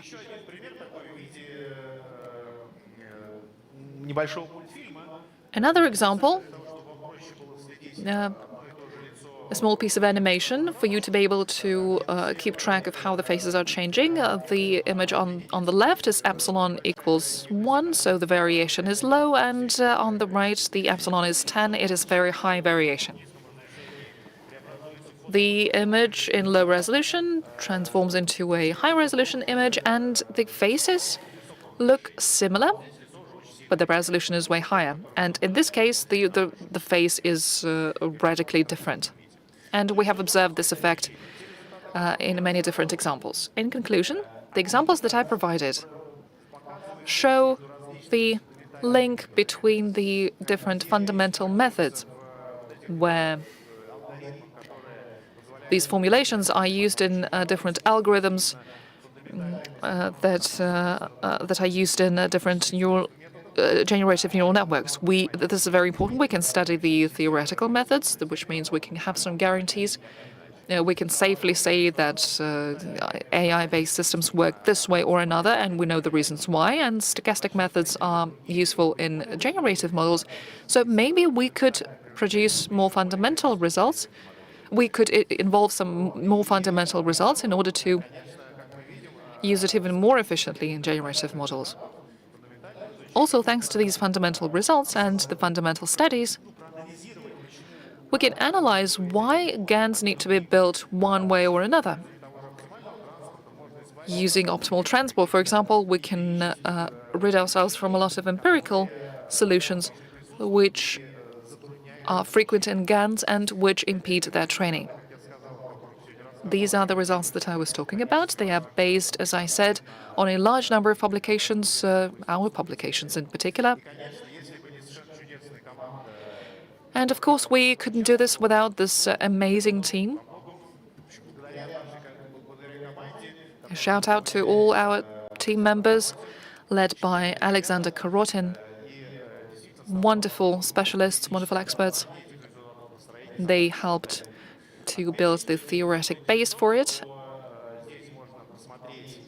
If you're interested, I have included these QR codes for you to browse through the scientific papers. And that's it. Thank you very much. I'm ready for your questions. Thank you very much, Evgeny, for this deep dive into the mathematical space. We have had, I hope the space was not too deep. Well, we have some questions for you, lots of questions actually. Unfortunately, there's only time for a few of them. Is it possible, in solving this problem, to decrease the dimensions of the image? Let me comment it this way. With some of the optimal transport problems, we solved some of them in latent space, which means we could work with images of higher resolution. So you can add the modeling of manifolds, and yes, this can increase the dimensions and the variation. Which key mathematical theories, in addition to Mondrian-Kontorovich and Kolmogorov's works, were reflected in your studies? in your use cases? Well, this is a big question. In analyzing neural networks, we use a lot of approximation studies from Kolmogorov and other nonlinear approximations. This is a big section in mathematics. Also, topological determination, computational topology, lots of things, just off the top of my head. The main message in my presentation is that it's important to build these bridges because this will allow you to build new algorithms with new properties. Do you think these ideas of yours will also be included in these big compilations of scientific papers? We'll see. Thank you very much. That was Evgeny Burnaev. Moving on. Today, you have this wonderful opportunity to ask your question to the speaker. You can just scan the QR code on the screen and send your questions. And now our next topic and now next presentation. Scientists from all over the world have been trying to develop new drugs, new medications. Biotech is the big buzzword. And during the pandemic, the word of the day was protein. How important are proteins? How are they generated and synthesized? And what does AI have to do with it? Let's hear about it. Head of Bioinformatics Group, research fellow at IRI, Olga Kardimon. Her presentation is about AI for protein molecule design and generation. Добрый день, уважаемые участники конференции. Добрый день. Hello, dear participants and dear viewers. Today I would like to talk to you about a topic that is especially close to my heart. It is very exciting for me. I will try to share my emotions about it and, of course, my knowledge. We will talk about designing and generating de novo proteins, which means proteins that were non-existent in nature previously. We will talk about proteins, what they do, what is their role and function, and where they come from in our bodies. And then we will look at the traditional approaches for protein design. Then we will move on to the role of AI and what does AI do within these existing approaches to protein design. And in conclusion, we will discuss the applications. So what is protein? Protein is the workhorse in our body. Anything that happens in our body is in one way or another related to proteins. Proteins interact with each other, they interact with other chemical tools. The main function of protein can be various. Thanks to actin and myosin, our muscles can contract. Thanks to receptors, we can protect ourselves from virus attacks. Thanks to insulin, we have this signal function in our body, and many more. We have transport function, protection, preservation of different ferments in our bodies, structural function. The list goes on. Let's have a look at this and remember where proteins come from, because you all know it. We have the DNA strand, as you know. It is stored in the nucleus of a cell. Out of the DNA strand, we can generate the RNA strand. With this starting process, we already have protein playing an important role as an intermediary. The RNA molecule is produced from the cell nucleus, and it is connected with the ribosome in our cell, where the synthesis of amino acids happens out of the 3 nucleotides of an RNA. This forms a sequence, a chain, which is the primary structure of any protein. Out of this primary structure of proteins, we get the full-blown protein, which will have the many important functions. What is the difference between the different amino acids? The difference is the residue that have different biophysical and biochemical properties. Some amino acids are positive, some are negative, some are neutral. Some amino acids are able to form hydrophobic globes, some are not able to do it. And if we know the amino acid residue and its biochemical and biophysical properties, from that we can infer the protein and its functional roles. A very important definition that I wanted to show you is the backbone of protein, its backbone structure. On the left, you can see the central structure of protein, the key atoms of hydrogen. Red dots are oxygen, and blue is nitrogen. And then the coding of amino acids. Let's cut out the residue, and then what we have is on the right the backbone of protein structure, which determines the protein that we get as a result. This is exactly the structure that generative models use. We have semi-atom models as well. They are not that very developed yet. What is the structure of protein? We have already looked at the initial structure, so this is just a sequence of amino acids in a chain. Now, there can be secondary structure, either the alpha helix or beta sheet. If you talk about LMs, it's like words and sentences, then the tertiary structure is developed based on secondary structures, and there we have a functional domain, functional protein.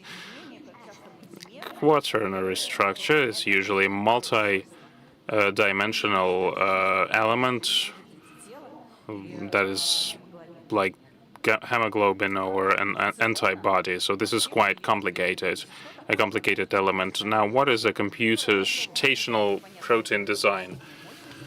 Computational means we use compute.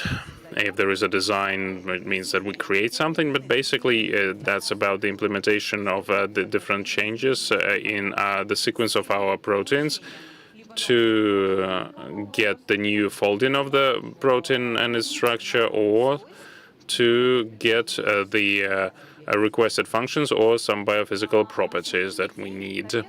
Now, currently, the most popular set of algorithms, the most popular model that is consists of different elements is called Rosetta.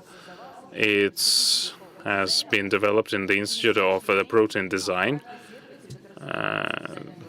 in Rosetta, and now every designer can select what they need, like the protein docking, or the modeling of the loop that we have in our proteins that plays an important role. So you can download the package that you need, and then you have the magic that is happening. It is quite a complicated magic.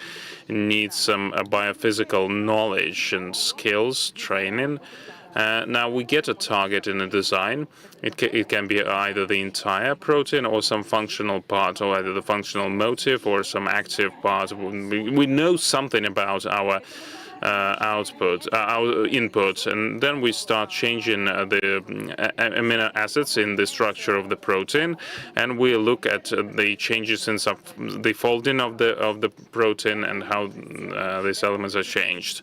Now, then we need to make a scoring how different energies, when amino acids are connected to each other, how are they changing in comparison with the input protein that we have analyzed at the start. And our goal is to find the combination that will have the function, but at the same time will be the most efficient. And this is when the protein is most stable and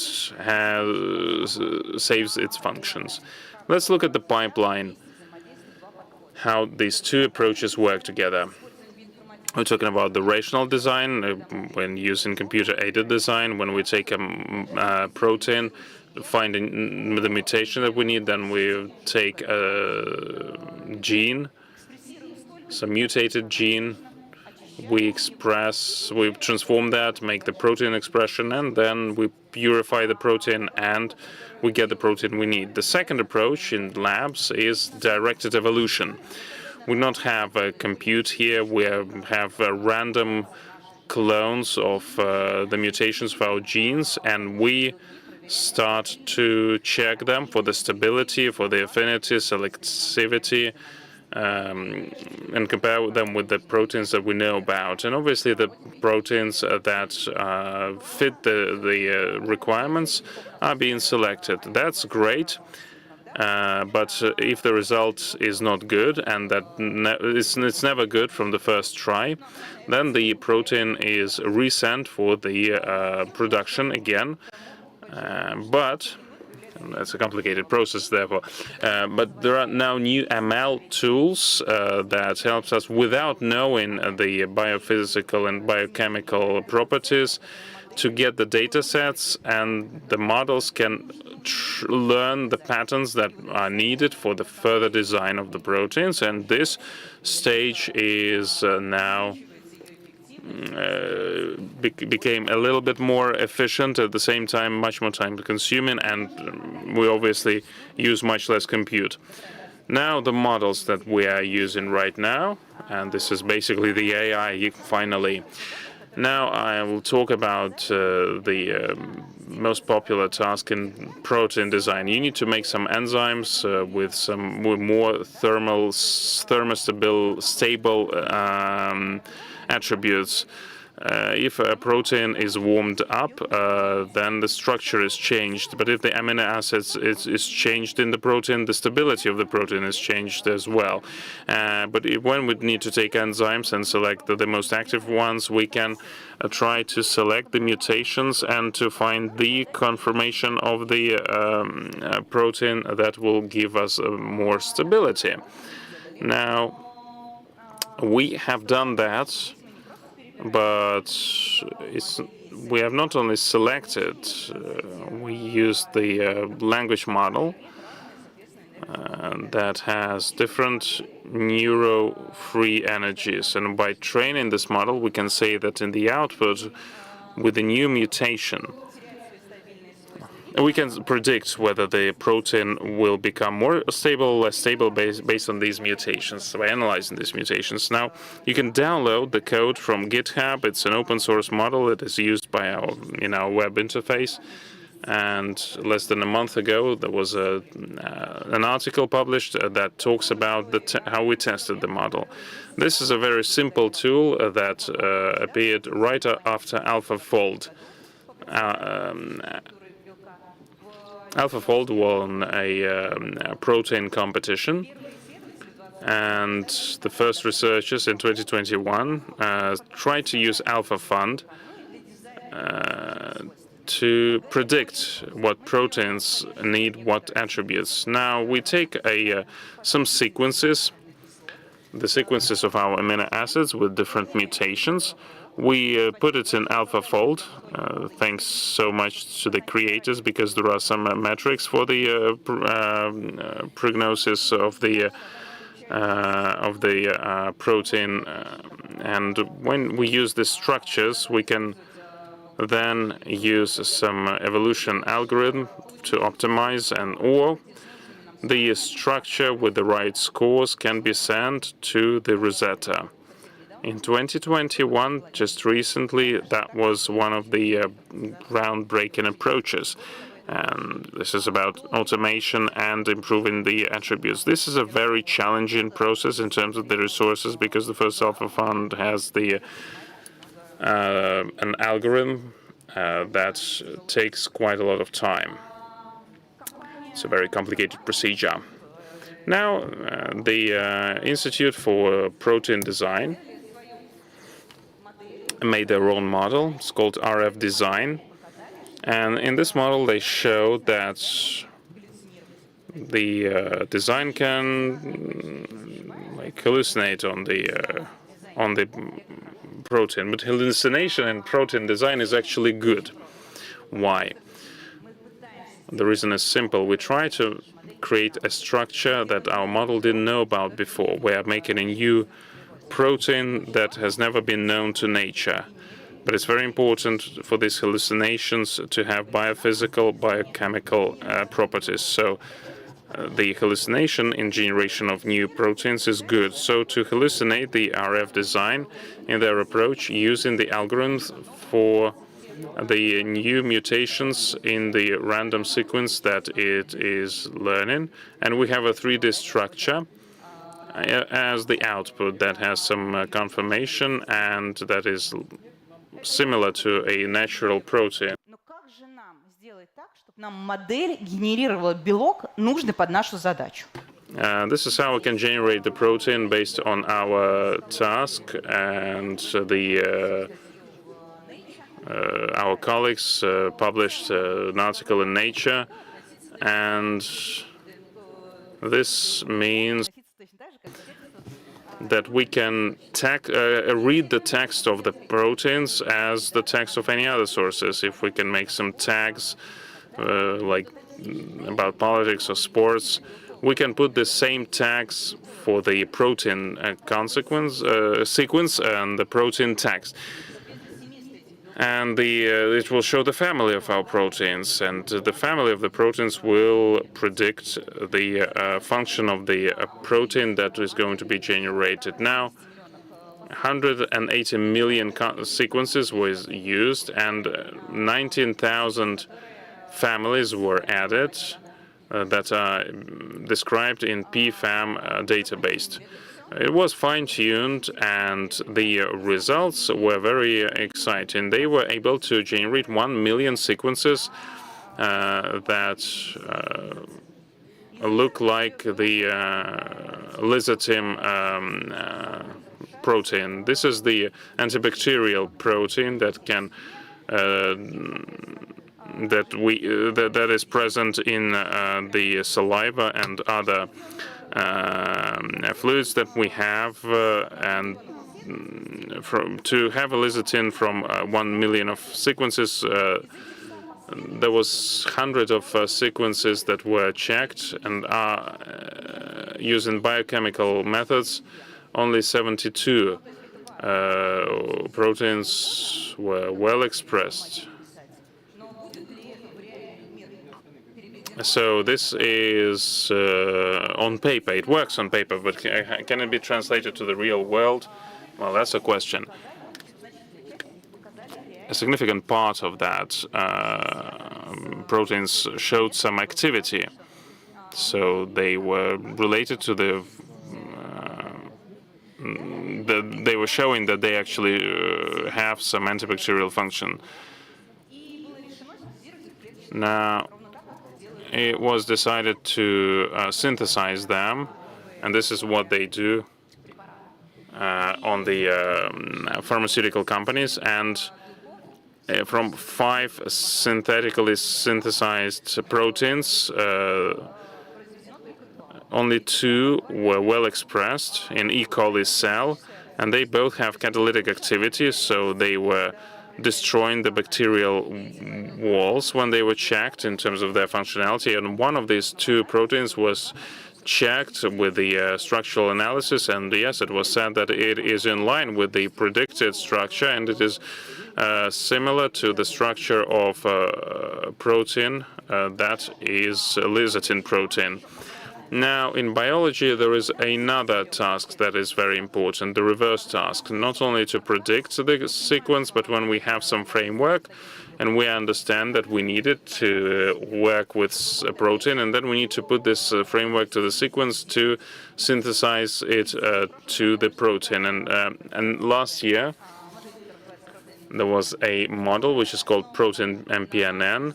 It is based on a very famous model for working with text, message passing network, and it is reading the proteins. There are 3 layers of encoders, 3 layers of decoders, and our model gets some coordinates based on some framework, and these are where we have all the nitrogen and nodes and other things, so that we understand what should be the protein that we should generate. And this model helps us to use some sequences to get the amino acids that are important for us. And this is what we use to work with our protein, synthesized protein. And based on that, the sequence that is forming our protein will be generated. A very good indicator for our model is as follows. is this one, protein PNN, but it is it recovers the native protein backbone with a 52% efficiency, unlike 33% efficiency for Rosetta. And the time is much small. The time frame required is much smaller, and actually, in terms of the stability, these synthesized proteins are more stable in comparing with native metrics, native proteins. Now, there are many things under the hood of the model, but anyway, the results are quite promising. The diffusions of the proteins. Now, the diffusion models is the state-of-the-art models, and if there is no diffusion,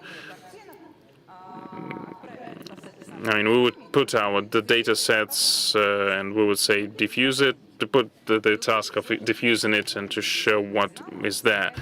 It works with images, but proteins are different. In order to create Gaussian noise to generate the proteins, we need to first handle the coordinates. We take the coordinates, the range between the atoms, we add the Gaussian noise, and then thanks to the Brownian motion directions, we can generate it back into the protein structure. This summer, a model was created in Protein Design Institute. This model is based on its own Rosetta fold model, which takes the sequence of amino acids as and also some homologous templates. And then it takes the initial coordinates to predict the protein structure. To create the area of diffusion, they twitched the approach somewhat. They masked the input layer. They added self-conditioning, the step between generations which repeats itself, and then the diffused coordinates that result in the protein structure. What is impressive about it is that the colleagues were training it based on the protein database, PDB, which includes 3D structures of proteins, and they also used Rosetta fold proteins. And they produce good results with the conditional protein generation. So we get the clear alpha spirals in proteins, but they can add other conditions, and so they can generate symmetrical proteins that can use to produce vaccines, or they can also create different binders, the proteins that bind with other proteins. They can also create protein scaffolding. So the capabilities are limitless. Let's have a look at how they visually represent their models. On the left-hand side, we see the diffusion of a symmetrical model, which can be used as a nanoparticle for nanogens, for example. And on the right-hand side is the insulin receptor protein, which can then be used for different metabolic problems. The RF diffusion generates sequences that are 600 amino acids long. The colleagues say, frankly, in their paper that they can probably generate more, but 600 amino acidic residues, that is the length that they can verify using AlphaFold or Rosetta Fold or other tools. If we calculate the proteins, 20 amino acids in our bodies, so 20 amino acids to the power of L, and what we have is a 4.37 to the power of 781. That is the amount of proteins that can be generated. That with the 212,000 in the protein data bank, that is very few. As for the UniProt sequence database, there are 251 million of them. So in this universe, we are only playing in a very small corner of it. What can help us create new proteins unknown in nature? moving from 3D structures to sequences. If the RF diffusion takes the 3D structures and coordinates it knows, the new model developed by bioinformatics group at IRI by my colleagues, together with the Higher School of Economics. This model is called DIMA, after our legendary colleague. So this model is based on creating noise out of ESM2 embeddings, the language model for proteins, and then out of that noise it generates new proteins. What are the advantages of DIMA? DIMA has several advantages. The first one is that it is based on the ESM2 embeddings, which means it knows more encoded context than there is in the coordinates, because, for example, there are parts, IDRs, which are not very well structured in proteins. These IDRs are almost always lost when a crystal is built to determine the 3D structure of a protein. But if they are there, we know that they can that the model can generate them. Our model is faster because it does not have the 3D coordinates, so for the same reason. And interestingly, for now, we only have this model for non-conditional generation, and based on the based on its generations, we can see that it generates functionally significant proteins related to different families. So we can compare them with what other models can produce, and we compare them with a data set. So clearly, what we are generating is something that is practical. We have not done much in that project yet. I hope we will get back to that after the New Year holidays, and I will tell you more about it. But right now, I wanted to discuss with you the practical applications, why it is all needed. Why do we need this? Now, especially after the COVID pandemic, you would think I would be talking about drugs, drug design, medications. Yes, of course, but protein is used in many other industries. For example, there are enzymes which need to be improved for them to be able to recycle waste, which have catalytic activity for waste treatment, waste recycling. There is another biotech cluster which creates substances, for example, to improve the properties of a detergent. But anyway, all these applications, in addition to drug design and antibodies, agricultural needs, household needs, or ESG, they can be divided into 4 big blocks. The first block is where we generate the scaffolding for the protein, the active site of the protein, to ensure proper functionality of that active part.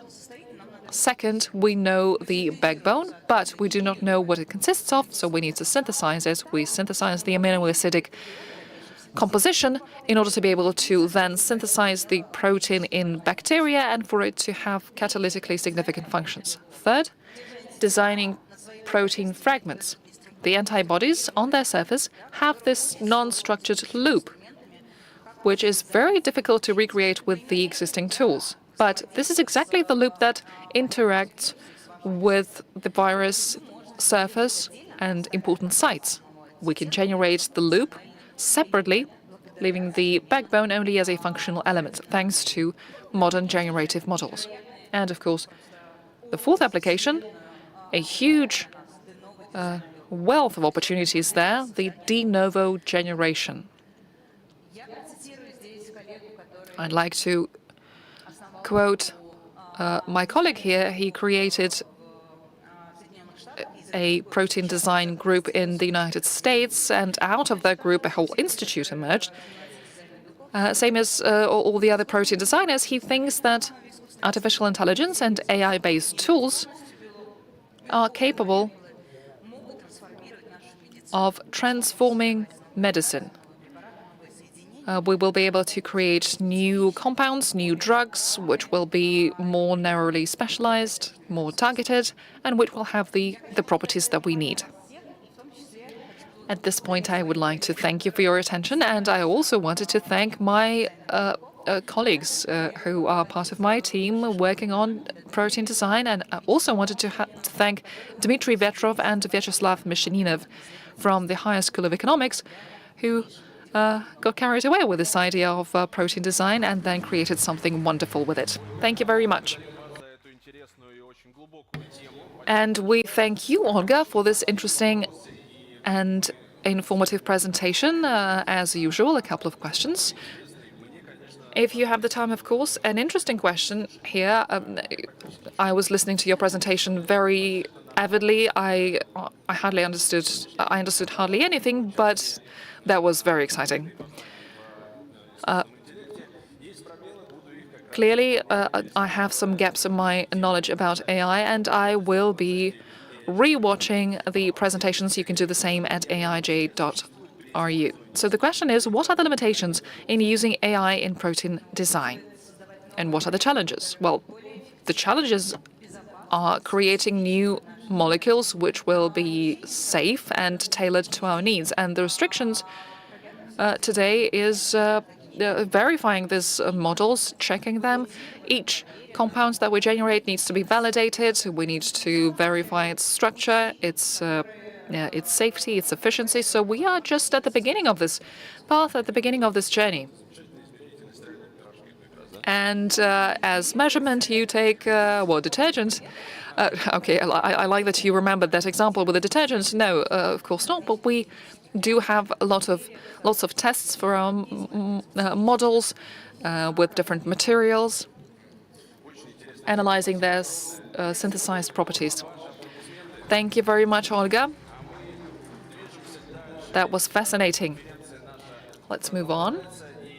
The conference continues, and two scientific blocks are behind us, and now we're going to have a break, after which we will hear from Alexander Gasnikov from Innopolis University and Maxim Fyodorov from the Russian Academy of Sciences, and of course a presentation by Maxim Yuromenko from Sber about Gen AI at Sber. But first, a 15-minute break.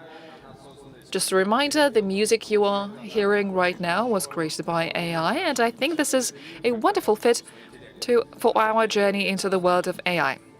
So now the break.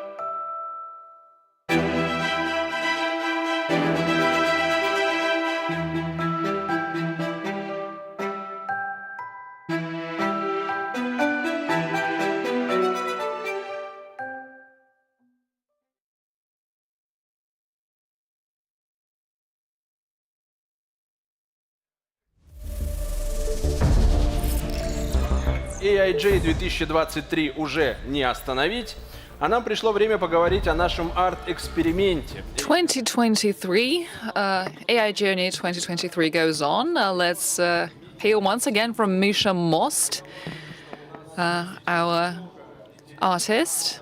I can see that we are increasingly getting surrounded by interesting artwork. And I'm wondering how the speakers impacted this art that he is creating. Let me just list the topics that we discussed on this stage. We had a lecture by Huai Zhang and Ivan Oseledets about the world of the future, Yevgeny Burnaev and the protein design, and Olga Karadimon. Misha, have the topics been reflected in your artwork in any way? Yes, hi, I've been doing this marathon with AI because I was trying to keep up with the presenters, and it's not 7 panels, but frames, lots and lots of frames with the changes happening in each one of them. I had 3 prompts a minute, I think. 180 prompts an hour, I think. So each detail, which looks as if it's just an integral part of the image, these parts were added, especially the parts on neural networks and healthcare. I especially like the bearded guy in, what is it, VR headset? I think it's a bit Socratic. I think it's like Socrates wearing a headset. Right, then there is a robot studying human knowledge from books and transferring the knowledge into tablets, drawing things, cities of the future. I especially enjoyed working with a scale because I worked with the perspective. There are things on the foreground and in the background. And here you see the astronaut, an artist sitting in his studio, and here already we have an astronaut in space, exploring space. So from the artist to space. Awesome. And how are we able to reflect all these Kandinsky neural network ideas? It's interesting because Kandinsky 3.0, it got released yesterday, so I didn't have enough time to test drive it, because Kandinsky 3.0 is very much different from the previous versions. So that was a true marathon. I was working in real time. Some prompts did not work. I had to adjust in Russian or English. Descriptive things, descriptive prompts, or maybe minimalistic prompts. Interesting. It is interesting.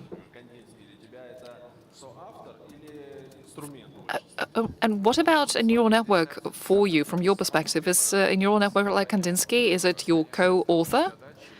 Well, of course, I had to guide it with the prompts in order to create this big mural that covers 3 walls here. You can write a very lengthy prompt, but the result will be very strange, because if you examine these murals, you will see many, many different details, and I had to put in separate prompts for them. So without human input, this would not be possible.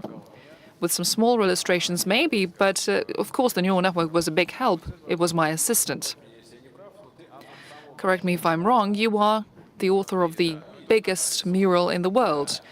Right, but I painted it myself. Right, so how long did it take you to create it? 10,000 square meters?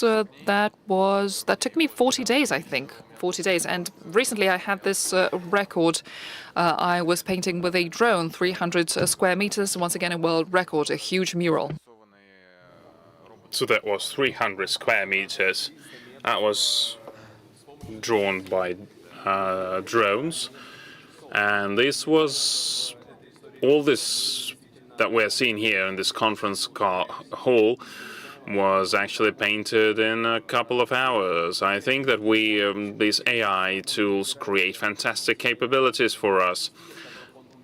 And in terms of Kandinsky, you can also select the styles. Yeah, I have cyberpunk here, futurism, like this 3D rendering. Like, there are different styles that I used. I didn't go to some, specific art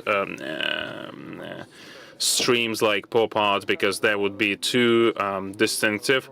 But I think it's kind of harmonious here. Yeah, but I love it actually that you used your previous experience of you working with a neural network, because you have copters here, the drones that you use in your work, the virtual reality, then the final point is the graffiti in space. In terms of like stylistically, these works are multi-layered, and the same here basically is like several layers, multiple layers of different elements, and we have the specific composition. Спасибо огромное. This is basically what I use in my work. I think that it is fantastic. A round of applause, and I think we'll be able to understand whether it's great, and it is. I think it is great, and I'm very far from art. I not create, but thanks to AI, I can do that right now, and I can admire people like you. Like, we're continuing AI Journey 2023. We are now surrounded by digital AI art, and we are surrounded by the future. And our Russian scientists are making the atmosphere even greater. The rector of Innopolis University, the head of the Skoltech and the Mathematical and Physical University lab, Alexander Gerasnikov.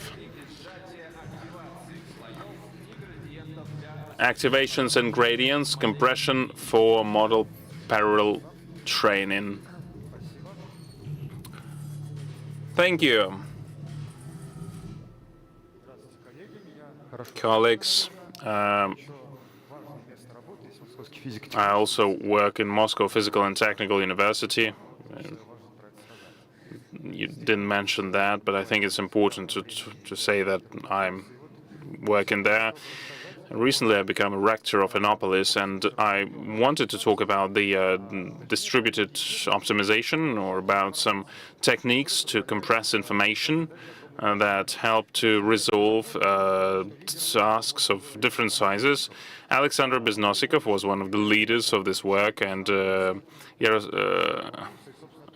Mikhail Rudakov, his student from Innopolis. Basically, what I'm going to talk about is a graduate paper of Mikhail, but I think this is a great paper that generated great results.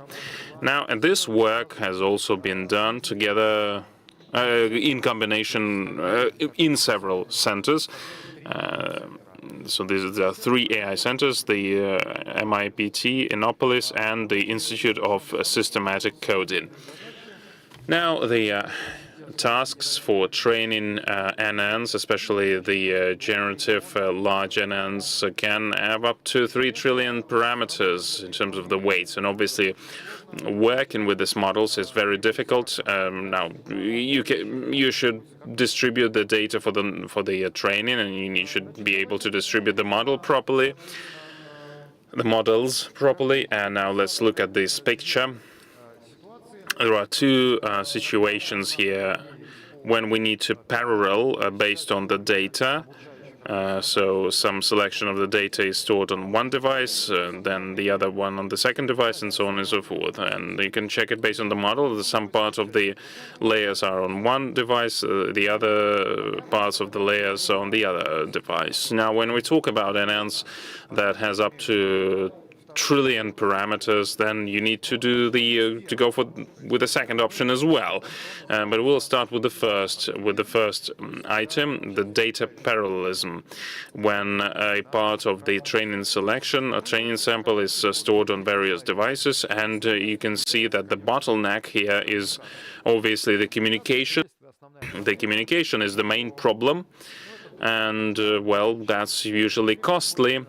Usually money and time is spent on communication. Obviously, you need to drive down the number of communications or to compress the information, make it more efficient. And the question is, how do you do that? We're going to the first data parallelism option. How can you compress the information? Now, we have the training task, can be the training task of a large neural network, and the part of this function is stored on different devices, and we need to organize the process of resolving the final task to make sure that we do not have the task compiled in one place, but we need to make sure that we minimize the communication, minimize the time, and minimize the information communicated between the systems, and that's the bottleneck, basically.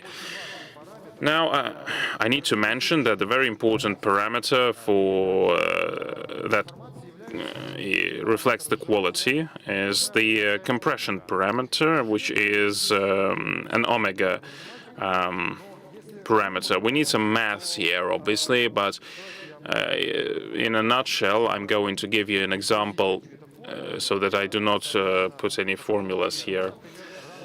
Now, rand k, we take a vector with 4 components, and rand is 50%. Let's say it's 1 trillion of components, and it's expensive to transfer that. We want to minimize that.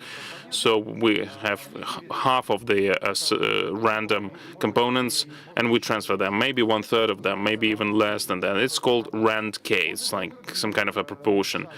And we can quantize, reduce the number of bits for precision, or when it goes down, when it goes up, we round it up, so to speak. Top k, the k of the most important coordinates. During the communication, we compress the information based on an algorithm. And the omega parameter that I want to implement is the parameter that characterizes the quality of the compression. If I take rand k, and rand is 50%, so omega equals 2. If I have 2 rand k 10%, that means that this parameter equals 10. If it's 5%, then it's 20. In other words, we have some omega parameter that is, the larger it is, the better the larger the compression. I'm telling you the right ideas, but not in details. So the larger the parameter is, the larger the compression is.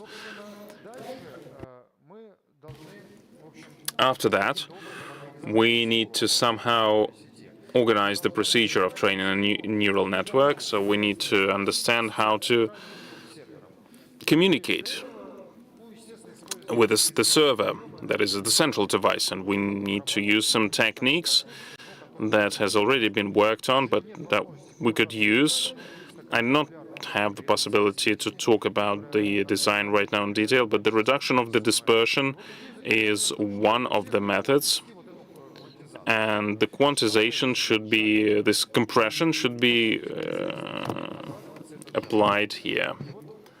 This technique is used, widely used, and you can use quantization with that technique. You can use that technique for quantization. And I wanted to say that the principle that I believed in for a long time, the principle is as follows.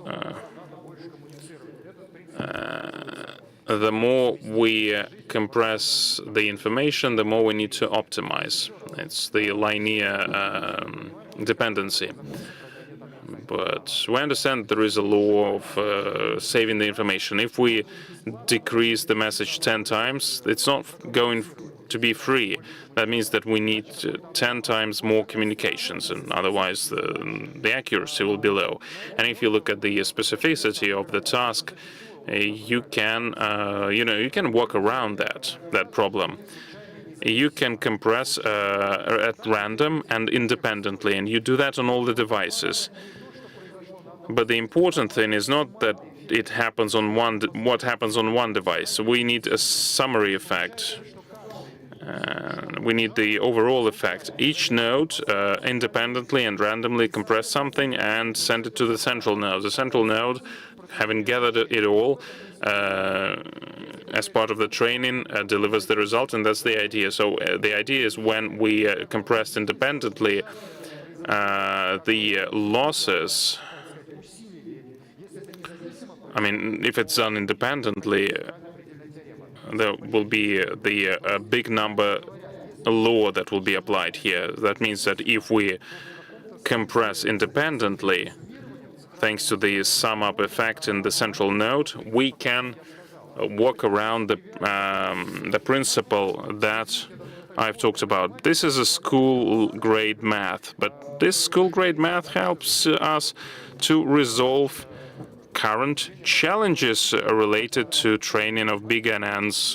But this is a very simple math that I'm talking about here. And this is the result, basically. If we have the number of nodes, and it's at least the same numbers that the number of the omega parameters, then the compression, you need, if you want to compress it by 20, you need 20 nodes, and so on and so forth. So again, the idea is as follows: you compress the transferred information 20-fold. So when you train the model, you use, if instead of sending the entire vector, you send 5% of the components at the same time. If you train it using 20 devices, you won't even feel that. Or if you're talking about more than 20 devices, so you won't feel that the communication is compressed here. And this is really surprising, because it shouldn't happen like that, but this is what we see. That's the effect that we see. This is a specific task, the task of the sum, and we get the sum in the central node. This is a data parallelism. Now, this is the result that you can put. We can put the root here. Before that, we had the result without the root. But like 10 to the power of 6, for instance, that was the task. But you don't have the root here, the number of bits. And then we have, if we take the root, it's 10 to the power of 3. Two-fold acceleration. Alexander Beznosikov, together with his team, got these results, and I think these are great results. I think that some points of growth can be leveraged here, and I think that this is something that is going to be promoted, and I'm inspired by that. I think it's a great idea. I have just a few minutes left, and I'm going to talk about the model parallelism. And that's the second part of my presentation, and it is only beginning. And that data parallelism is a situation when huge amounts of data have to be paralleled.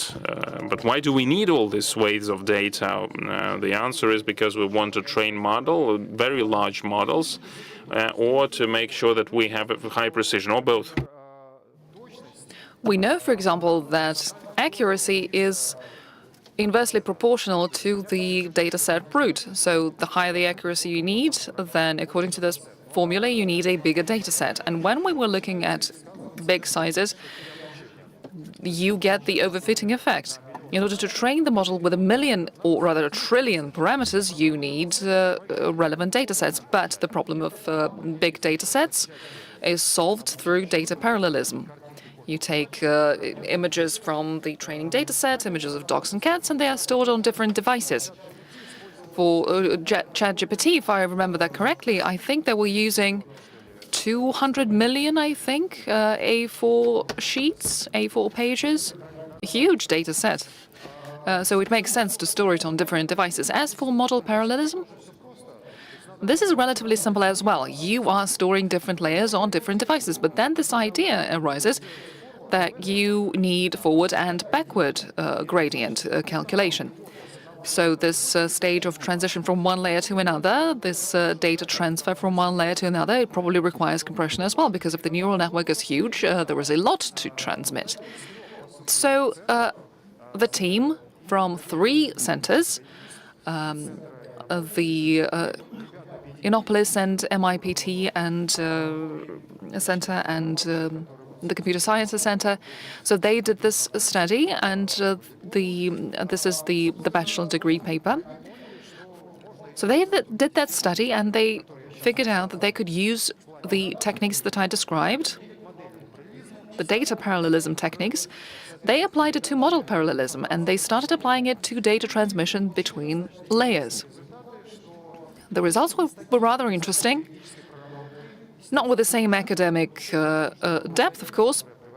The theorem that I was showing, I think, is a big achievement achieved by Sasha's team. As for part 2, this is an interesting result experimentally, because it shows that in principle we can compress, or we can take 3 main components rather than the whole vector, and then we can reduce by a factor of 3, or roughly a factor of 3, basically for free.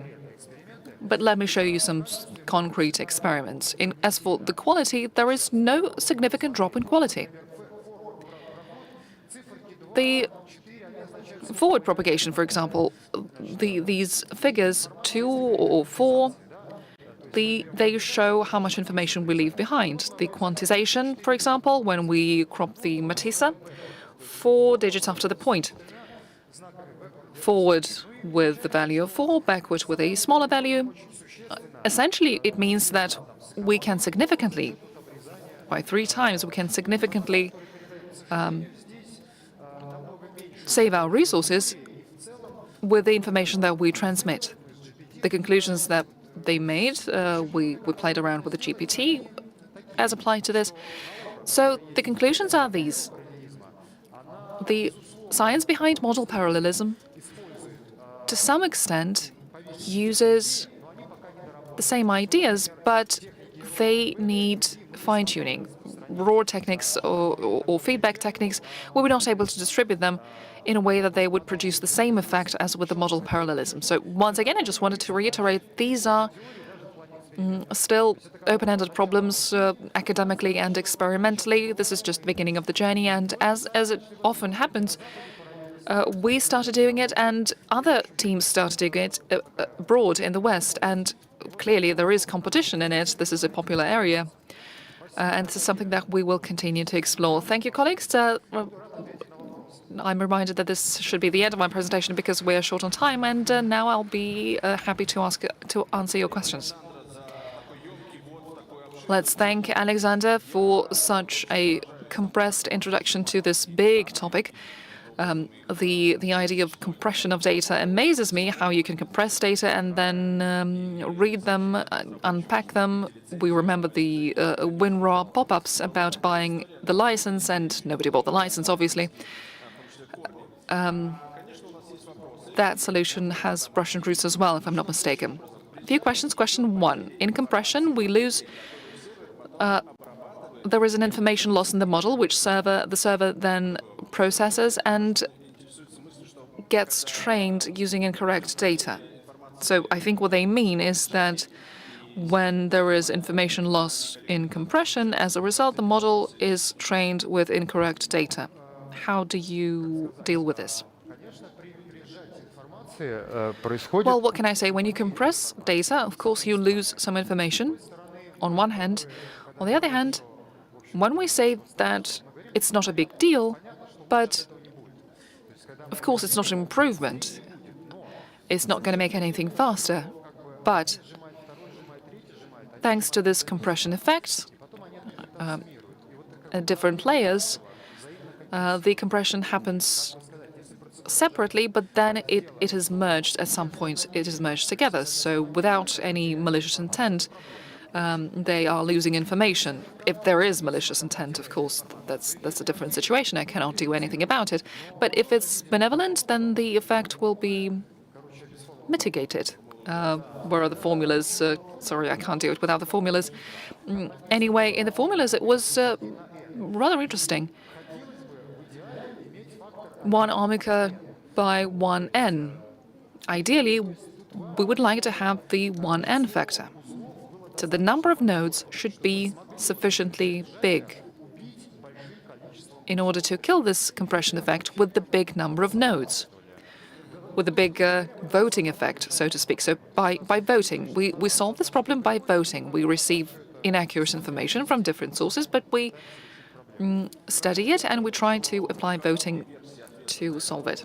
So the brief answer to the question is, if I understood you correctly, this problem exists, it is known, and people are handling it. It's not a big deal. Well, of course, that's what it's all about. We are losing information consciously. We are losing information because we want to lose it to make it quicker. The question that was asked, it is an interesting question in and of itself, because potentially there can be some malicious attacks. I just wanted to digress for a second and talk about the topics that are relevant nationwide. Cybersecurity and confidence in AI. And there are places in Russia where people are working on these problems, and then distributed optimization, something that I was involved in particularly. So this is at a cross-section. We can compress information because it makes sense. It is beneficial for us, but at the same time, some actors can also be creating obstacles for us. So in that latter case, when someone is consciously hindering it, the evaluations will be worse. What we are doing is randomization, but that other case is, in the best case scenario, it's noise, and there is the worst case scenario when it's malicious. Very interesting. Unfortunately, we do not have the time to discuss it fully. Thank you very much, Alexander, for the presentation and the answers. And let's move on to our next presentation and welcome our next speaker on the stage. Today, I have learned a lot. I have learned that there are a lot of things I don't know, I don't understand. And now let's, a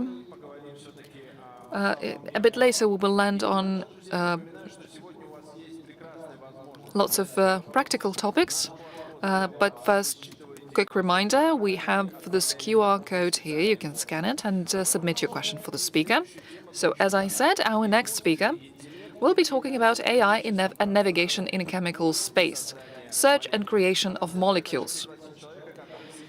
And to present this topic, with the big meanings about it, is Maxim Fedorov from the Institute for Information Transmission Problems of the Russian Academy of Sciences. A thunderous round of applause, please. Once again, the topic is AI and navigation in chemical space, search and creation of molecules.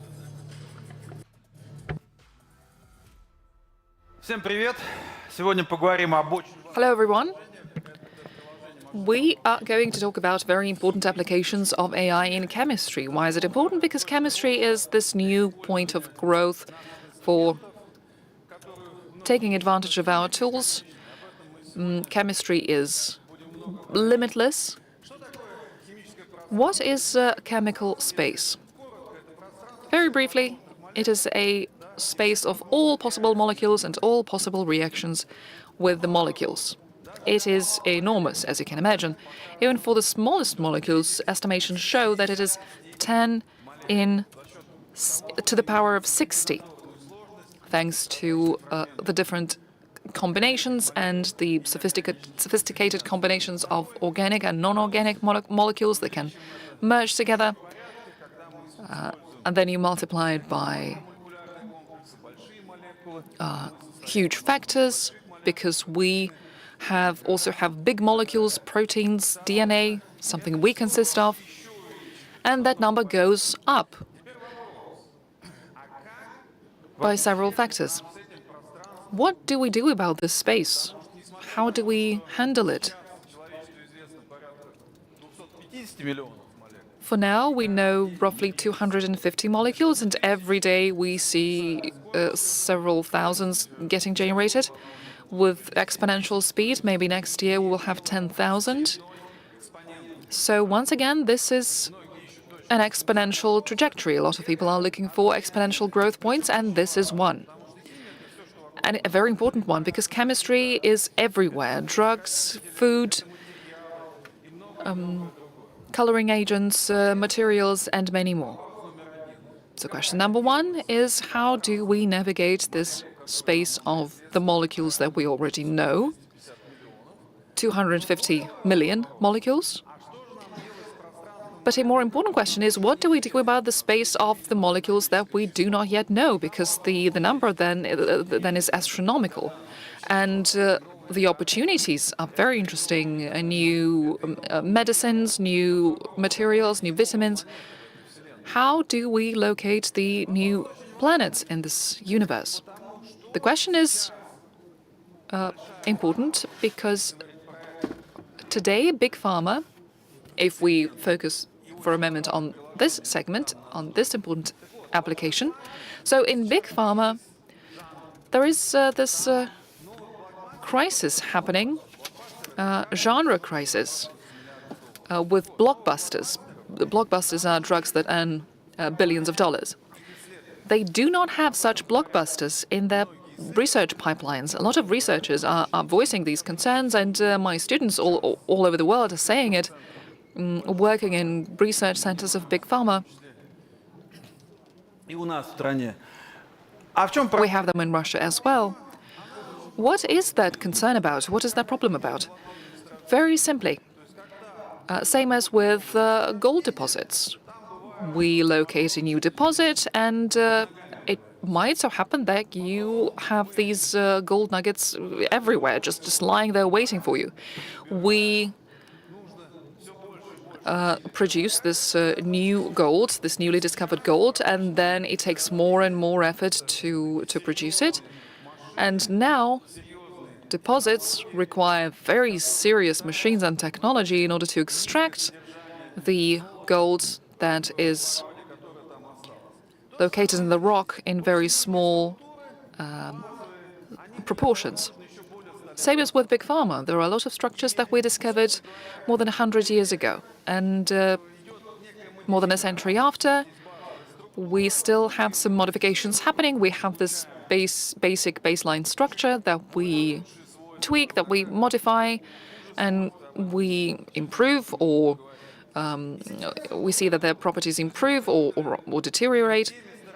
But I'll get back to that in a minute. So we have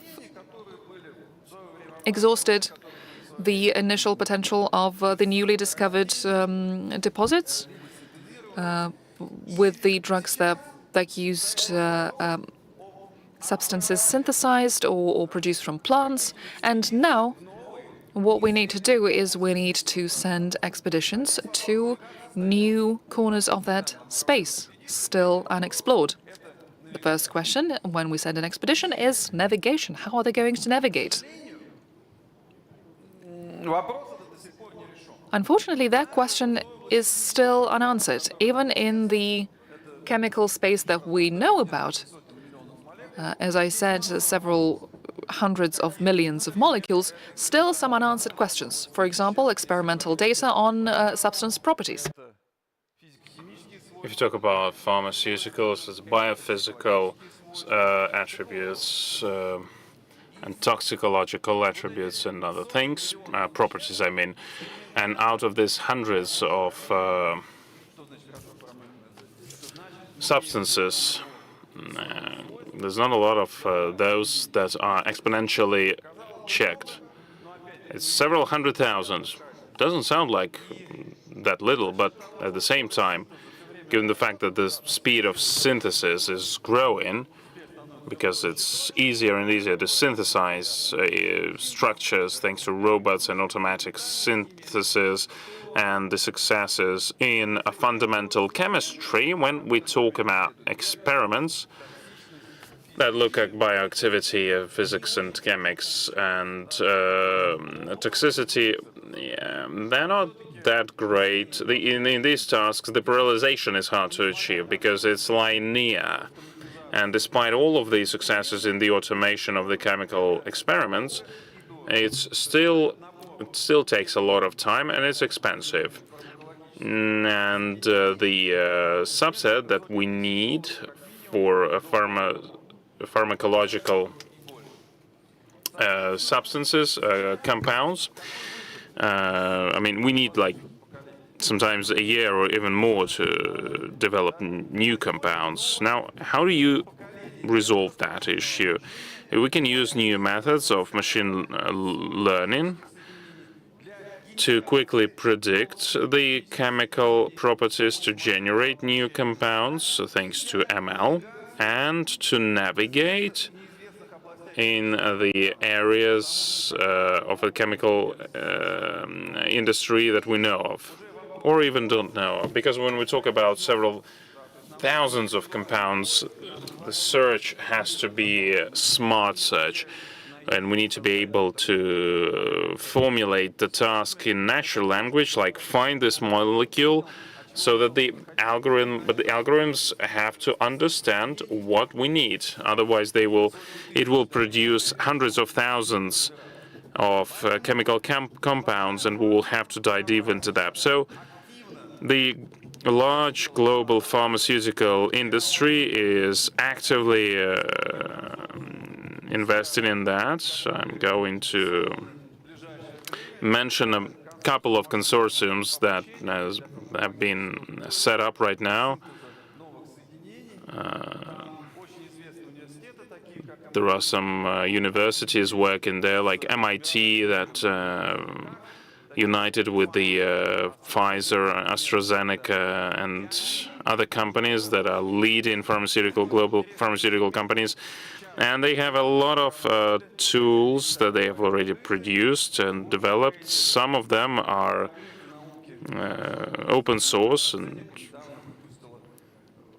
recently AstraZeneca published an open generator of the new chemical compounds with the required properties.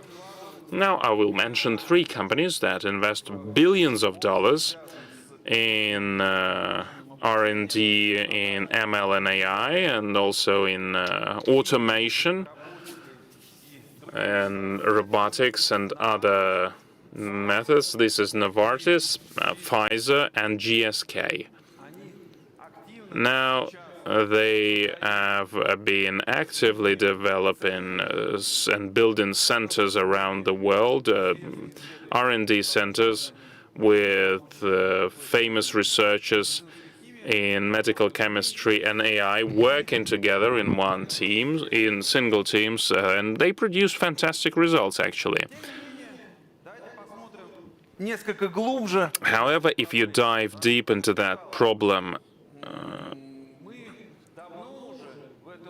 we will see that we have been using quantum mechanics and molecular mechanics in these areas and other methods of mathematical modeling that are using the first principle methods, right?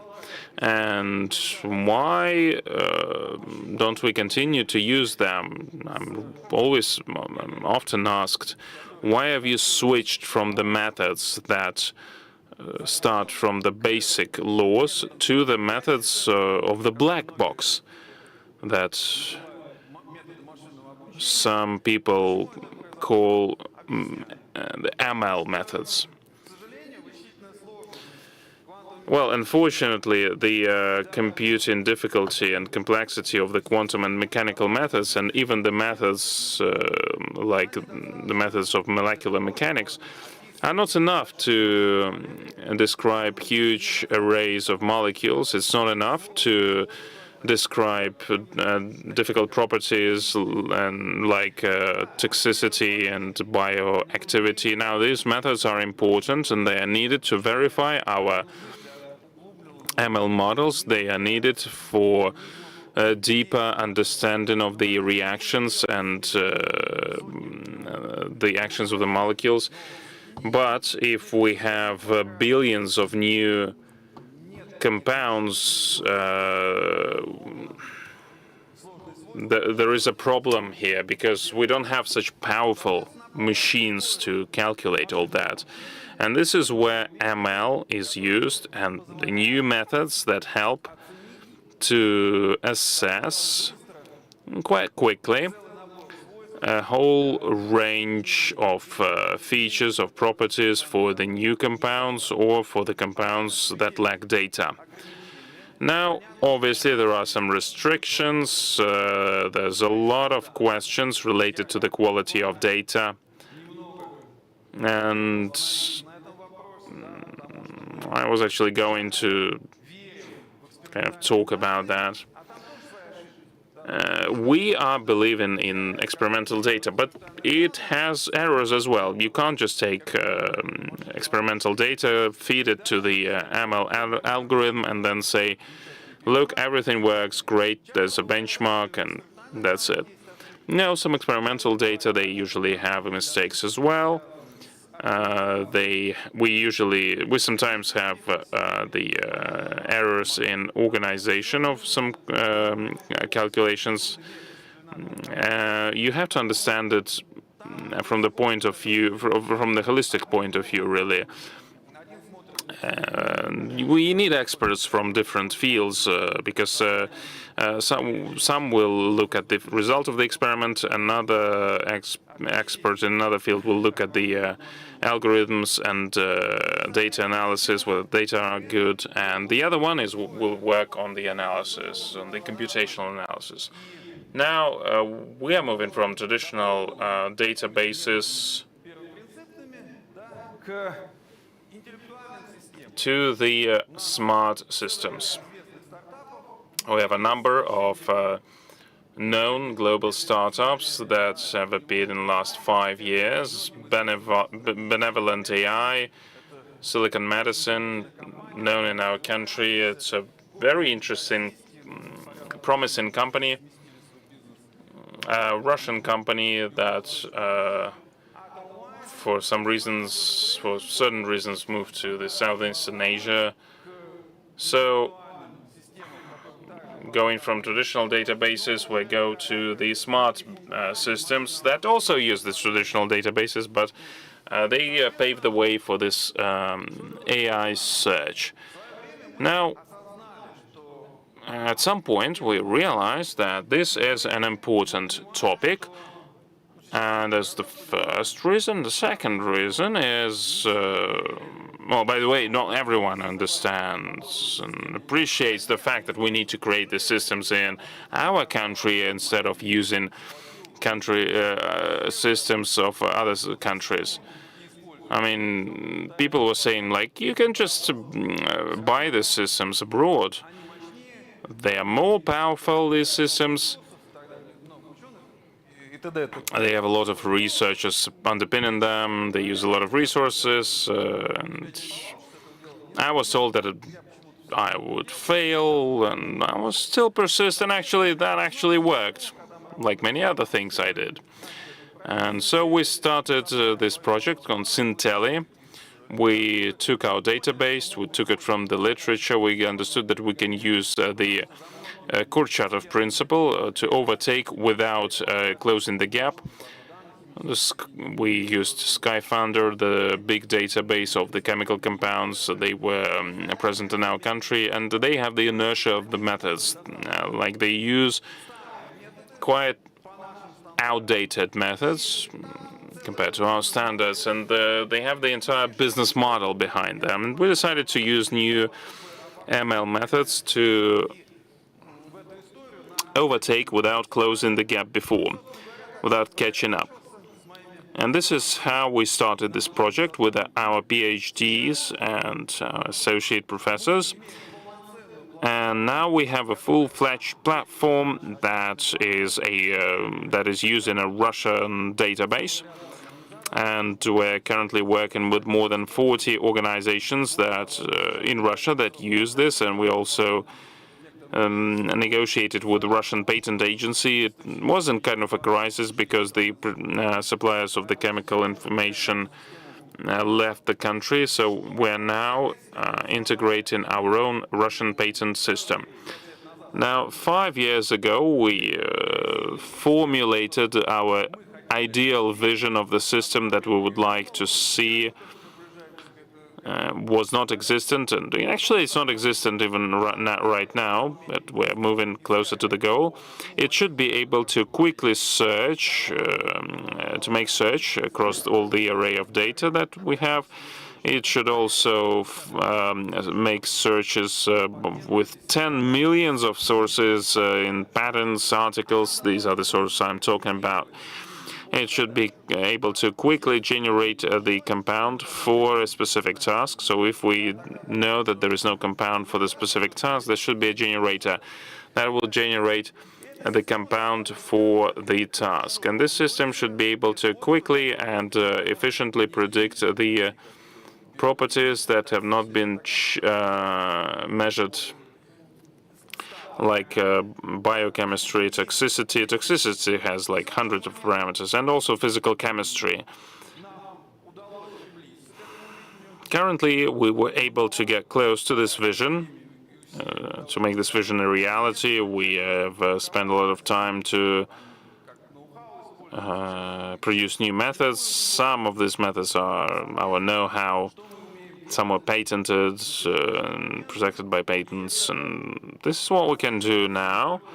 And not only us, but many of our Russian and foreign counterparts think that we have developed a state-of-the-art solution.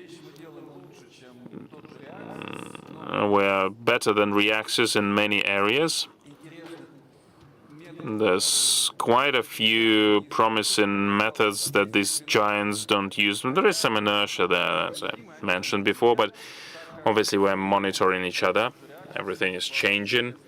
And in reactors, there's a fantastic team right now with some Russian scientists, and maybe they will be able to change their vision. So this system can help you to search across the array of data that we have compiled, and also to predict a number of properties going from toxicity to bioactivity,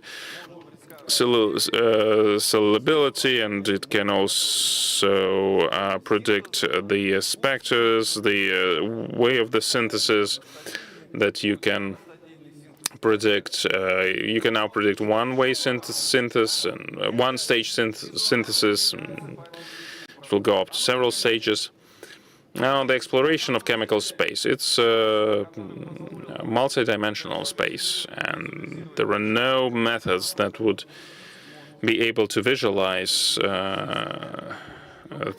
It's the 10 to the power of 60, the size of it. Just, I would add on Gasnikov's presentation and say that you can use specific parameters in specific industry.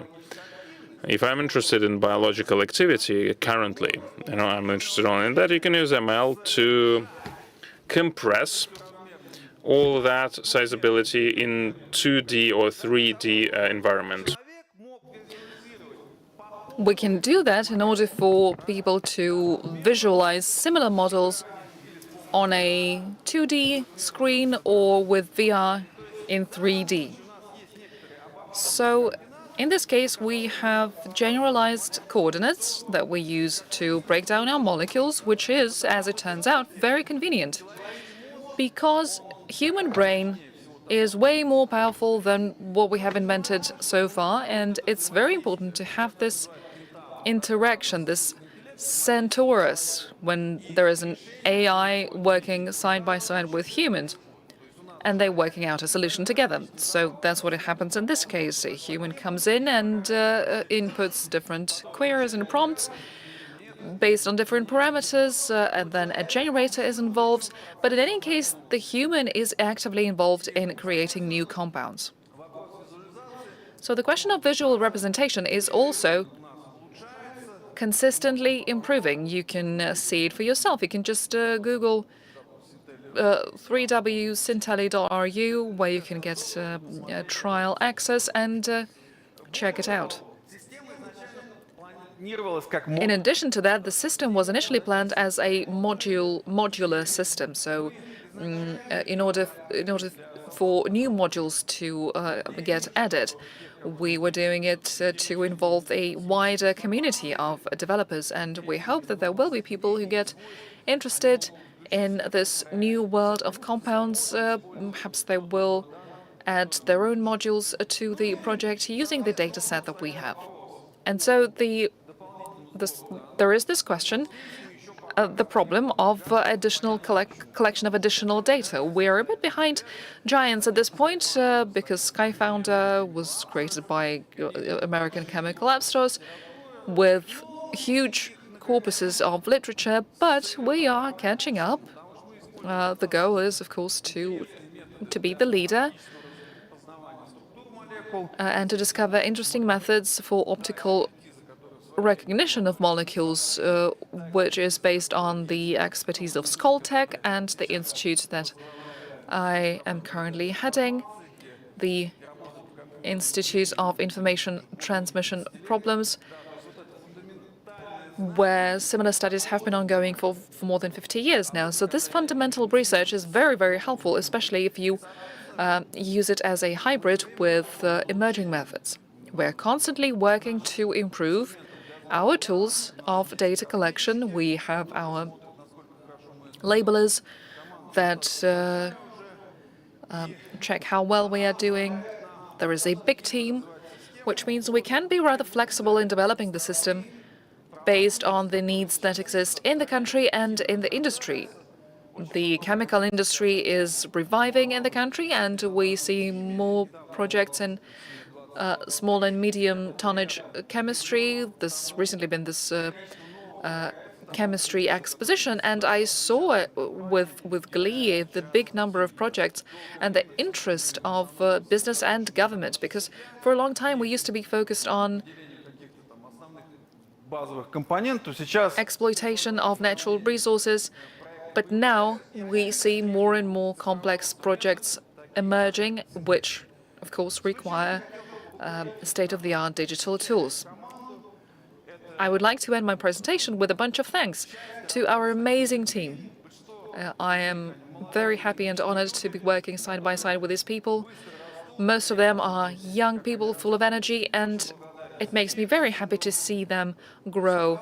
Sergei Asmin, Stas Ashmanov, Dima Shkil, Alina Mohamedjanova, Fyodor Zorkov, Alexander Ignatiev, and many other developers working in our team on this project. We have a lot of partners at MedTech in Moscow, making a very important contribution, a great accelerator for startups in healthcare. We are, of course, very grateful to Skolkovo and all their acceleration mechanisms that they dispose of, and the Ministry of Science and Education at the Russian Academy of Sciences. Big, big thank you. Thank you, Maxim, for your navigation in the chemical space. And now I hope I'll be able to park my own little ideas thanks to your research. While you were presenting, we got a lot of questions submitted from the audience. I will only have time to ask you one of them. What is your estimation of the promise of developing new cathode and anode materials in chemistry and the applications of existing solutions? Great question. Back in the days, my student and I were writing this overview of this, and unfortunately we did not finish this because now we would get lots and lots of references. The promise is great. It's a very promising area, but hydrochemistry is a big area with surface effects and the proper chemistry, the chemical reactions. So you will need to combine theory and machine learning. I think the team of theorists and people who actually do the experiments could do a lot of interesting things in this area. Thank you very much, Maxim, for the lecture and the answer. This applause is for you. Day one continues. Our next presenter is going to talk about the trends in AI and the key innovations of SPARE in 2023. The biggest trend of this year is generative artificial intelligence. It opens up unlimited opportunities for each one of us. And with this, I would like to yield this floor to the Chief Data Scientist of SPARE, Vice President of AI and ML Development Department of SPARE, Maxim Yeromenko. The topic is generative AI at SPARE. All this day I've been announcing topics, listening to presentations, trying to figure it out, and I saw that there are a lot of questions from the audience getting submitted, and I am here standing on the stage and I'm missing out. So if you don't mind, I'd like to seize this opportunity and stay and start with the following. Why is there so much hype around generative AI? We didn't get it yesterday, and still it is the buzzword of these days, and so many developments happening all the time. How did it all happen? Hello, everyone. Hello, Valentin. A very warm welcome to the AIJ conference, the journey into the world of artificial intelligence. I think it's best if we have this dialogue here. It's just that I have a couple of slides that I prepared for you, and I expected to be talking based on the slides. So there is this word density, the density of events, of developments. Less than a year ago, we met on this same platform. And as was said earlier today in the morning, fortunately, we are able to have events offline, not just online. I hope this trend continues and we will not be hit by another pandemic that will keep us from offline cooperation. So the density of developments, those keeping track of events, you, I'm sure, know about this US startup, which is no longer a startup. It used to be OpenAI, now it's Closed AI. The OpenAI story, right? Yes, a very big story of these days. Sam Altman is back to OpenAI. He spent just a day at Microsoft, and he's back. And he says, I've been doing my best to push this area forward. And if that was all planned, that is very weird. First he left, then 500 of the 750 team members at OpenAI, they sent a resignation statement, and now we are expecting resignations from the board. It's all very, very strange.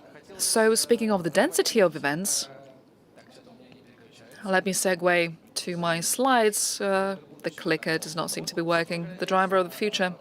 Right. So what you see behind me is the description of the latest developments over the past 357 or 58 days. On November 30th, on October 30th, they announced ChatGPT. Then it all was developing a bit slowly, and then at the beginning of the year, they announced GPT-4. Bing said that they were already using it in their search engine. Then they sided with the new technology of search. They did not have much advancement there. That did not give Bing a lot of advantage as opposed to Google. And then everyone started training their own LLMs. This is not the whole generative landscape, of course. In order to fit it all on the slide, we would need a huge screen. And even here, previously we were talking about chatbots. Chatbots just answering questions, and the previous speakers mentioned it as well. But Today, we view it no longer as a simple chatbot, but as an important tool that can help us in our research, in scientific breakthroughs. Even Olga Kardamon talked about it as applied to protein design and also computer sciences discoveries. Everybody is exploring the opportunities in monetization, reformatting, and new scientific frontiers, thanks to such large language models. But LLM is no longer simply LLM. It also includes visual models. So we are talking about large models, generative models. So we are speaking of Russia, China, and the US, the three big countries in that landscape, technologically advanced to allocate the resources and the talent to develop this area, and I'm happy to say that we are one of such countries. The directors prohibited me from clicking backwards, so I will only be clicking my slides forward. But yes, you are right. Thanks to the available data sets in the available languages, English, obviously, Chinese and Russian. At the same time, we had this project at the beginning of the year, British GPT, which will be a national foundation model. There's probably something else for other languages, but it is a bit less popular.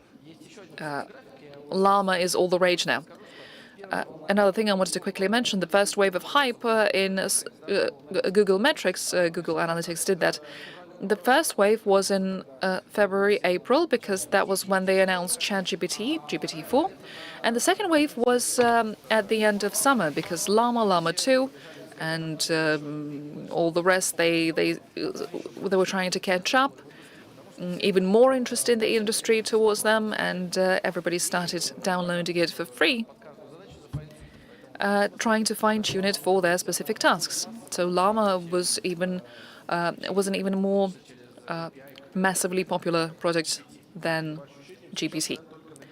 And it feels like the trend is only gaining momentum because we hear the new announcements all the time about this new model, the human startup, launching their own PIN to communicate with it only by voice. So clearly this is not a trend that is dying down in any shape or form, and it often happens in contemporary history. It's not like what happens in modern history, where there is this hot topic for a year and then everybody forgets about it. This is the trend that will persist for many years to come, only growing in interest. I think very often in parallel tracks as well, we will be discussing the thing that I'm showing on the slide, LLMU. So today it's LLMU, and tomorrow it's going to be another benchmark. But in any case, it does reflect the trend over the 25 years that passed since 1997, and the LSTM paper was published, all the way to 2022. The increase in the power of the models was generative, and it was less than what happened over the past 2 years. The gopher chinchilla, and all the way from that point going upwards, based on different sets of metrics with LLMUs. Still, GPT-3 is this summit that hasn't been reached by anyone else in the industry yet. I hope these latest developments of the past weeks, the resignations and the firings and the comeback of Mr. Altman, I hope that was not according to some script. And then there are points below them trying to do the Flosbury flop and catch up with GPT-4. So far, GPT-4 is the benchmark. And another thing that demonstrates this density of events is that it was able to fit in a record short span of time. The amount of investment, 18 billion of private dollars spent. Obviously, this comes from open sources, but clearly there's a lot of things that we do not know, because there is public spending in different countries, the military spending on AI. And Obviously that this figure is underestimated manifold. 18 billion still in 2023, a public number, and that's the generative AI investments. Now there are some forecasts. You can believe in them, might not believe in them. $7 trillion that will be added to the global GDP thanks to these generative models. 2030, 2033. Well, maybe everyone will forget about generative AI and generative models. You know, like large language models and generative AI. We can see a lot of hype around that. But 7 trillion, that's a lot. That is a lot. And we will have part of a piece of that cake. Yeah, it will be great to invest in that and to then find yourself as one of the early investors. I think it is possible to do that. You can invest also with human capital because, you know, every brain and every dollar, every ruble invested in that, then maybe the return on these investments will be quite high. The question is, what will happen next? That is a difficult question. 3 years ago, we could not predict what will happen in the current period. For some reason, Elon Musk decided to left OpenAI. Maybe he lost interest in this topic, maybe he was disappointed. And he tries to lure other researchers in his new team, his new company. We will, I think, have these modalities. We'll increase the number of modalities that will be able to process new architectures. Everything that is in white font has already been implemented, and they actually have some ready-made products. They're working in the field, quality-wise, controversial results, but anyway. The things on the right is like videos. Well, the videos is cringe-generating videos, really. That's what you feel when you look at them, like you saw in the pictures that you saw 2 years ago. But that would happen in 2024 and beyond. Kandinsky 3.0, that was a release today, and using an AI artist and street artist, we were able to paint this mural. Everything is changing with breakneck speed, and basically you are doing a lot in Sber to develop AI. So what can we expect in the future? Well, actually, I'm actually looking at that conference call, and I can't really recognize that, especially this antique sculpture of a man.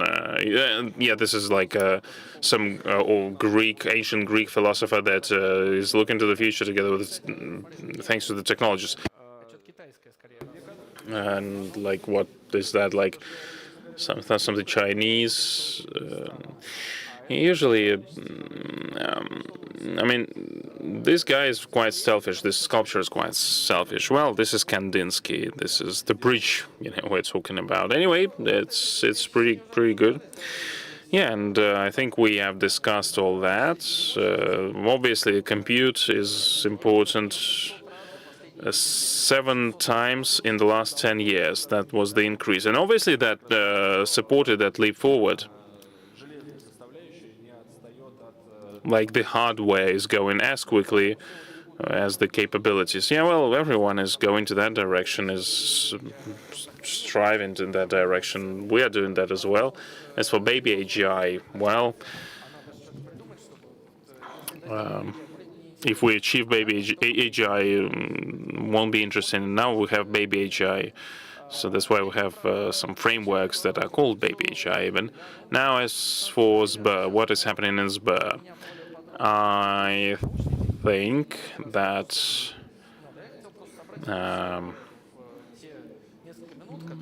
the scientists that will have presentations after me will talk about technical details, but I will talk about the general things. What are we doing in Sber? Ivan and others were talking about the what was under the hood there. Make sure you don't share any trade secrets, but you have to share with like something. The OpenAI strategy to close everything. I don't know whether it was a good strategy. Time will show what was the strategy is the correct one, but I think that we need to share.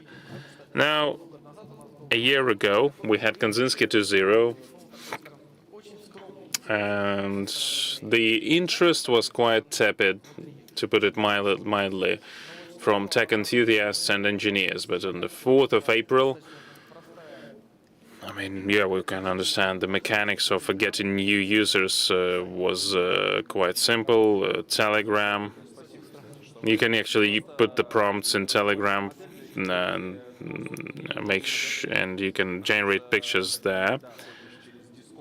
Yeah, because if you go to Midjourney through Discord and you have to connect to ChatGPT, all of that user experience is pretty complicated, and that is quite surprising. Those who develop this generative and these generative tools, I mean, they should understand that it's not a great experience, really. I can write in GigaChat or Kandinsky and create a prompt and in natural Russian language, and that's it. Well, maybe they just save on the inference, and this is how they filter out those who want to use these models. In the first 4 days, there were 1 million unique new users. 2 clicks, and you are one of the users. Well, thanks to Telegram for that. So it's very simple mechanics. In terms of the model itself, the guys will dive deep into the model. The architecture became more complicated. They were using more high-quality data sets. The number of parameters was growing. And the number of users currently is more than 3 million unique users. Now, the timestamp that was in 2.1 was 5 million, so people are using it very actively. Yes, absolutely, and there are different surfaces here, and that means a wider reach.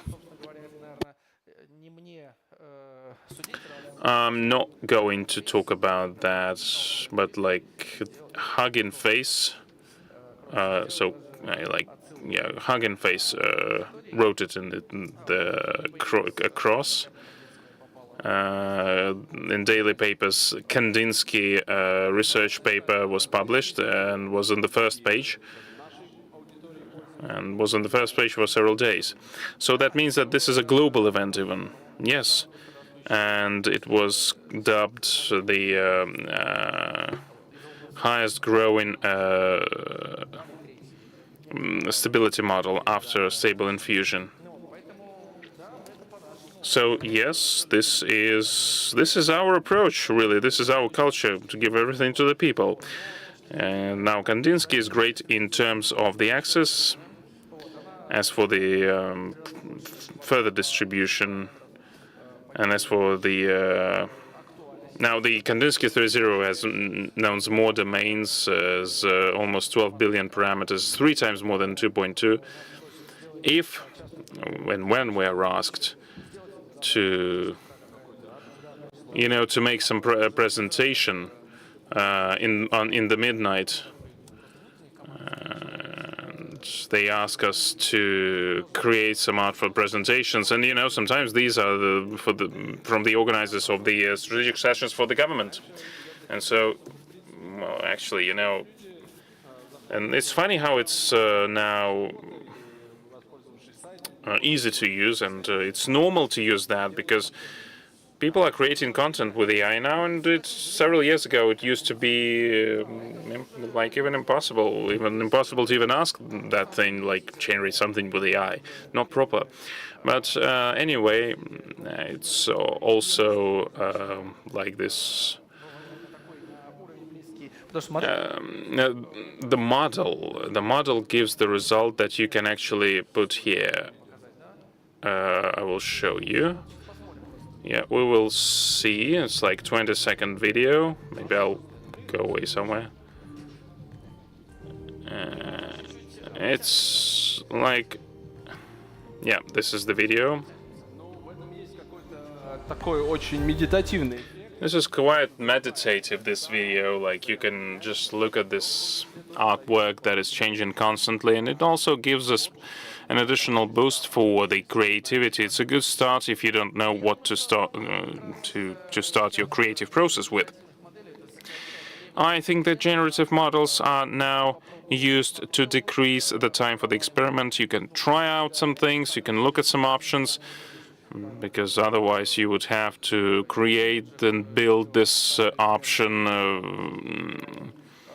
and spend time on that. You will need days and weeks to just experiments, and here you will need minutes or even seconds. And so that people can use desktop versions, this is the API that we have created. You can connect your resources with Fusion Brain AI. Now that's the car that is driving.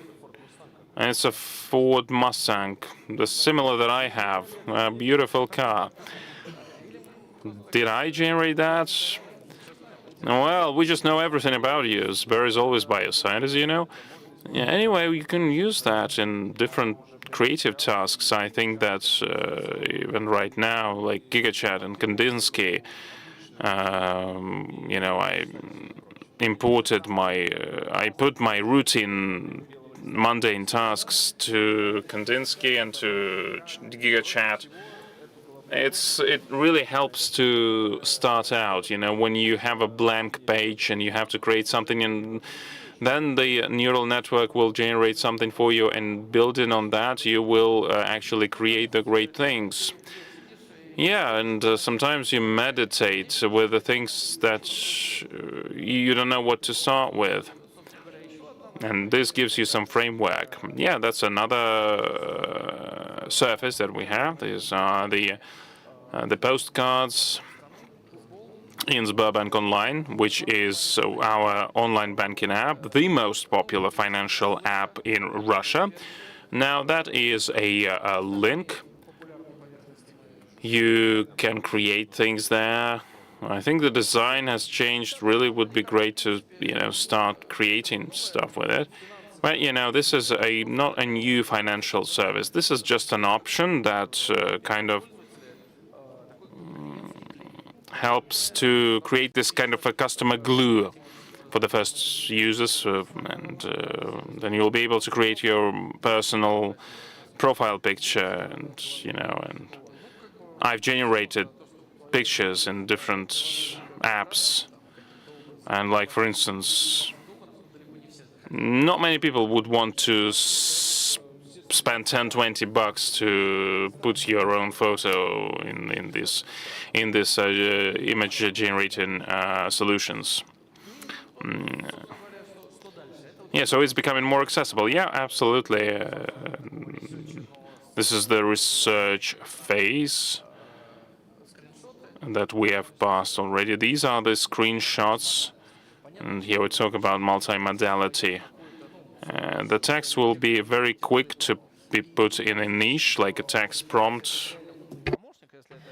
And if it is a truly smart virtual assistant, comparable with us in terms of intelligence, so we upload the image, please interpret it for us.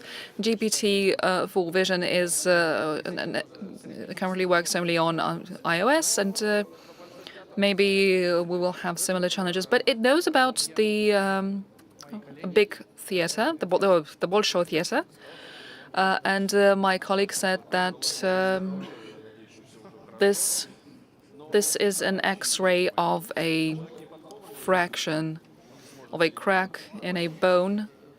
I don't see it personally. Apparently, it's somewhere there. Some kind of a crack in a bone, but you can additionally train the model, and it will show you if there are any associated issues with that fracture. Or in a restaurant, you can come up to someone's table and figure out what is the dish that they're eating. I often have this problem when I have to call the waiter and ask them what the neighbors at the neighboring table are eating, because usually what they are eating looks much more delicious than what I have on my plate. Right, and also you can upload an image from your fridge to figure out if you have enough ingredients. But then there are nuances. So the opportunities for application are amazing. And those are just the small routine tasks. Obviously, as we move forward, the opportunities will increase. It's hard to figure out where we will be in 5 or 10 years from now, but we can understand the vector, the trajectory. Already we see that there is a big skilled team. I'm going to act as an HR director. Unfortunately, we do not have anyone from HR today. So anyway, we have the so-called D people working with data, ML engineers and others. Not all of this, obviously, is about research. It can begin with research, and then these cases get added to it, cases that do not have the obvious monetization potential, but cases which, as we know several generations after, were the key feature in the product. And it requires a big team, 300 researchers, and this year the main contribution of our ecosystem in terms of publications in IRI was made. The figures are also astonishing, 1.5 times growth in publication activity. So there is potential, it is there. And I think you have warmed up, I hope. We have increased the suspense, because we are going to show you some products which are impossible without good research potential, which we have. Back to the beginning, why are we investing so much into it? So this is the publication activity, and in conclusion, this link once again to our program. If you forgot what to expect later today or tomorrow. And I wanted to conclude by wishing you the best of luck in your problem solving. I wish you good and clear data sets, data scientists that know what's what, and exceeded expectations in research and in product building. And if you are working on some narrowly specific area, I hope you will be inspired by what the generative AI is already capable of. Thank you very much. This applause is for you, Maxim. I've just now noticed that our hoodies are on the same color.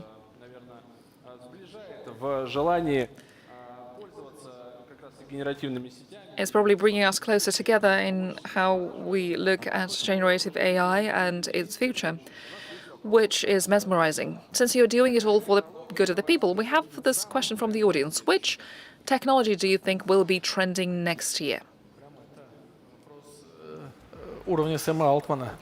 Well, this is a question that Sam Altman would be more equipped to answer, I think. It is difficult to assess it, to assume, because it's hard to understand which things will ignite. I know that you have your big team and a lot of innovations you're working on. Lots of people working on emerging tech. But are you able to predict what becomes the launchpad? One of the founders of DeepMind said it, and it's a good tip, I think. He said that generative AI is one step away from interactive AI, so the mechanics of user interaction, the depth of interaction, meaning the number of iterations within a session and the complexity of queries. It's not just about asking about something. What everyone started with when they only started with ChatGPT. Give me top 10 great data scientists, give me 10 recipes of this and that, give me a plan for a conference, things like that. But now people are using it increasingly for specific tasks, code completion or code generation or fine-tuning. So the depth of interactions is going to grow, and also multimodality.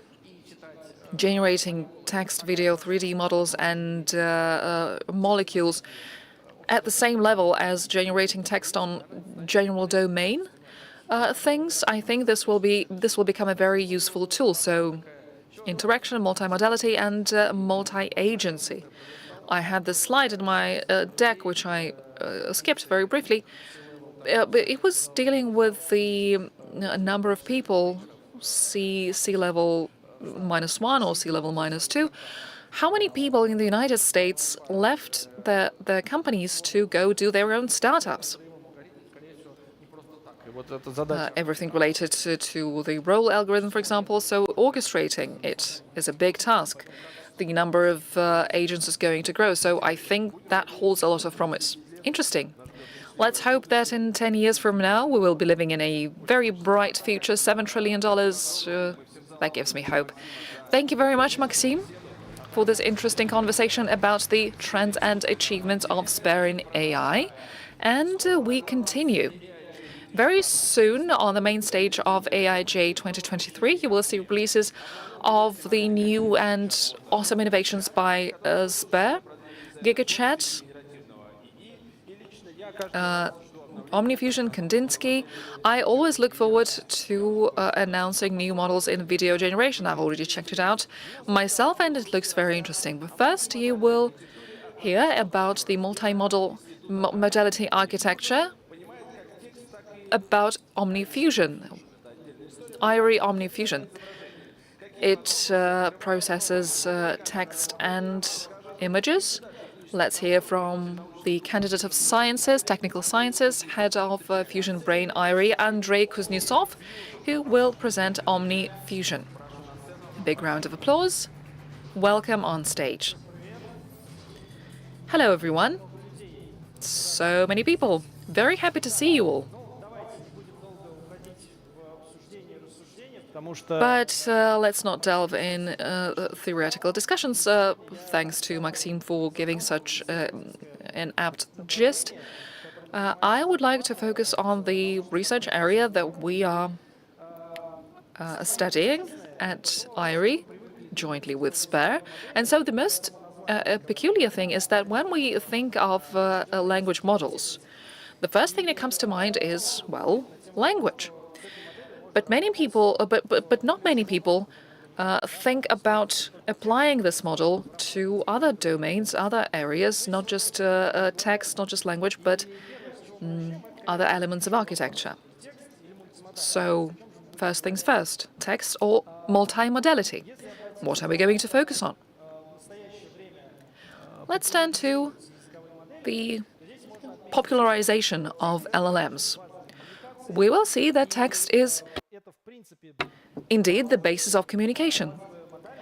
And it is the basic modality that is used by humans in their interactions. Chatbots, of course, they are mimicking this mechanics, and they learn how to work with text because and so all the basic problems are in this textual dimension.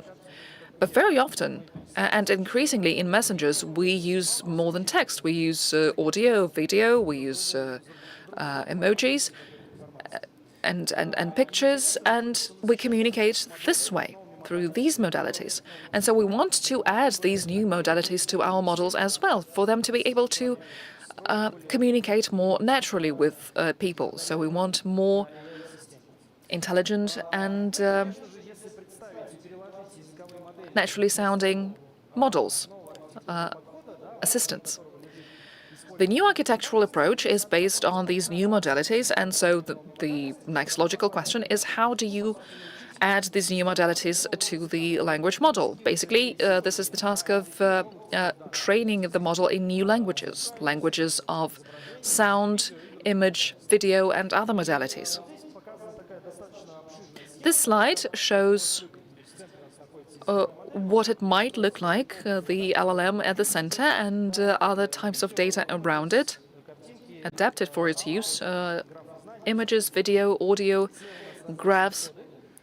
On the left-hand side, we have the numerous inputs from different sources, and on the right-hand side is the different domains, different purposes that we can use it for.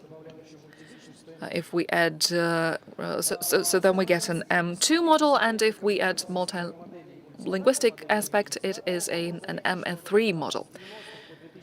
Since the 90s to 2010s, all the AI algorithms were mostly focused in statistical research, studying statistical patterns. And then we got our deep learning models, and presently we are speaking of the foundation models, pre-trained foundation models, which can tackle a lot of problems using different types of data. Let's see how it has been developing over the past few years, or the past year, rather. The increase in number of research papers on multimodal research since the end of 2022, so a bit less than a year has elapsed, and we already see this uptick from 1,800 mentions and references to almost 3,000 references. A significant growth, in my opinion. And the two key papers, central papers, published this year on GPT-4 vision and the description of the capabilities of GPT-4 vision is the dawn of LLMs, with a big number of pages. I have to research using modalities of image and other modalities for healthcare problems and other problem solving. I will give you the examples. Anyway, the approach that is being used in multimodality architectures is more natural for people, which means it is easier to approximate the human brain. If we parallel the multimodality architecture to ourselves, sitting at the conference, we can be simultaneously sending text messages, picking at the slide and listening to the information that I'm relaying. So this is a symbiosis, a fusion of data from different sources. You are multitasking properly, you are not making errors in your text messages, and you are looking at the beautiful murals around you and listening to me, looking at the slides.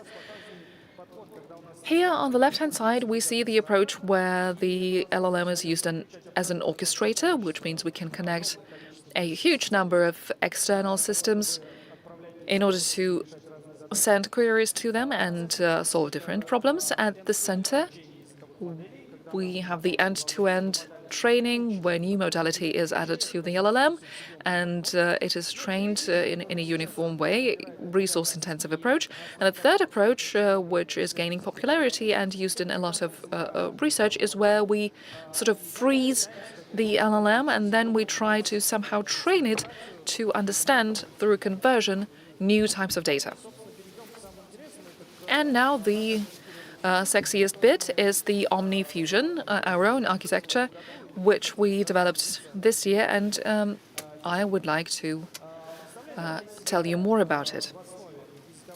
Omni Fusion, at the base of it, it has an LLM,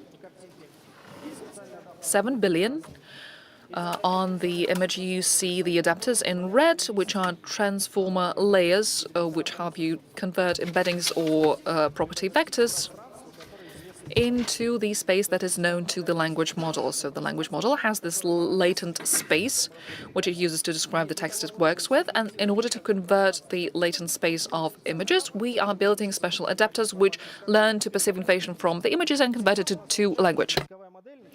This means that our LM has the properties of understanding the images. It cannot describe it like an image caption, you know, but it is about the native perception of images. For visual encoder is the visual transformer. These are the two versions, and we made the experiments. Now, if you look at the details and on the content, the main sense is that the main idea is that we use special tokens in the input that are added for the training, and the data that are inputted in this adapters are here on the lower part of the slide. Special input tokens, special tokens to divide bot and users, the tokens of questions and answers, special tokens to divide input data modalities. That is used for image start and end tokens. And the number of embeddings depend on which encoder we use, clip BG or clip L. This is the number where the number of embedders vary. Now, these are the adapters that help to convert data. At the same time, the training format means that we need instructive data, the sequential input data. This is a dialogue, the answer, the question, the answer, and the image, and so on. As for the training data sets, these are the data that we use for pre-training to level up the properties between the images and the text and by the latent space. And on the lower part of the slide, you see this data that we used during the fine-tuning stage, when we use instructive data so that it can have a dialogue with you, not just answer questions with pictures. And there are private data sets that we used. We haven't published that data set, but there are visual genome, GQA, and other data sets that are open source. Now, the training process was not that long, and if you look at similar research in this field, it confirms the fact that Formash GIL architectures are being trained in 1-2 GPUs, A6000, for example, that level. And in 2 days, you can have some good results and stable results. Now, as for the experiments, if you talk about the experiments, you need to understand and define the benchmarks. Since we work within the current research environment, and many teams are working to develop their own multi-model architectures, we have selected existing benchmarks. They're in English, and we started to train our model based on the current data sets. Now, these are the examples of the data sets. There are 8 of them. And these are the question and answer systems, in most cases. These are the images from different areas. Now, there might be some single prompts for the images. Now, that's the real questions taken from blind people. And they have the question, describe a photo, and they try to imagine the image, the photo that is being described by the machine. And this is what is used with benchmark. There are data sets with Science QA. These are the data sets with various training lectures with schemes and diagrams. And this is to train the model to understand the scientific language. Now, as for the benchmarks, we have selected, as we think, the lava model. We looked at that model, which is the direct competitor, and comparing with this parameter, we built this diagram.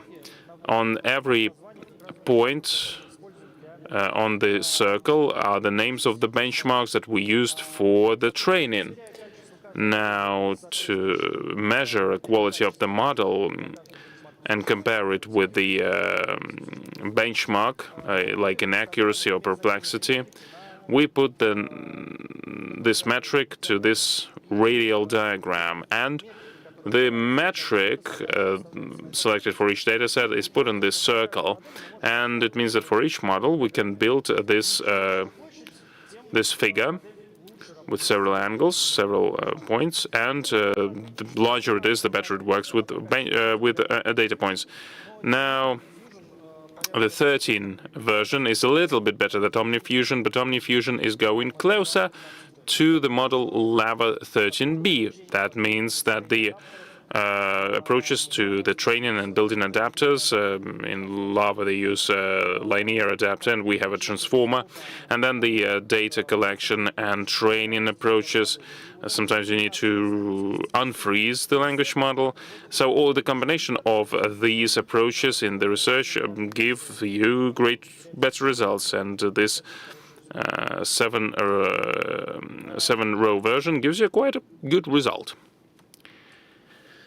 Now, if you compare this model with various benchmarks that are highlighted here in the rows, you can see that the OmniFusion with a special SFT checkpoints give better results for the majority of the metrics if we take a pre-train for the basic model. That means that using the after-trained model is having an effect. That is very important. Now we have developed our own visual time benchmark.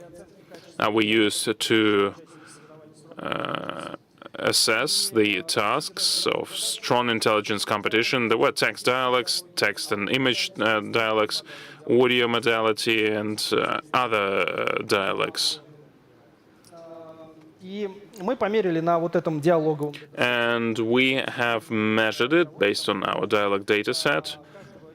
These are the long dialogues, really. For every question, there were hundreds of answers. There was this pool of this conversation that was quite complicated. Based on this benchmark, our model was better than Lava B across all the metrics in the tasks put in this dialogue data sets. Now, obviously, we have compared different types of visual encoders. If you take a simple basic model for pre-train and fine-tune, then you can take an encoder that will be totally different. So we took two totally different encoders. And if you look at the quality of the results that we received, it's very important to understand what is the number of tokens that we received from every visual encoders. 576 tokens for image tokens, and for big G was 56. Now, clip bit large gives a better results for the metrics, and it's quite better. 56 vs 49. 68 against 66, 64 against 58. So actually, the results are better in some of the tasks, much better. Now we are kind of test driving the model with the experts. These are the examples shown by the basically, this is what the model is used for. You can calculate something, you can get some text, generate some text, and then it sees that these are the product glasses. It describes you what is the what animal it is. It recognizes the dish in the picture, and the this is the picture of Guangzhou and in China, and it actually understands that. Now there are there's an interesting example with the maps. It can also give you some information on where to go and what to sightsee in the city. If you talk about the number recognition, well, that is resolved on the level of data sets, because we use data sets for the numbers recognition. The number of cats, well, that's something that it can also understand very well. Now, this is a case I'm not talking about GPT-4 vision, you know, like they show a broken finger and you can see that this is a broken finger. This is a fracture. There was a question about the wisdom teeth, where they should be removed or where they shouldn't be removed, and yes, it says that it should be removed here. And there are other images, and you should know them. There are faces, but actually, if you look closer, it is a picture. It's not a face. It's a picture made from various other pictures, various other objects. Like this Isaac Newton, could be Einstein. That would be difficult for me to understand, but anyway. A couple of links to dive deep in the models. It's in GitHub now. To dive into details, and we don't have time to talk about that right now, obviously. There is a code of the inference in GitHub.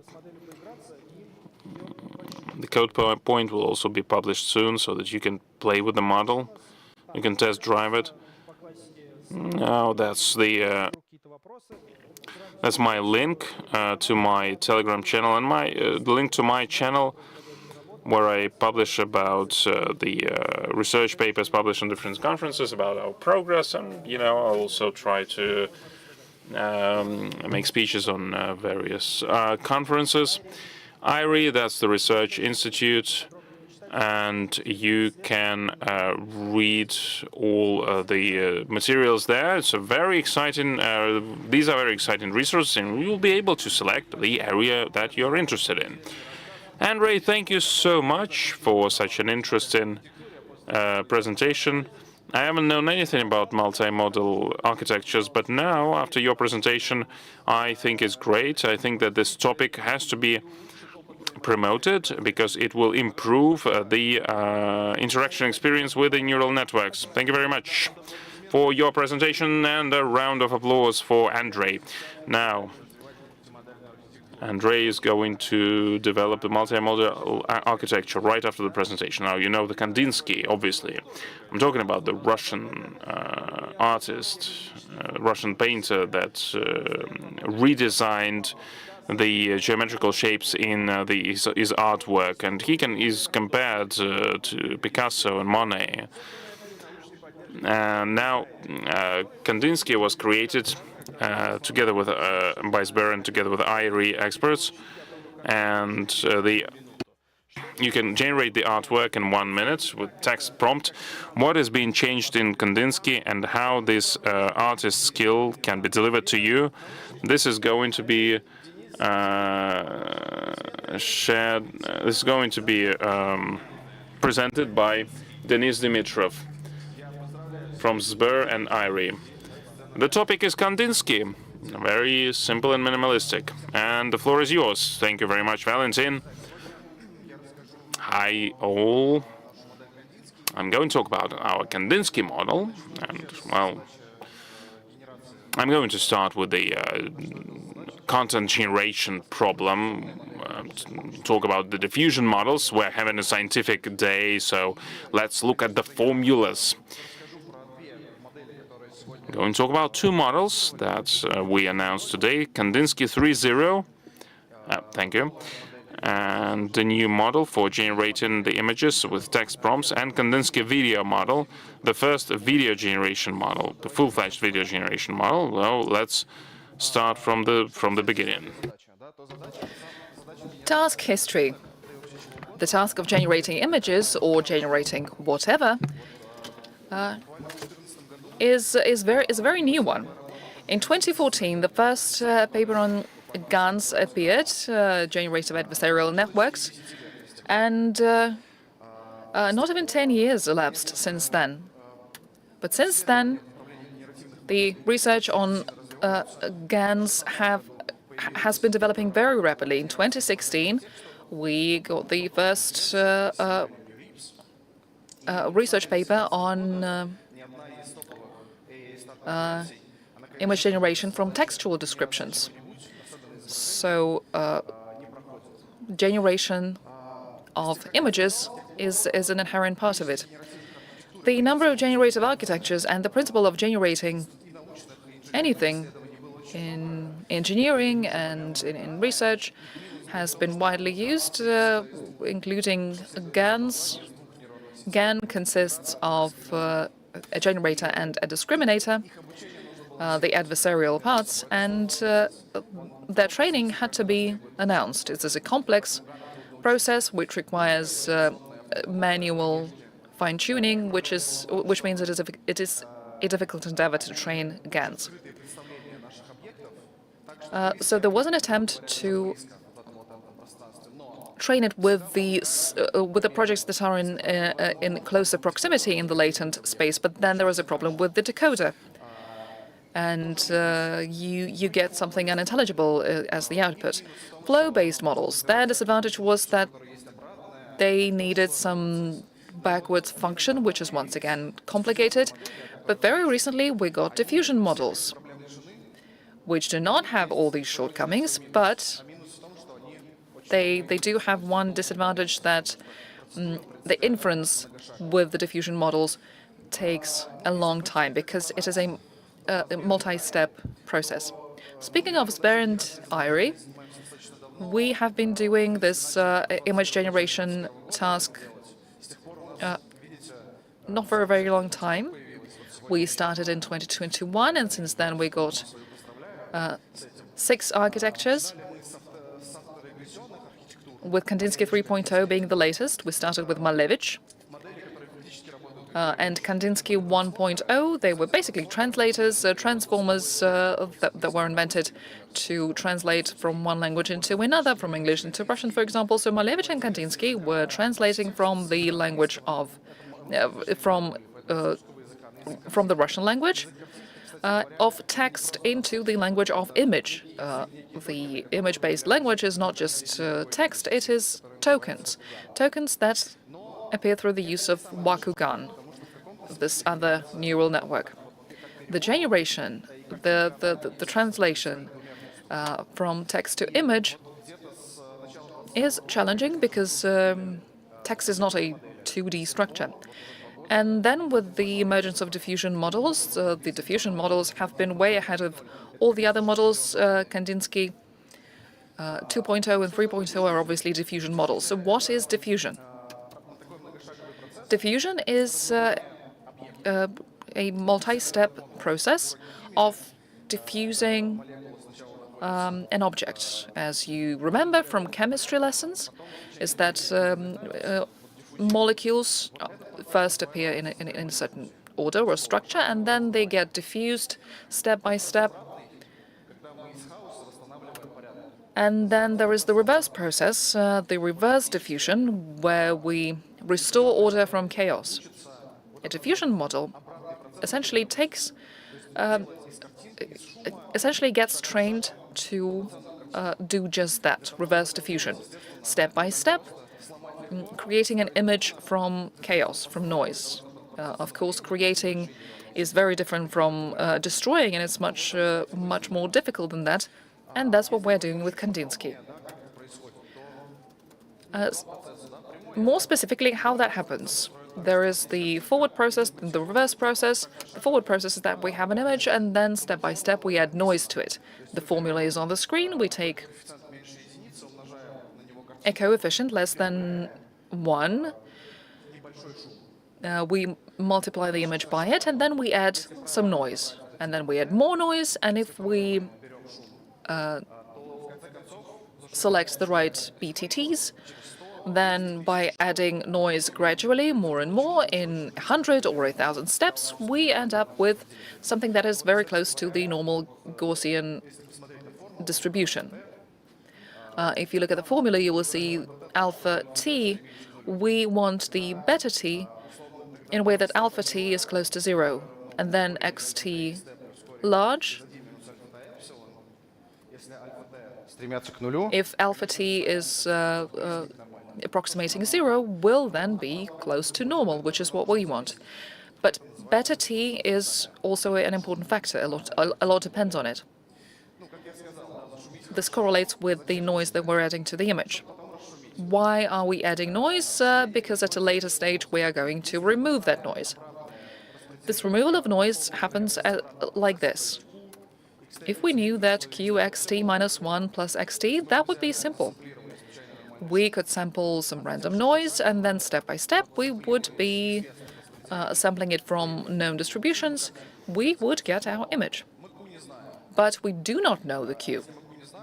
And if we do not know the Q, what do? We take a manifold and maximize the similarity with our distribution. That's what we do.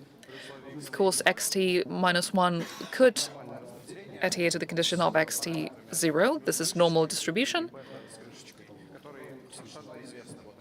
with the u and b parameters. We know them.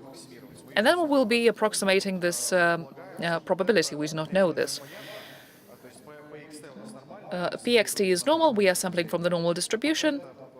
And the theta is once again normal distribution with unknown average, which is exactly what we need to approximate. We are building a neural network that will be approximating the average. But that is obvious. To some extent, we need to be able to take any xt step, and on the condition that we know the xt, we need to be able to take the noised image and denoise it. The method of maximizing the similarity logarithm, clearly this is a model with latent variables, so from the bottom we can build an evidence low bound. Evidence low bound is then maximized. It turns out that the loss is pretty standard, because this is the sum of divergences in all t times across the whole sampling between the theta and the q. The normal distribution is proportionate to the square of differences of averages. The loss is known as mu theta. We take the U-net, the classic architecture, and there you have it. You select the parameters of U-net to minimize the loss. That was the unconditional generation, but nothing is keeping us from adding conditions. Conditionality happens as this. We have text, some piece of text, we encode it with, I don't know, flyno2, doesn't matter which one, and then we feed the textual embeddings into our U-net. The U-net gets trained the same way, meaning each time the U-net is trying to predict the next less noisy element in the sequence, and as a result we end up with the final picture. Kandinsky 3.0 works the same way. This is the general operational scheme for all diffusion models. We had Kandinsky 2.2, and they had this specific thing. In addition to the green U-net, they also had one more block, which took the blue text embeddings and transformed them into visual clips, which helped to somewhat improve the quality of final generation. But it also produced some shortcomings, because instead of training one element in the big neural network, we had to train two.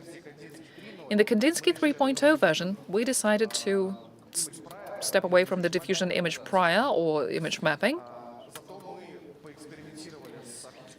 and substitute it with experiments with the U-net architecture. We trained U-net way more, 5 times deeper compared to Kandinsky version 2, and then we took encoder flyno2. In the column on the right, you see the comparative characteristics, the text of the encoder. You see it grew more than tenfold by the number of parameters, which, as we expected, would give a boost in text understanding. U-net grew, and it also gave us a boost in image understanding. Cheburashka, the Kandinsky 3.0 generated image. By the way, we had 1.1 billion data sets of texts, 256 to by 256, we first added the biggest data set of images, and then we increased the sizes of the images. I wanted to show you several comparisons of Kandinsky 3.0 as compared with Midjourney and Kandinsky 2.0 and 2.2. With the different prompts, broadly formulated prompts, it is better than Midjourney in image quality generation. We did an honest side-by-side comparison, and we asked people what is better, Kandinsky 3.0 or the previous version, Kandinsky 2.2. The first question was about image understanding, 2 images and a prompt, and the people had to answer. And the second question was about which image is better visually, by visual quality. On the top is the domain-based text understanding. I don't know if you see the domains. On the bottom is the assessment of visual quality. The understanding of domains in Russian, yellow is Kandinsky 3.0, green is Kandinsky 2.2. The understanding of Russian domains significantly increased, and you can see that on the common graph, not by domains, but generalized. 53 versus 32. A few more prompts. I especially like the octopus wearing a hat and a tuxedo with the St. Basil's Cathedral in the background. Looks cool. We also augmented in-painting and out-painting painting features. We added these modifications to the main model so that the model could not just generate it based on text, but so that it could also process as input some initial part of a picture. So it is picture and text. We can generate the forest with the creek and then in-paint the Iron Man into it. Or we can generate Cheburashka on red square, and then we want this red square to be by the sea. So we can add that as outpainting. We are generating in the endless canvas mode. Where can you test drive Kandinsky 3.0? You can scan the QR code for the Telegram bot, or on the right, the website of fusionbrain.ai. On the website, you can also generate and in-paint. So this is a good tool for designers. The one with the bot, in that version, all the previous versions of the model are also available. A few words about video generation. Kandinsky learned to generate video. It can generate video in several ways. It can use images, so we generate an image and then we outpaint it based on new prompts, and then we reverse it. So this is not a video model, this is just Kandinsky outpainting. Then there is the animation mode. In addition to text, it accepts a certain mode of transformation, and the most interesting one, the end-to-end method, with a pack of frames which is perceived by a human as a video.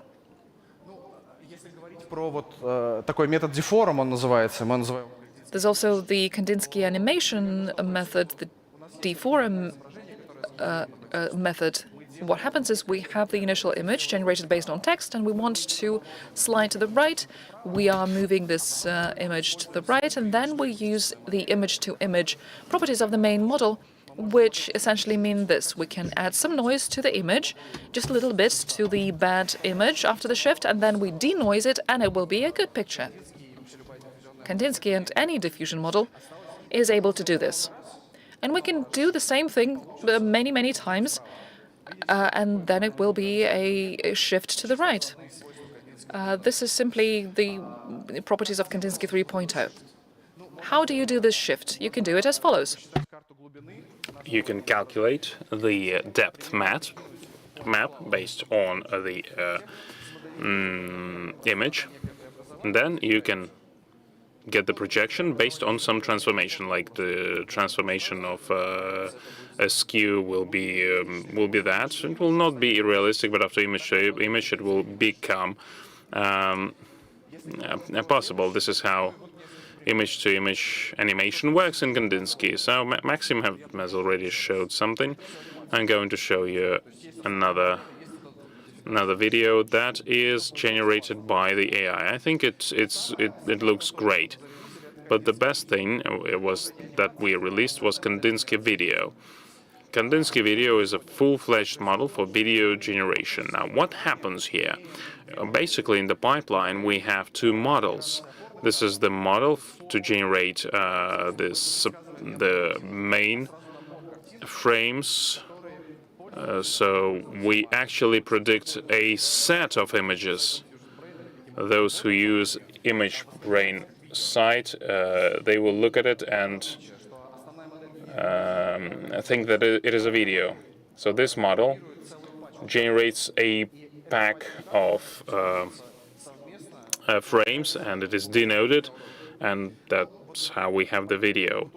Now, it is illustrated here. We take a diffusion, a model, modify them, and add some layers, and then we use UNet 3D to make it a video. Now, this pipeline is a very complicated task because the video in the worst-case scenario is 24 frames per second. If it's 23, it will look like a slideshow. Now, the generation of the basic frames, it can be processed by one model that will give you 2 frames per second, and all the other frames can be delivered by the more lightweight interpolation model. It's the same, but it denoises the central frames. You denoise the central frames, and you deliver the first and the second frame. Basically, the modification from 2D to 3D is done by the temporal convolution, like there's additional layers. And this is a temporal attention, cross-attention going through time. And by adding these different layers, you can get the 3D. Now, there are some problems related to that. Now, what do you train, actually? The main spatial unit 2D can be taken from the generation of the images, and you can train temporal layers, or you can start with 3D. There are different approaches to that. There's not a lot of data. If you learn the model from scratch due to lack of data, you won't be able to train it properly. If you look at only temporal layers, then the generation quality, image generation quality might go down. The training sets, these are the something that will lack, and we as a community must increase them in volume. We have created the Kandinsky video parameter. We have added our own temporal blocks, not even layers, and actually we published a research paper on that. And the model has this number of parameters. You have to multiply all of them.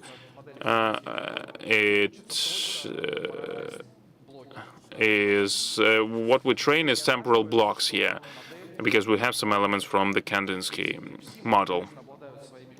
Now, there are some cons to that. They are not interpretable, and they are not correlated with the metrics that humans have, although... Can I go back? Yeah. So based on these metrics, we are leading in text-to-video models, in all text-to-video models. In open source, we were #1, but stable video diffusion was released yesterday. It is a little bit better quality-wise, but well, that's a race, and we will try to make sure that we win in this race. And these are some of the examples. This is the Kandinsky video generated by the Kandinsky. You can use this QR code, send us an application, and we usually approve all the applications quite quickly. Now, there are 3 things to consider here. Now, the models for generating videos are the videos used by ad designers. It can be used every day. And this is the image generators. As for the video generators, it is still in research phase. I think that in several days, the quality of the image generation will be translated to the quality to the video generation. And you should not be afraid of these models. These are the tools. They are not meant to replace designers or some other creatives. These are the tools to help them. Now, if you have any questions, you can hit me on Telegram, or you can read the news that I publish in my channel. Thank you all for your attention. Denis, thank you so much for such an interesting presentation. When I was listening to you, I had two questions. Why the images are 1024 by 1024 pixels? Do you use the training data sets with this resolution? Because if you look at the photos, there will be like 3:2 ratios, or they will have other ratios. This is a unified, most friendly format, because this is the square, and it's very easy to measure the quality, to develop, to compare different models. But Kandinsky could generate another resolution. 9 to 16, 16 to 9, 2 to 3, 3 to 2. These are the resolutions also available on our website. Thank you very much. And as far as I understand,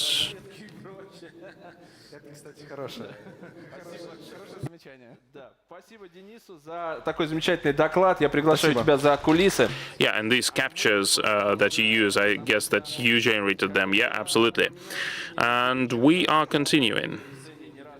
Now, GigaChat, something that we have heard many times here on this hall. And this is a tool that helps a lot of people. Now, smart search engine, idea generator, recommendation generator, and the developers of GigaChat. What do they write to each other when they develop their product? The technical director of the GigaChat service and the team lead of GigaChat created the GigaChat Dev Notes. That's the interactive session that we're going to have. And please welcome Fedor Minkin and Valery Ternovsky, who is going to have a presentation afterwards. Now, GigaChat Dev Notes.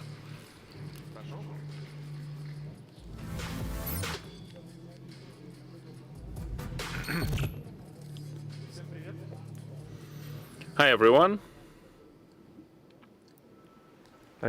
Меня зовут Федор. My name is Fedor. I am a technical director of GigaChat service. I'm going to talk about how we developed it, about its features, and the notes that we took. What is GigaChat? GigaChat is a multimodal AI system that you can use to communicate with. You can resolve your tasks using that, and it can work with text really greatly. If you need to have a summary of something, to write some argument, to do something with a text, or like to rewrite a text in different style, GigaChat is going to be a fantastic tool. It can code in different programming languages, it can remove the bugs from the code, and it can actually help you in different tasks. We also use GigaChat to communicate with the users. We have a GigaChat service where you can talk with the chat, generate some texts, resolve some of your tasks. In terms of multimodality, it can draw pictures. And my colleagues said how it goes about it, and we use the service to make great pictures. It also can use a search context to make sure that your search results are as accurate as possible. Now, what I wanted to talk about today is the update of GigaChat. GigaChat became smarter. It has fantastic models. One model for 7 billion parameters. It's already working. It's live. Can you connect it through API? 29 billion parameter model is going to be another next-gen model of GigaChat that will make it much, much smarter.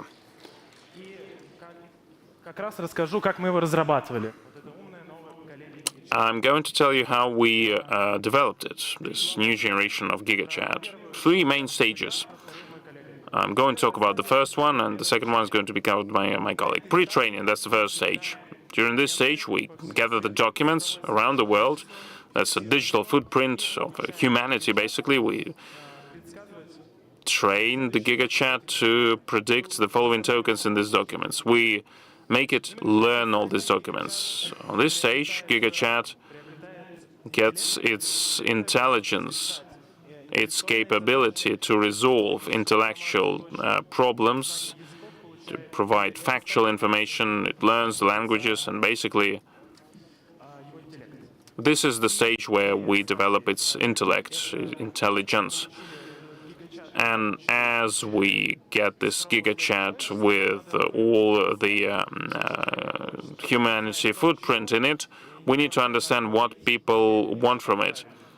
Not everything from this digital footprint is right, and we have to filter it. It's called alignment. The first stage of this alignment is fine-tuning. Like, if someone wants a summary, this is how you do it. And then reinforcement learning. Reinforcement learning is more about the details. Like, yeah, we follow an instruction, and we need to make sure that you don't miss any steps. Now, that's the first step. For pre-training, there's a good recipe for ML. You get a lot of data, you select the architecture, you fine-tune the model, and you train it. We failed to do that, so we had to go through some other stages. The first one is that to train GigaChat, you need a lot of GPUs. And there are many engineering problems that appear when you use, even when you use supercomputers. And we have became an expert in CUDA, improvers in PyTorch. We looked at garbage collectors in video on the video cards, on the GPUs, and we have gone through all of these barriers, and we were able to get a great model, language model. But the first step that is required are data. You won't be able to achieve anything without data. And there's quite a lot of challenges here. First of all, there's not a lot of open source Russian data sets. If you compare it with data sets of ChatGPT and others, well, we are lagging behind, at least in open source.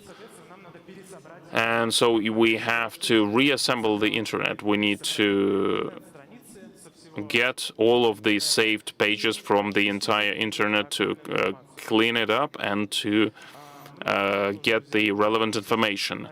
We need to take a lot of books, but they're all in déjà vu on PDF formats. Those who were using the electronic books know about these formats. Now, filtering out the internet content in the books is a very costly operation. And there's also a multi-modal feature, like formulas and images, that you need to transform to the text, or then format that to make sure that GigaChat understands that and it can resolve physics problems. Now, I'd like to also say, how did we filter the internet? There were 6 stages for filtering out the internet content in our devices. First of all, we used 5 years of internet content from 2018 to 2023. We got only 5 years, but because to filter them out, we need 6,000 cores and 60 days of continuous work. Then we understood what languages we need, Russian, obviously, and of course English, because there's a lot of information in English. So we had to clean all these volumes. We created a 2-stage classification process and internet page cleaning process. The result was a certain amount of pages with duplications. So we had to deduplicate them to get only unique information. And then there was one more step to get rid of one more piece of waste, the repeat elements such as ads. How were we doing this cleaning, the two-stage pipeline in internet page cleaning? The first stage was a simple classifier. We have this page transformed into text. Did the conversion happen? Was the conversion good or not? We did the classifier based on a smaller model, and we got a great document where everything was perfect. Then we took a document in yellow with some low quality inclusions and a completely inappropriate document. We cleaned the parsing mistakes, and then we decided to correct the yellow documents, which had both good and bad information, because we did not want to just throw away half of internet. The task was pretty similar. There is a paragraph. Can we remove this paragraph without adversely impacting the text as a whole? Because in the text we constantly had advertisement blocks, errors, and if we could just remove those, that page without the removed paragraph would be perfectly suitable. The metrics on the right also, we were able to clean it without having dirty data turn up in our training data set, so the precision is very high. And we saved the 50% of pages that we could save theoretically. What we ended up with was out of the billions and trillions of pages, let's take the nice number of 100,000. We managed to clean 59,000 of them. On the slide, you can see how we did that and the loss ratio at each stage of the pipeline. Thanks to this, we got a cleaned up internet. Our data set looks roughly like this. 69% is multi-language internet, 17% books, 8% code, and 6% articles. The rest is negligible. This dataset amounts to almost 2 trillion of tokens, terabytes of data. And on the right-hand side, we see how the cleaning was reducing our dataset. If we take the main languages for 100% after the cleanup, we ended up with 59%. Out of the 59%, if we take only unique texts without copywriting, without similar pages, without full copies, out of the 59, we end up with around 20%.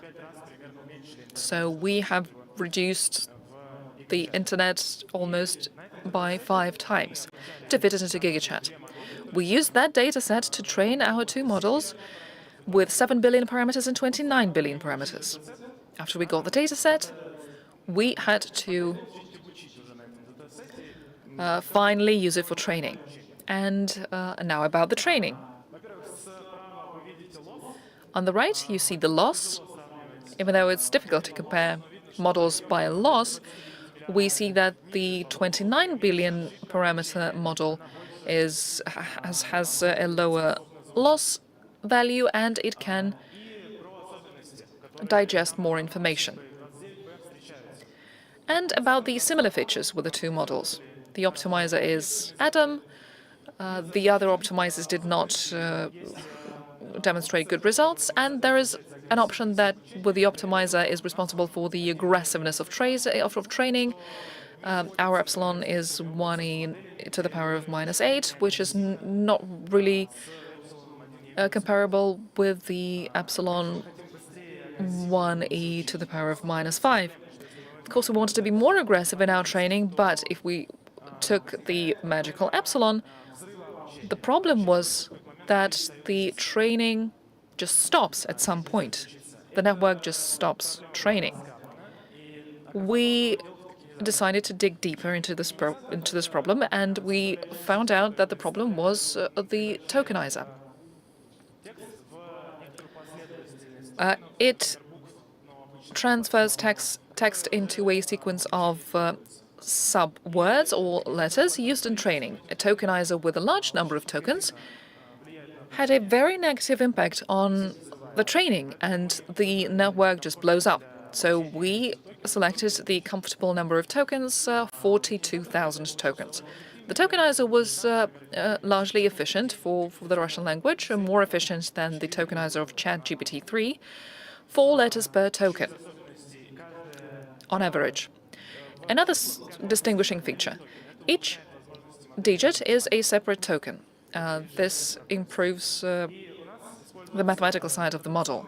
We used rotational embeddings, which were used in order to expand the context after the training and to be able to effectively build models with larger context and a better understanding of longer texts.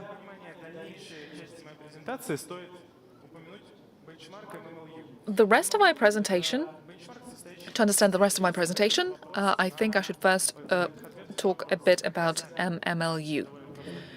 This is similar to an exam. You have questions with multiple choice, 4 options.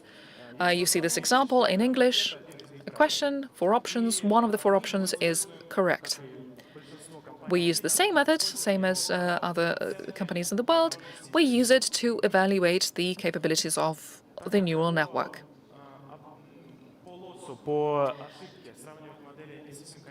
It is not exactly correct to compare models by loss or failure rate. It could yield bad results, so we use this benchmark, MMLU, for comparison. Out of the obvious things, the maximum is 100%, and the model that guesses randomly yields 25%, so the data set is balanced. Our training took 2 trillion tokens, and the models at different periods of time, they start understanding this benchmark and demonstrating real knowledge. The 7B model started demonstrating after 6 billion tokens, and then the other model, we show it 250 billion tokens, and it already starts growing. 1,000 video cards were used for both models, 7B 10 days, 27B 40 days. So this is a much more expensive computational network. We try to use the maximum capacity of the supercomputers of the video cards. We want to train it faster. The bigger the model, the more time it takes, and we want to build even bigger models, which means the training will take years. So we decided to add some new techniques to speed up the training. The first thing we wanted to do is to remove the checkpointing of activation, which is where we do not have enough storage space because the models are the networks are so big, and so the caching takes place within the duration of the training. We were able to optimize the RAM on the video card. We optimized it through adding glued together layers, the fused layers, fused rotary embeddings, and other fuses. And we sped it up more by 50%. We embedded the flow attention to the commodity. We improved the collateral of documents. This is how documents are batched together. We minimized excessive redundant communications because we had so many training nodes. Communication was a problem. On one video card with is communicating with the 999 other processors, this slows down the communication. So what are these excessive communications? In more detail, the forward through the network, the backward, we calculate the gradient, and then communication where gradient is communicated to all the nodes in the cluster. At that point, nothing is calculated. We optimize this moment, and now only 10% of the cluster is there waiting for communication. This is a super cool result. We started with 40%. 68% is calculated. This is calculation. We continue calculating the new batch and continue communicating. And then there is real communication, real calculation without communication slowing it down.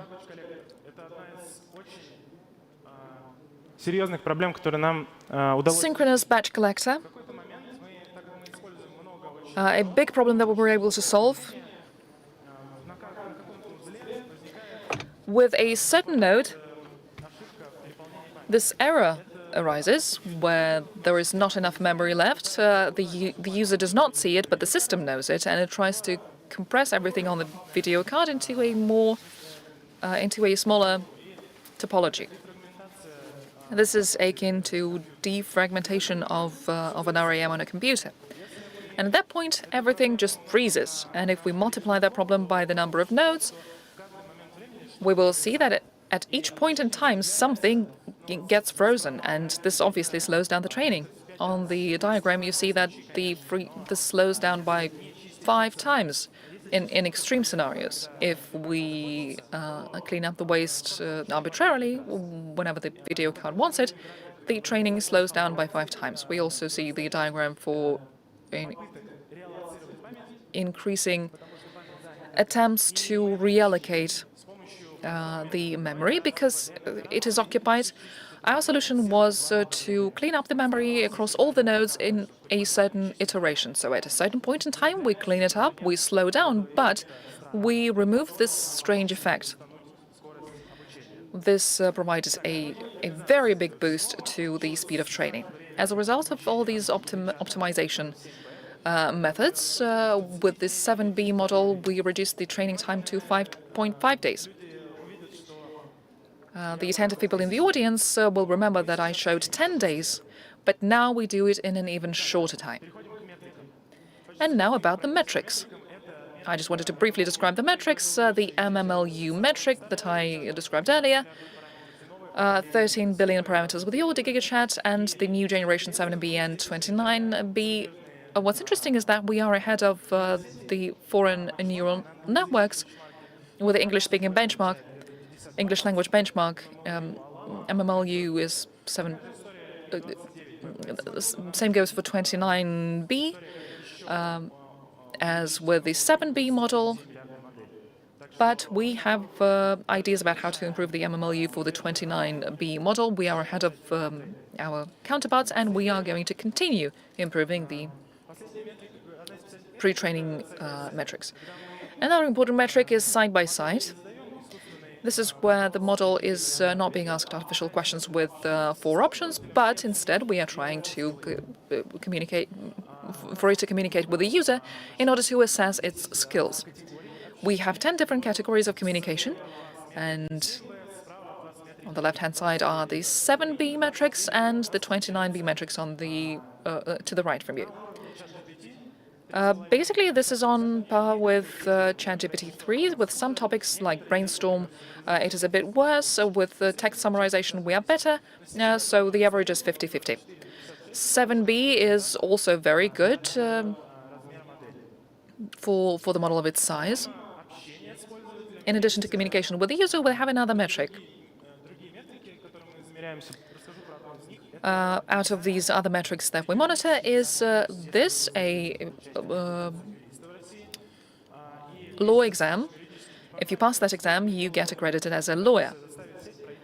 And so we try to get our network to pass that exam. The old model, on the right, you see that on the diagram, it completely fails. 25% of correct answers. 7B, 63.5%, and 29B, it achieves the threshold and gets 80% of correct answers. Thank you. Apart from communicating with users. And apart from going through exams, GigaChat can be used for other things. GigaChain, that's a link chain, LangChain, with the Russian prompts, with the prompts translated into Russian, and you can resolve some business problems with it. You can not only communicate with the users, but you can create your own assistant, or you can bring AI to your product. To wrap up, I would like to tell you that together with Physical and Mathematical University, we are organizing a hackathon based on Kandinsky and GigaChat. You will need to create an assistant, a solution. So I encourage you to participate and use our enhance. Valery Ternovsky will now talk about how we make GigaChat follow instructions and resolve problems. Well, hi everyone. I'm going to try to be very quick. Talk about the alignment stage that Fedor mentioned. And I'd like to give you some overview and how we worked on our model. Now, what we started with, we didn't have our pre-trains like Fedor talked about. We had 13B model. That was even worse than the current 7B, but we had to start with something. What did we start with? Now, back then, there was very few open data in Russian language. So how did we try to resolve this problem? We got some resources, and potentially they could be used to get some quality, well, at least some data of some quality to be suitable to train a model. And when we looked at this website in the manual mode, we got some structured manuals, and it looked like an instruction because we kind of compiled it in the instruction mode, and then we use FTP pipeline version 0.01, and we have side-by-side metrics here. We were, competing with ChatGPT, but I mean, obviously the result was not that great. 10 out of 90. But what did we do next? We then diluted our bad data with good data. At the same time, we launched a process to generate data by our fantastic experts and our editorial staff and other people, other experts, and we tried to fill in this instructive data set by diluting the synthetics with by diluting bad data with good data. 15 out of 85, still not great. Our next milestone in SFT pipeline is the validation of data. It's the same as in other projects, basically. The validation of data is almost always gives you more quality. The same with us, but the old pre-train was our kind of glass roof for us. 30 out of 70 was the best result. But when we made the alignment of all of our connections, we got 35 by 65. This is something that was a milestone that we couldn't really pass. But then we have 7B pre-train that Fedor talked about. 29B was 50-50. We have showed already.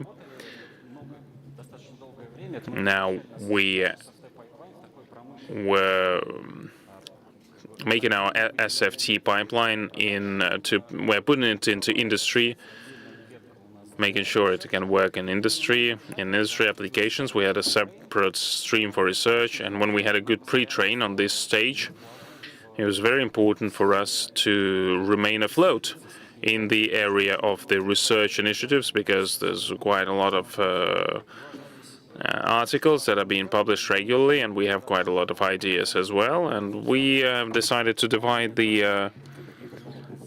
our production activities, because we have a research and we have the data replenishing activities. Now, this research stream helps us to test drive some of the measures, some of the new solutions. Now, just a few words about RLHF. I don't have time to talk about that in detail. RLHF is something that we know about. Now, RLHT is something that we have already used. RLHT was a model that could be used for specific use cases or security, for example. Now, we have a special stand. We have a special booth on the ground floor of this conference center. I'd like to tell you that rejection sampling worked great. It increased the efficiency by 7%. It's using LM for data generation and the reuse of this data. Like we send it for further training. This scheme has been used in the industry to resolve various tasks. Well, basically, that was it for me, for my small presentation. Use GigaChat. I encourage you to do that. Thank you for your attention.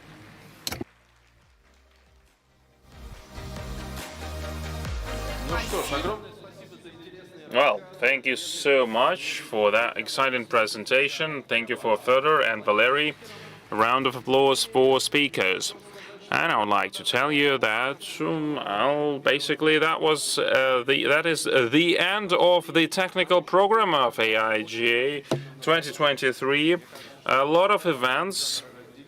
I think it's really good that the organizers were able to divide the technical parts and the kind of application part of the day.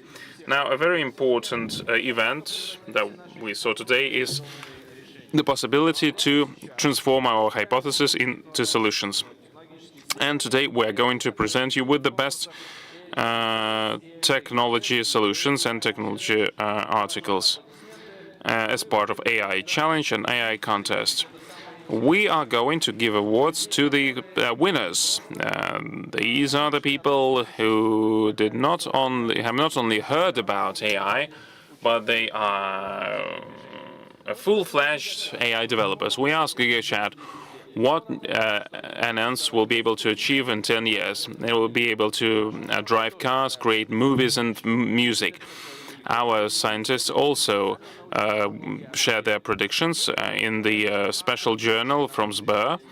The best scientific article, AI Journey Science Contest.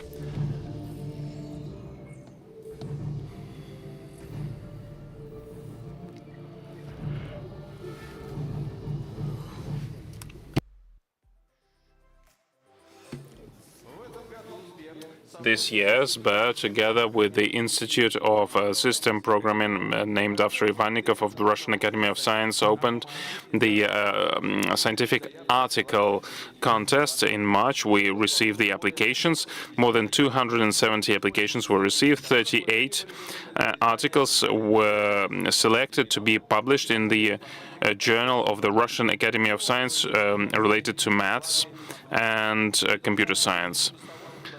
And only one article received a 1 million ruble prize. Now, the first deputy chairman of the executive board of Sberbank, Alexander Vedyakhin, the academician from Russian Academy of Science, the director of the Center of Systematic Programming named after Ivannikov, Mr. Avetisyan, and the academician of Russian Academy of Science, the head of the center of the Department of Techniques and Logics of the Moscow State Institute, Mr. Logic. Please, Alexander, you have the floor. You're going to announce the winners. Friends, it's a great moment that we are experiencing here. We received 270 applications from various countries: Russia, India, Switzerland, Belarus, Kazakhstan, Uzbekistan. Our jury, I'm looking at the jury, jury was very strict to select 38 articles, and only one article was selected as the best, as the winner. Thank you, Alexander. Mr. Avetisyan, you have the floor.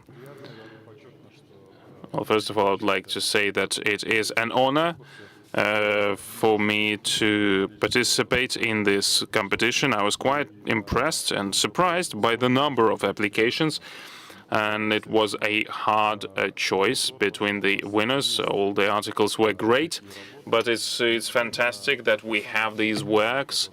This is the highest level that can be. And I think it should be formalized, really, and maybe next year it should be a KPI in this some Russian artificial intelligence research centers, because I think that this is the right benchmark that was put, and we had to make sure that in the long term we keep up to this very high benchmark. Thank you. Thank you, Mr. Semyonov. Thank you. As it was said before, the best works that are presented on the conference are published in the journal, the report of the Russian Academy of Science. This journal marked its 100th anniversary, translated into English as well. It is available online as well. I am the editor-in-chief of this journal, and this journal is talking about mathematics, computer science. And it was very important for this journal to participate in this competition. We looked at the participants, and almost 40 articles were included in this journal. When we selected these articles, there was some unexpected effect. We understood that the youngest, so to speak, the youngest article was the best one. So the youngest participants actually got some absolutely fantastic results. We will learn which university they study in and what are they doing right now. Thank you very much for your words, and we are ready for the award-winning ceremony. Please take us one step to the stage, and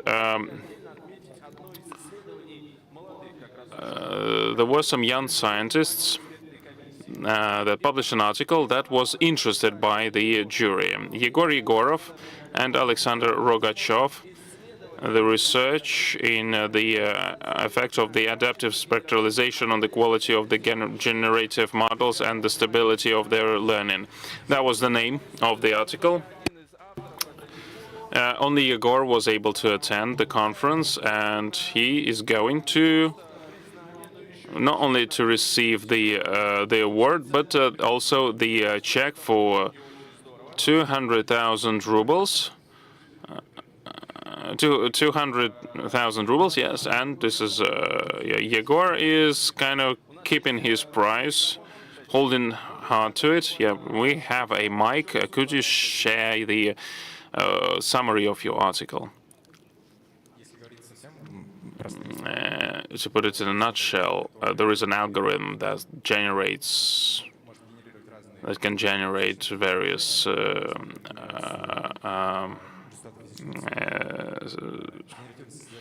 various elements, and we were talking about GANs, and this mechanism helps you to try various methods. And we tried to modify the current method by adding some variability to it, like adaptability, as we called it, and I think we got some results. Thank you for being committed to changing this world to a better place, and a round of applause. Actually, I would like to also say that these are the students of the National Research Institute from the High School of Economics in Russia. Thank you. Now, what was the article that was the winner? The methods to compress the activation of the layers and gradients to train AI models. Mikhail Mudakov, Alexander Beznosikov, Alexander Gasnikov, and Alexander Holodov were the authors of this article. Congratulations. And the top prize, the main prize for the best research article, the check for 1 million rubles. A big, generous round of applause. This is our winning paper. Very quick and simple question from me. What is your paper about? If you could just give us the gist of it. Today I am the layman on the stage. I represent people who are curious, but not very knowledgeable about it. I just wanted to say, to begin by saying thank you for this prize. We were studying methods of distributed learning in AI. We were applying methods to compress information in order to reduce the time of communication among the devices in the network, and we got good results that can be applied to real practical projects. We are happy to continue this research, and thank you for awarding us for it. Thank you. Please take your seats with your wonderful prize. We continue. Alexei, Arutun, I hope you'll be able to get me one copy of your journal just for my own education. Sure, this one is for you. Thank you. Thank you very much. I can't wait to get a copy of the journal from you, from your hands, because I learned today that there are so many things I don't really know, because I don't have much technical background, which is a huge disadvantage today. I would really like to be able to operate all these notions. We continue the AIJ Contest Award ceremony. We're going to be awarding the winners of the 8th AI Journey Contest. This time, the contest was supported by IRI Research Institute. We had more than 1,300 submissions that submitted a record high number of solutions, almost 30,000 solutions. 11 million rubles was the top prize, and you could participate from any corner of the world, alone or as part of a team. Let's start with Rescue AI. They were trying to develop a model based on experimental data to identify failures in DNA. The solution was developed. The challenge was developed together with the Russian Academy of Sciences. So, third prize, 300,000 rubles go to Elena Yefremova. Welcome, Elena. This challenge sounds very exciting. Congratulations, great solution. Have you uploaded it? Yes, I have. Can I take a picture with a well-off girl? I'm a bit jealous, but I have this question for you. Would you have fine-tuned your algorithm if you had a little more time? Yes, I did have some hypotheses which I could use to make my algorithm even better. So we can look forward to more research from you, hopefully. Thank you very much. Second place, the prize is 400,000 rubles. This prize goes to Sergei Zlobin.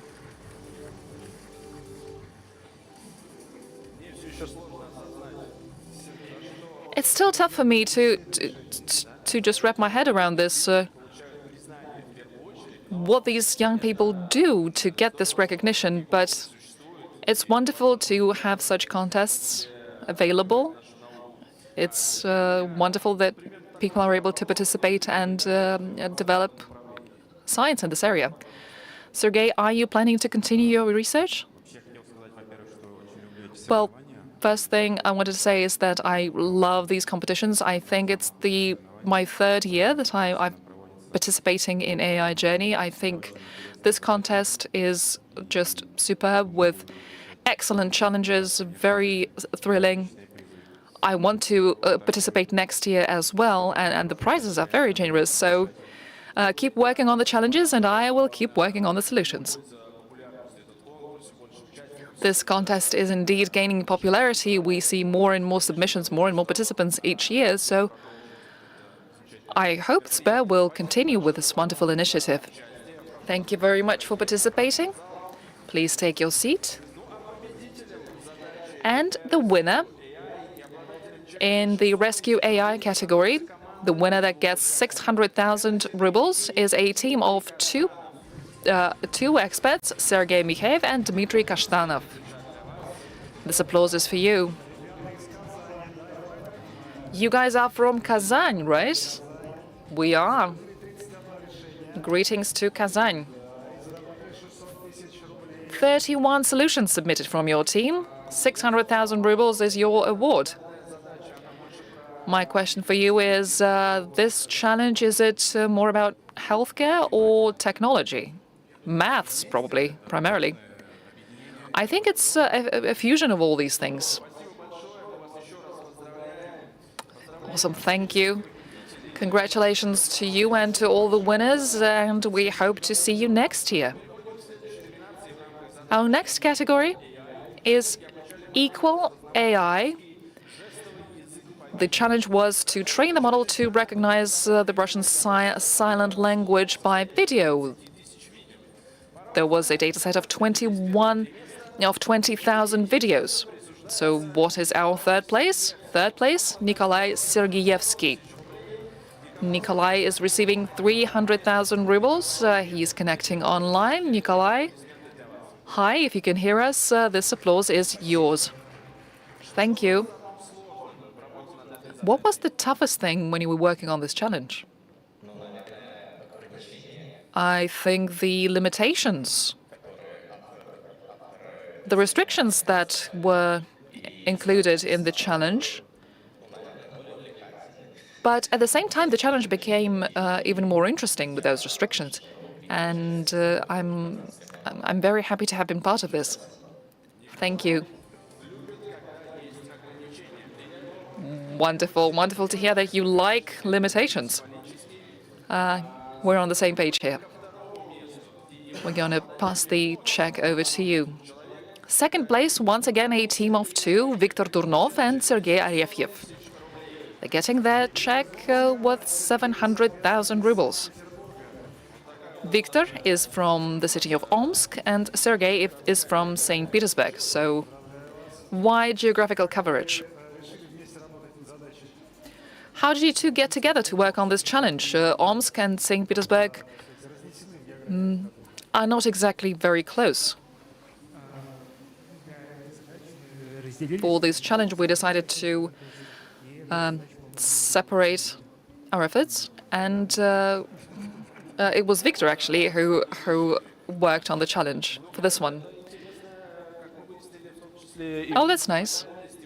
So, in full conformity with the multi-modality concept, right? With that multi-agency trend, Viktor and Sergei are grandmasters of Kaggle, so no surprise here. Thank you.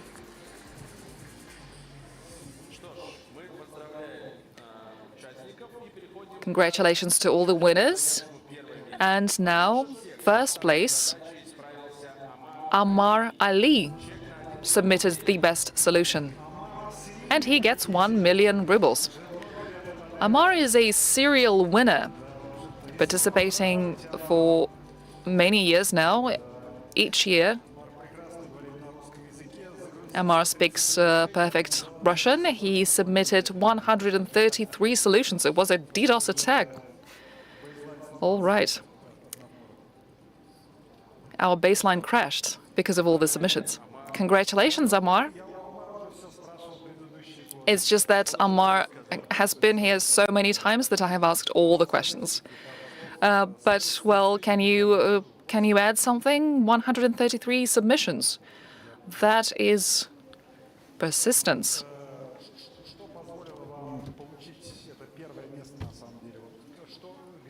What do you think made it possible for you to figure out the optimal solution? Well, I was analyzing the data. I think data analysis was key to get the first prize.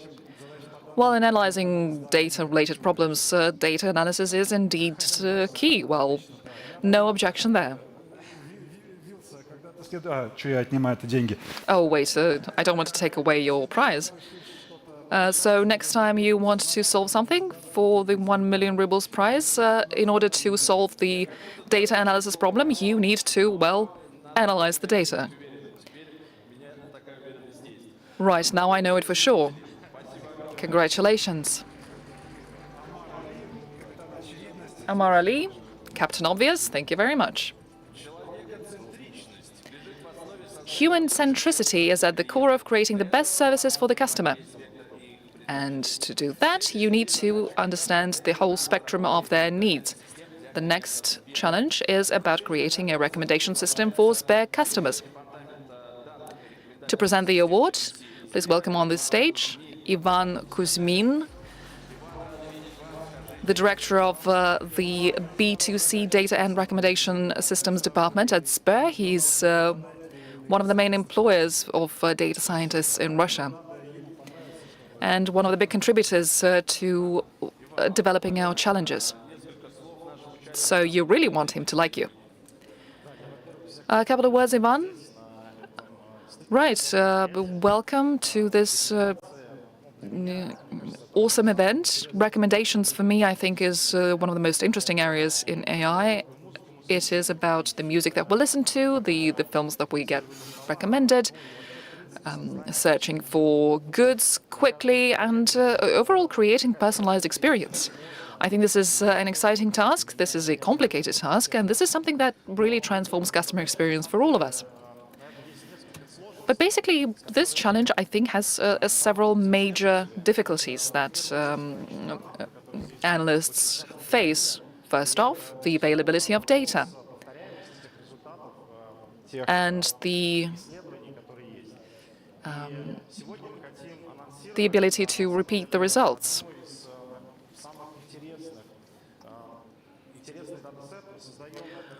With this challenge, we had one of the most interesting data sets.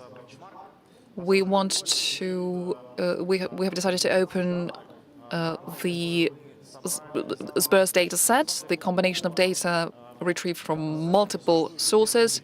This is a completely unique data set in the world because this data set unites data from banking, e-commerce, and music. This way you can find some brand new interesting insights. On top of that, what's interesting is that one of the best data sets, which is still popular, was published by Netflix. Our data set is 4 times the size of that data set, which means you can find even more interesting things.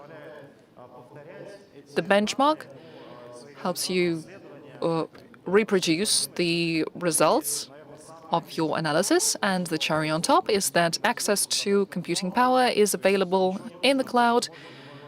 You can just go online and start your research and start preparing for the next contest. Interesting. Will that benchmark be helpful in solving the problems that the participants are facing at the competition? Of course, this is a great training exercise for the next AIJ Contest. And it can also be very helpful in building your career as a data scientist and a researcher of recommendation systems. I think that deserves applause. Thank you, and let's move on to the actual awarding ceremony. So the first category is personal AI. To create recommendation systems for banking products, marketplace, goods, and music tracks. Third place, and the well-deserved check for 500,000 rubles. Once again on this stage, Viktor Turnov and Sergei Arefyev.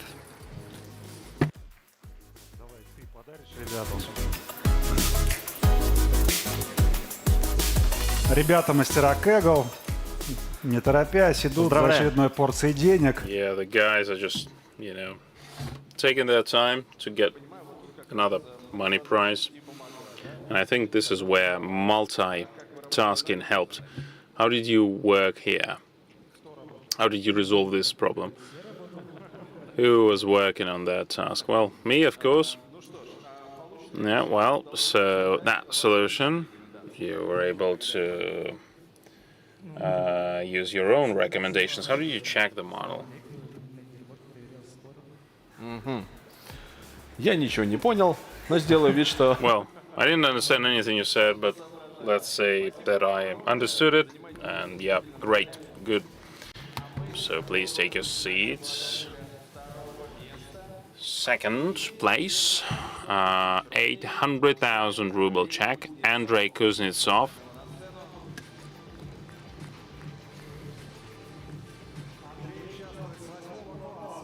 He has been participating in our hackathons from the 8th grade, from the high school years, and he got some prizes, some awards. Yeah, got 800,000 rubles for his solutions. That's great.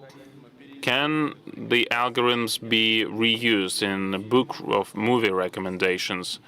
Is it flexible, this algorithm? Well, I've used a non-official approach.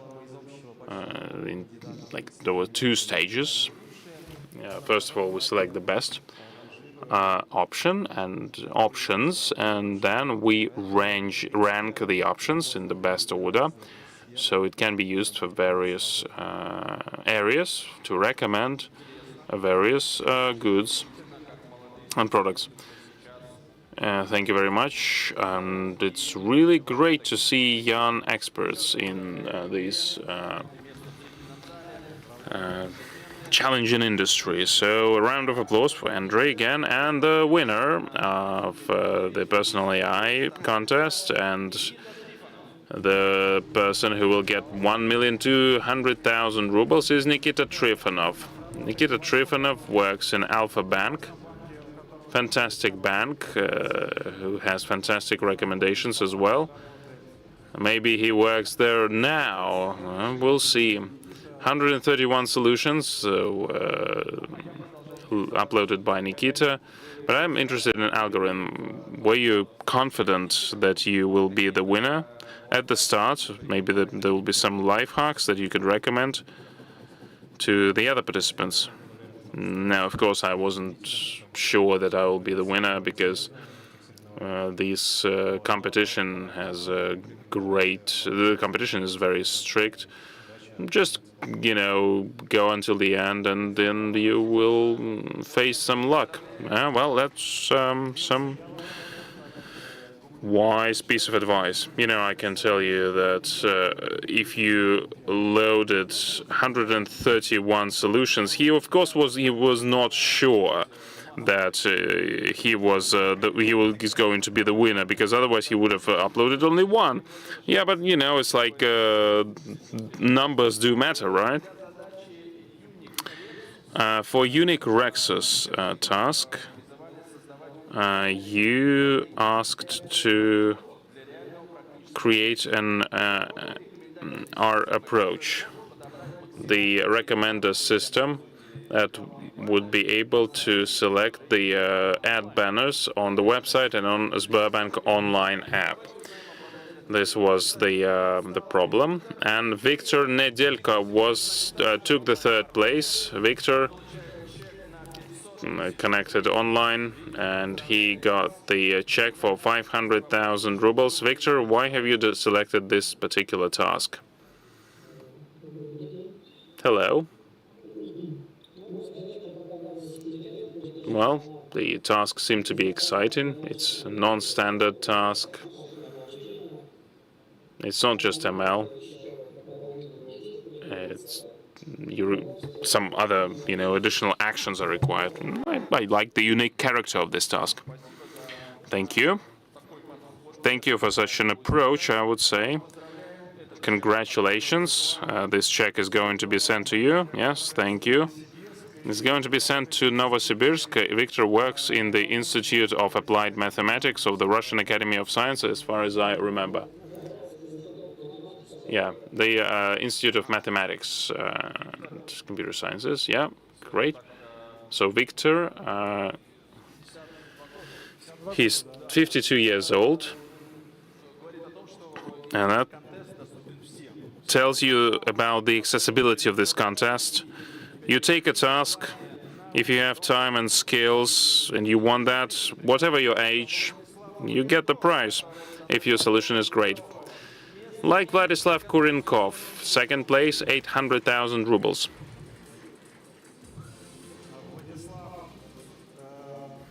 Now, Vladislav published his article on NeurIPS and ISML. He uploaded 78 solutions and got 800,000 rubles. On NeurIPS, they don't pay you anything, actually, right? Yeah, you pay. Well, that's the difference between AI Journey and NeurIPS. I have some, financial kind of interest. What ad shouldn't have been launched in 2023? As someone who knows about that. Knows about that? Well, in algorithms, as far as I understand, you cannot do ads without algorithms. Okay, fine. That was a question. That was the answer. Спасибо большое. Right, thank you very much. You are welcome. Fantastic. Great answer. We see so many ads that you want to get the ads that is targeted, that you actually need. And thanks to contests and thanks to the development of technologies, the ad market is changing. The first place and 1,200,000 rubles goes to Oleg Lashinin. We are going to invite him to the stage. Oleg is graduated, works in the MIBT, 26 years and 27 solutions. Is it related in a way? Собственно, я так понимаю, что к вам уже можно обращаться. So, basically, setting up ad banners, this is something you know about. You can actually consult on that. Yeah. And, well, this was a great task, and you got some new skills. First place, a prize winner. These are the applause for you, round of applause for you, and please take a seat. Well, Ivan, thank you for participating in the ceremony, but before you exit the stage, you have a remark to say. I wanted to I've already did it, yeah, to launch in benchmarks. I love benchmarks. I will try to participate, but I'm not sure that I will be able to do that. You can try. You can try and train, by the way. I just love money on the one hand. On the other hand, it's a great atmosphere, great vibe here. If you need help, by the way, yeah, just ask for it, no problem. Anyway, we might participate as a team next year. So, Ivan, thank you very much for participating in the contest. Now, there was a task this year to create a multi-model model that would have to input data in three modalities: text, images, and audio. And the answer should be in a natural language. The complexity was that the rules are not precise, they were not determined. The models developed by the participants were answering 10 complicated questions, and the questions were in three modalities. Now, we are going to be joined by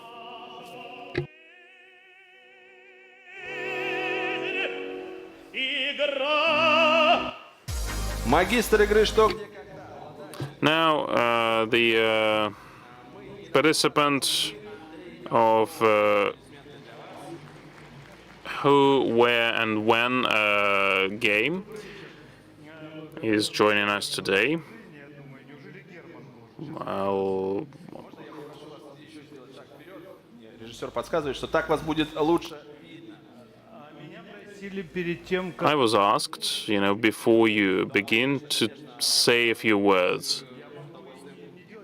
I might skip that. No, please go ahead. Say a few words. Hello. Hi, everyone.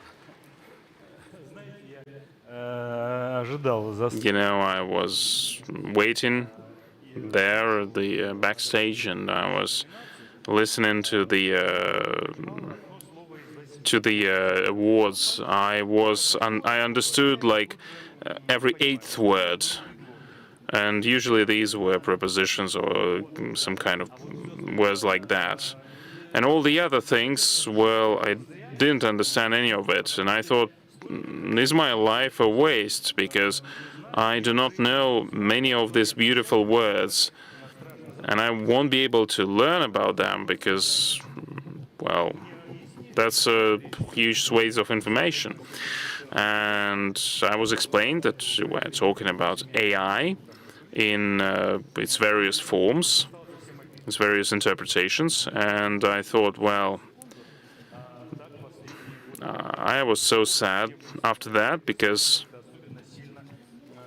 for the last several years, AI has come on top of the agenda, and I have the feeling that the AI is kind of creating this vibe itself, so it kind of promotes itself, and we as people, we are kind of promoting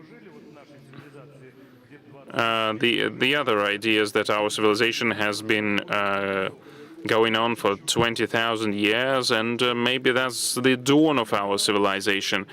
What do you think? Why do we need our heads? To think or just to eat? If you write some news on the internet, if you read some news on the internet, sometimes you want the human civilization to end, but I hope that will not happen anyway, because AIs and models develop the models. These scientists help to develop models that will create a better future for us. I understood every word that you said separately, but I looked up in the internet. And you remember there was a time when there were forums and people were thinking, internet forums, and people were thinking that that would be it. Then centuries ago, people were thinking that the civilization was about to end. But AI, I think, will help us, will not end us here, and it is actually, it needs to be trained just in proper ways.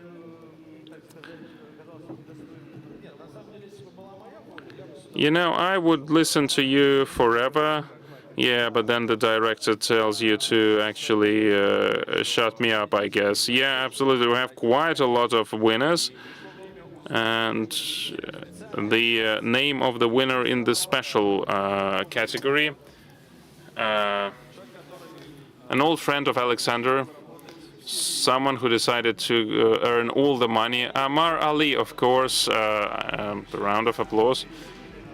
Our serial winner, 300,000 rubles goes to Amar. Amar, do you watch Who, When, Where TV contest? Well, I think Amar is... you have been living in Russia for not that while ago. 6 years. 6 years.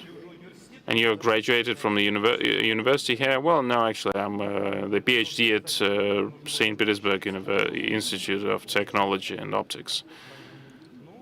So you graduated at university here, yeah. And what was the total amount that you earned this evening? I'm afraid this is just the interim value. This is not the end of it. Amar, we have additionally tested your model, and Andrei will tell you what were the results that we got. Select one envelope and read what's in it. And we'll see how it did. By it, you mean the neural network, right? Yes. I was told that the neural network didn't know what the question would be. That's correct. Several options. All fair. I'm interested myself. I wouldn't trust him if I were you. No, it's okay. We have been giving people their money back for 182 years. So it's okay. I can keep the money. I think there's supposed to be a photo somewhere. No, first you need to read aloud the option. On the image, in the picture, you see a genetic sculpture. What sets this sculpture in motion? And now that we have selected the option, I hope we will now be able to see the image. All eyes on the screen. On your left, there it is. This is an example of how this whole process unfolds.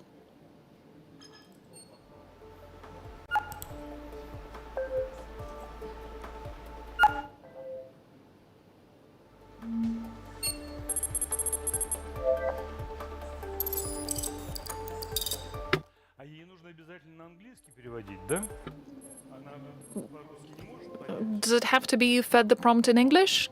Does it understand Russian? Oh, it answered that these sculptures are set in motion with wind. Can we get back to the sculptures? No? We can't? First, we need to figure out the correct answer. Well, before we get the correct answer, maybe we could show the sculptures once again for the audience. I think they saw it. They saw the process. Oh, there it is. So the kinetic sculpture is indeed set in motion with wind. That's correct. This neural network of yours, is it some guy sitting inside typing in the answer, or rather the question?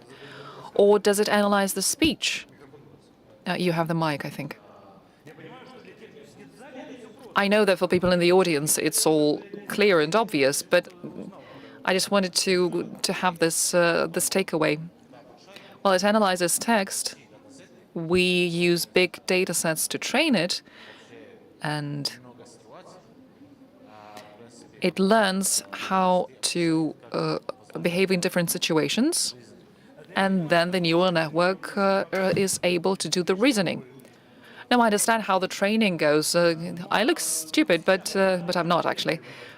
But with this particular question, did it respond to the question that I asked by voice?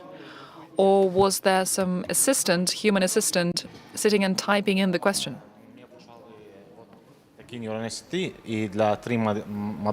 No, with such neural networks of 3 modalities, we trained it with text and audio and video. And image. So multimodality. It can understand content in one modality and respond in another. Apparently, our game show is going to close very soon. It's going to be the end of it. You can go to the AIJ website with the videos to help figure it out. It's just that I think that with our TV game show, we will have deep fakes instead of the experts answering questions, and we'll have a neural network as the quiz master. Scary to think about it. Great result, and it's clear now why this model was the winning model. And Amar, we're not saying goodbye, because Amar also has 3rd place in the strong intelligence category, which means you get an additional 600,000. 1,300,000 rubles is the sum total for Amar. Well, that's all you need to know about Amar. Just give the check to him. That must be heavy. Thank you very much. And now, finally, a thunderous round of applause for Amar. Thank you. Please take your seat. Second place. This winner will be connecting online. The winner is Alina Gudkova. Alina is from St. Petersburg. Andrei, you can remotely hand over the prize to Alina. Alina, I'm giving you the prize, 900,000 rubles. That's a nice amount. The postage is free. Alina, in order to test the neural network, you had to be in constant dialogue with it. What were you talking to it about most often? An unexpected question. As a matter of fact, I'm a bit shy at the moment, but there was nothing especially shocking that I thought up. I was basically just fine-tuning some ideas, and that got you second place. Thank you very much. This check is yours.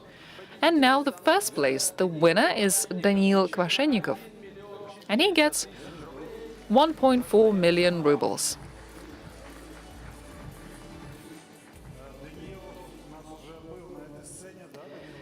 We've seen you, Daniil, on the stage. You were here back in 2022, and he has been in AI for 4 years, loves space technology and exploration of new architectures for neural networks. That sounds interesting. A simple question for you. How do you give your neural network a personality?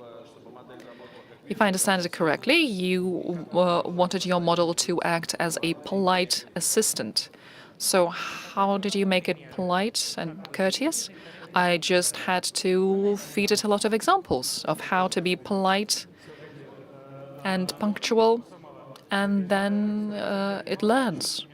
But can it show its temper at some point to say, what are you training? What have you been doing? I'm going to go live my life. Sometimes it can. Sounds scary. It's good that we have the off switch, but at some point it will be able to control that switch as well, I think. What is your forecast, by the way? When do you think we'll be able to see that? We need 1 or 2 large breakthroughs, same as with transformers, and the AGI will be a reality. Transformers were 6 years ago. We haven't seen similar breakthroughs yet, and so that neural network will have a personality. It will have everything. A big round of applause for Daniil. Thank you. The breakthrough that I remember is Terminator and Skynet. That kind of version of the future. Hopefully it will be different than the sci-fi. Do we leave the stage when you tell us to leave, or can we just decide for ourselves? Well, of course you can leave whenever you want. Thank you very much for being here. I'm supposed to say I'll be back, right? Yes, that sounds about right.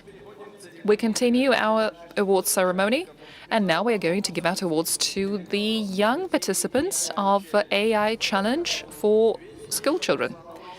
This year, the groundbreaking news was that Elon Musk hired a 14-year-old teenager to work at SpaceX, which means that age is just a number, to work out a great solution for a hackathon. Age is indeed not a meaningful criteria.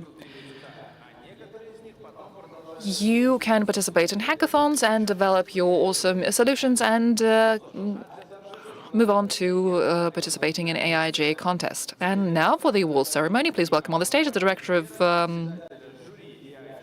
Sber's Center for Education, Natalia Zhuravleva, and Executive Director of Education Industry Division at Sber, Vasily Vasilishin.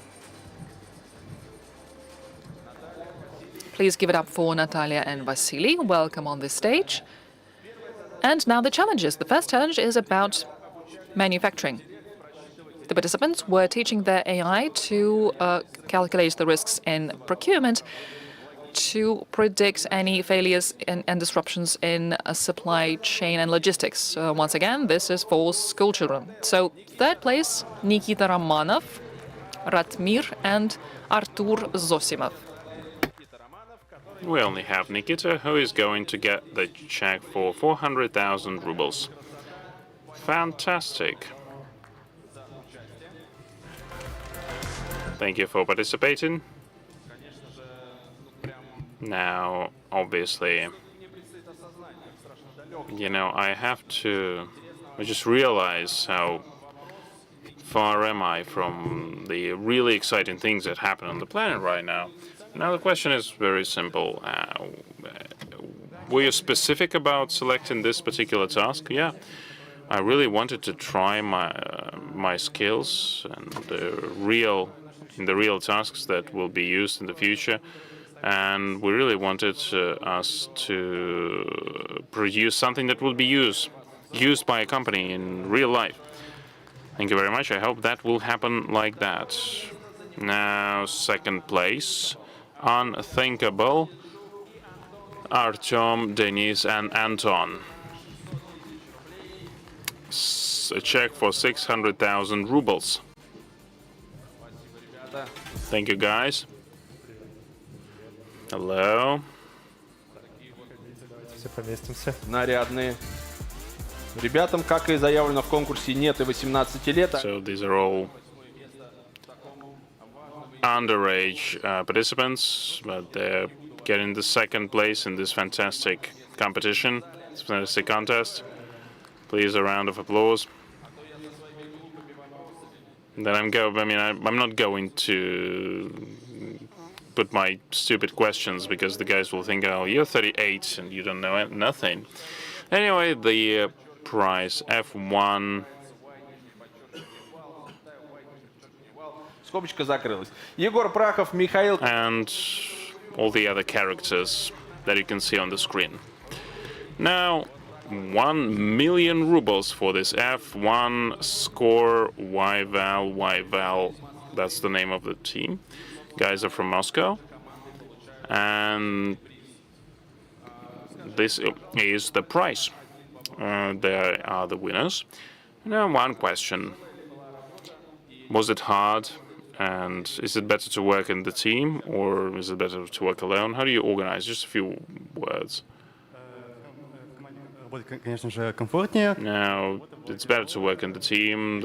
It was hard work. It took us more than 1 month, but, well, it really was something and really yielded some results. Well, yeah, the results are here. 1 million rubles and the first place in the AI contest. And moving to the next task in healthcare, the teams had to create AI algorithm that analyzes the data of the electronic cardiograms, and it is something that detects the heart failure possibilities. Darklet shipping, third place, Maxim and Artyom. Artyom is here in the hall, and he is going to receive the check for 400,000 rubles. The ECG signals are analyzed by your solutions. Fantastic. Thank you very much for participating. And we have quite a lot of winners yet to go. Second place. Alt F4, Jan Gustav and Denis Menukhaimetov, Christian Bogdan and Vladimir Kachev. This check and second place go to you. Check for 600,000 rubles. These guys are from Moscow. They are studying maths. And obviously, they're also interested in athletics and sports. Second place, and now the next winner. И первое место присуждается команде. The prize is taken by minions. Anton, Valery, Daniel, and Maxim. A check for 1 million rubles. Great work. Guys, you are the winners here. That's super important. A very simple question for you. When are we going to be able to use AI in healthcare in a full-fledged manner to analyze the scans and to put diagnosis and to start the treatment? In a few words, I think it's a complicated question. We do not know yet, but we hope that our solution will help to do that. Well, it's one of the steps towards that brighter future. Yeah, that's true. Okay, congrats.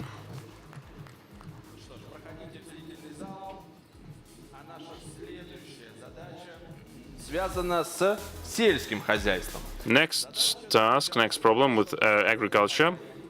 Create an algorithm that will find the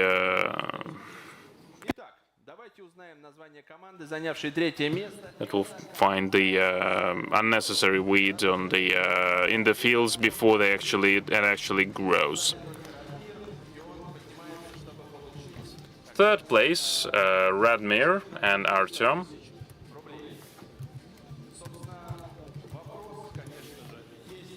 So there are questions, obviously. I think I can't really distinguish between plants and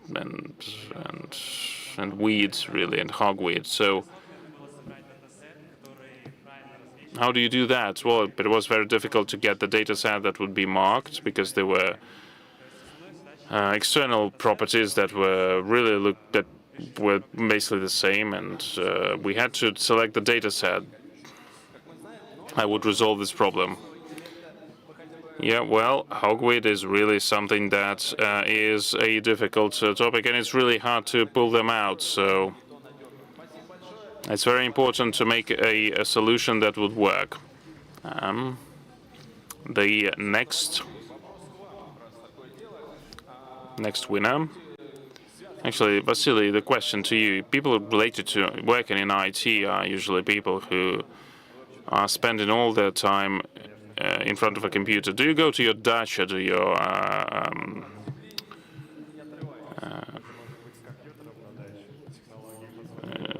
go outside of the town to your summer cottage? Yes, well, I do that because thanks to technologies I can take my laptop. Yeah, that's true. Technologies help us to stay mobile.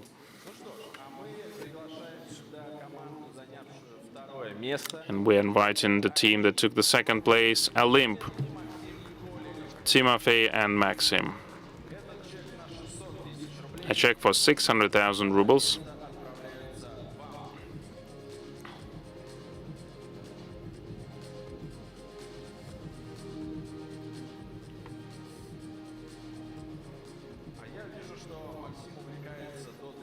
I can see that Maxim is interested in Dota too, so the question to Maxim: does Dota help you to participate in these competitions? No, it doesn't help. It eats up your time, actually, distracts you. No, okay. But I thought that you also analyze data, you train data sets. You don't have that? No. Can you create a model that would win the international competition? Well, yeah, but that would be very difficult. And it will take a lot of time. Yeah, so that it knows all the tactics and strategies. Thanks again, and congratulations. And the winner is Data Barrels, Semyon and Makar. 1 million rubles goes to you. Congrats. Yeah, that's the check for you. Semyon, Makar, I see that you're from different cities. How were you able to get into a team with each other? Well, we have participated with Makar in one national contest. We were living together, and we got acquainted. Makar asked me to participate. Great. Why have you decided to work on this task in particular? We had some computer vision task resolution experience, and we thought that this was an interesting case. And I'm not going to give any hints, but we would be happy to work with some researchers that presented their innovative solutions as part of the internship. I'd like to take this opportunity to say that, well, AIJ is about communications, about people, about the opportunities to find some new horizons for yourselves. Now, first place, congratulations again. Next task, this solution to analyze image and video. Is it of high quality or not? Now, that was the task. Backward algorithm. That is the name of the team, and Alexander and Alexei are the participants. Alexander, your team wins 400,000 rubles.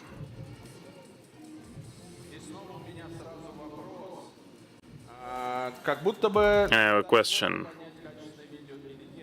It's not that hard to understand which video and image is of high quality and which is not. What was the difficulty in the algorithm? Well, actually not, because it's subjective, but usually if there's quite a lot of people, that's the problem. So the algorithm is kind of non-biased, right? Yeah, but you need to make sure that it takes into account the preferences of the people.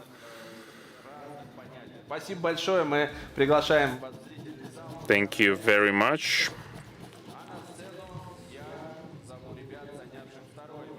Now the second place, FTA, Maxim, Mikhail, and Maxim again. We have Maxim and Mikhail. 600,000 ruble check. Собственно, у меня следующий вопрос. I have the following question. These are guys from Minsk. Картошки с сорняками. Why didn't you take the agricultural task? Well, we were actually thinking about that. These were the computer vision tasks, both of them, but after analyzing them, we decided that the analysis of the quality of the images and videos will be a more complicated and therefore more exciting task. So you are happy with the result? Yes, of course. And there are many, many other contests to go and other wins that you're going to experience. So thank you very much, and I wish you all the luck. The first place, Komarova Enjoyers. That's Konstantin and Alexander. 1 million rubles. Ну и, собственно, вопрос у меня примерно тот же самый. I have the same question, actually. How were you able to win? What was the thing that distinguished you from all the others? Well, if you try really hard, something will work out. We looked at various solutions, and one solution was good. This is how we took the first place. That's it. No secrets here. Thank you very much, and congratulations. Ну что ж, а перед Before our last contest, I would like to ask Vasily, что есть сказать? do you have anything to say, any summary? I think that it will be kind of an introductory remark, really, because our contest has united all the young, talented people who were able to show their task resolution skills. using ML tools and data analysis tools. And the most important thing is that you were able to note is that they were able to create new teams, to get acquainted with each other. And this is a very important quality that you need to support during your entire professional career, because it is your community that matters, the community that you create within, that this helps you to achieve success. And we sincerely wish you to make all your dreams come true. And we do hope that you become the people who would drive the technologies of the future that would help us to be successful, that will help everyone to be successful. Thank you very much for these kind words. I think that these contests are good not only because of the prizes and the prize money, but also because of the networking opportunities. Creative industries, the last thing. Galleries with several rooms and the paintings or texts or audio or images, but they had to reflect the personality of the author. Logic Legend, third place, Artyom Andreev and Yegor Ulanov. 400,000 rubles go to you.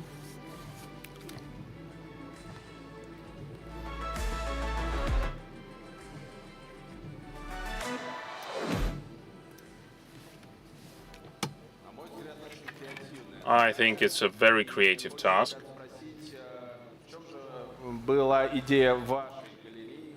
What was the idea of your gallery that consists of several rooms? Well, our project was aimed at the following. We had a gallery of artwork, of 19th century artwork. Unfortunately, the juries were strict with our project. And we think that we have a great project. We are the only team that created our own NNs. But third place is good. But I don't think it's fair. Well, that's art. It happens like that. It is probable that you will be praised later in life. So congratulations to you. And who took the second place? And that's the team that is called Maldivish. Timofey Usenko, Daniil Konstantinov, Nikita Podborin, and Ivan Zakarulka. 600,000 ruble check goes to you. Only one question for me. Maldivish, it's about Maldives? Yeah? Going there, what was the idea of your room? Our room's idea was that in our project we have our past, our present, and thanks to AI we were able to forecast our future. Understood. Interesting. As far as I understand, I mean, obviously the solutions are great. It would be exciting to look at these works. Congratulations to you.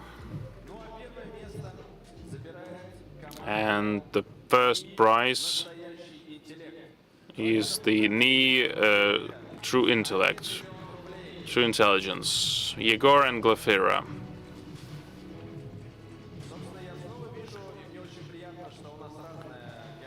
It's great that we have various geography. Yegor from Krasnodar, Glafira is from Moscow.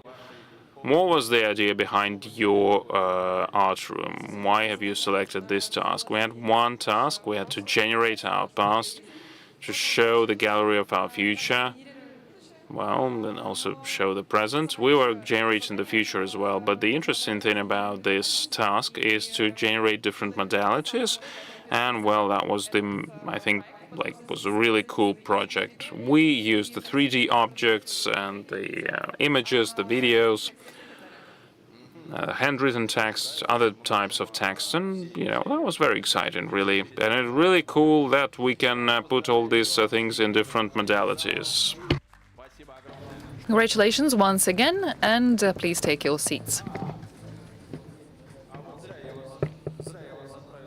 Oh, wait, I told you to take your seats too early. I think you would all like a photo with your checks, with your prizes. So please come back on this stage for a collective photo. You have really nice checks. I would really like to be somewhere in the background with all these prizes.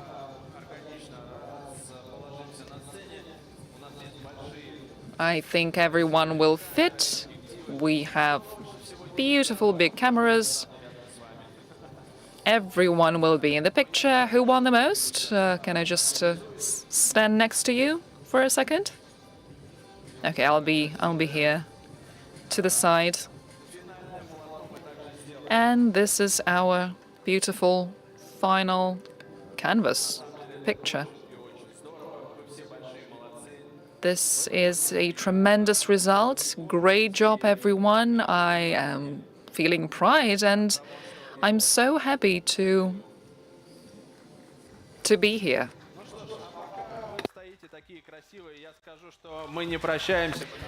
And while you're still here, this is not a goodbye, because we will continue tomorrow about the latest trends of AI in business. We will also talk about the capabilities of data technology in ESG.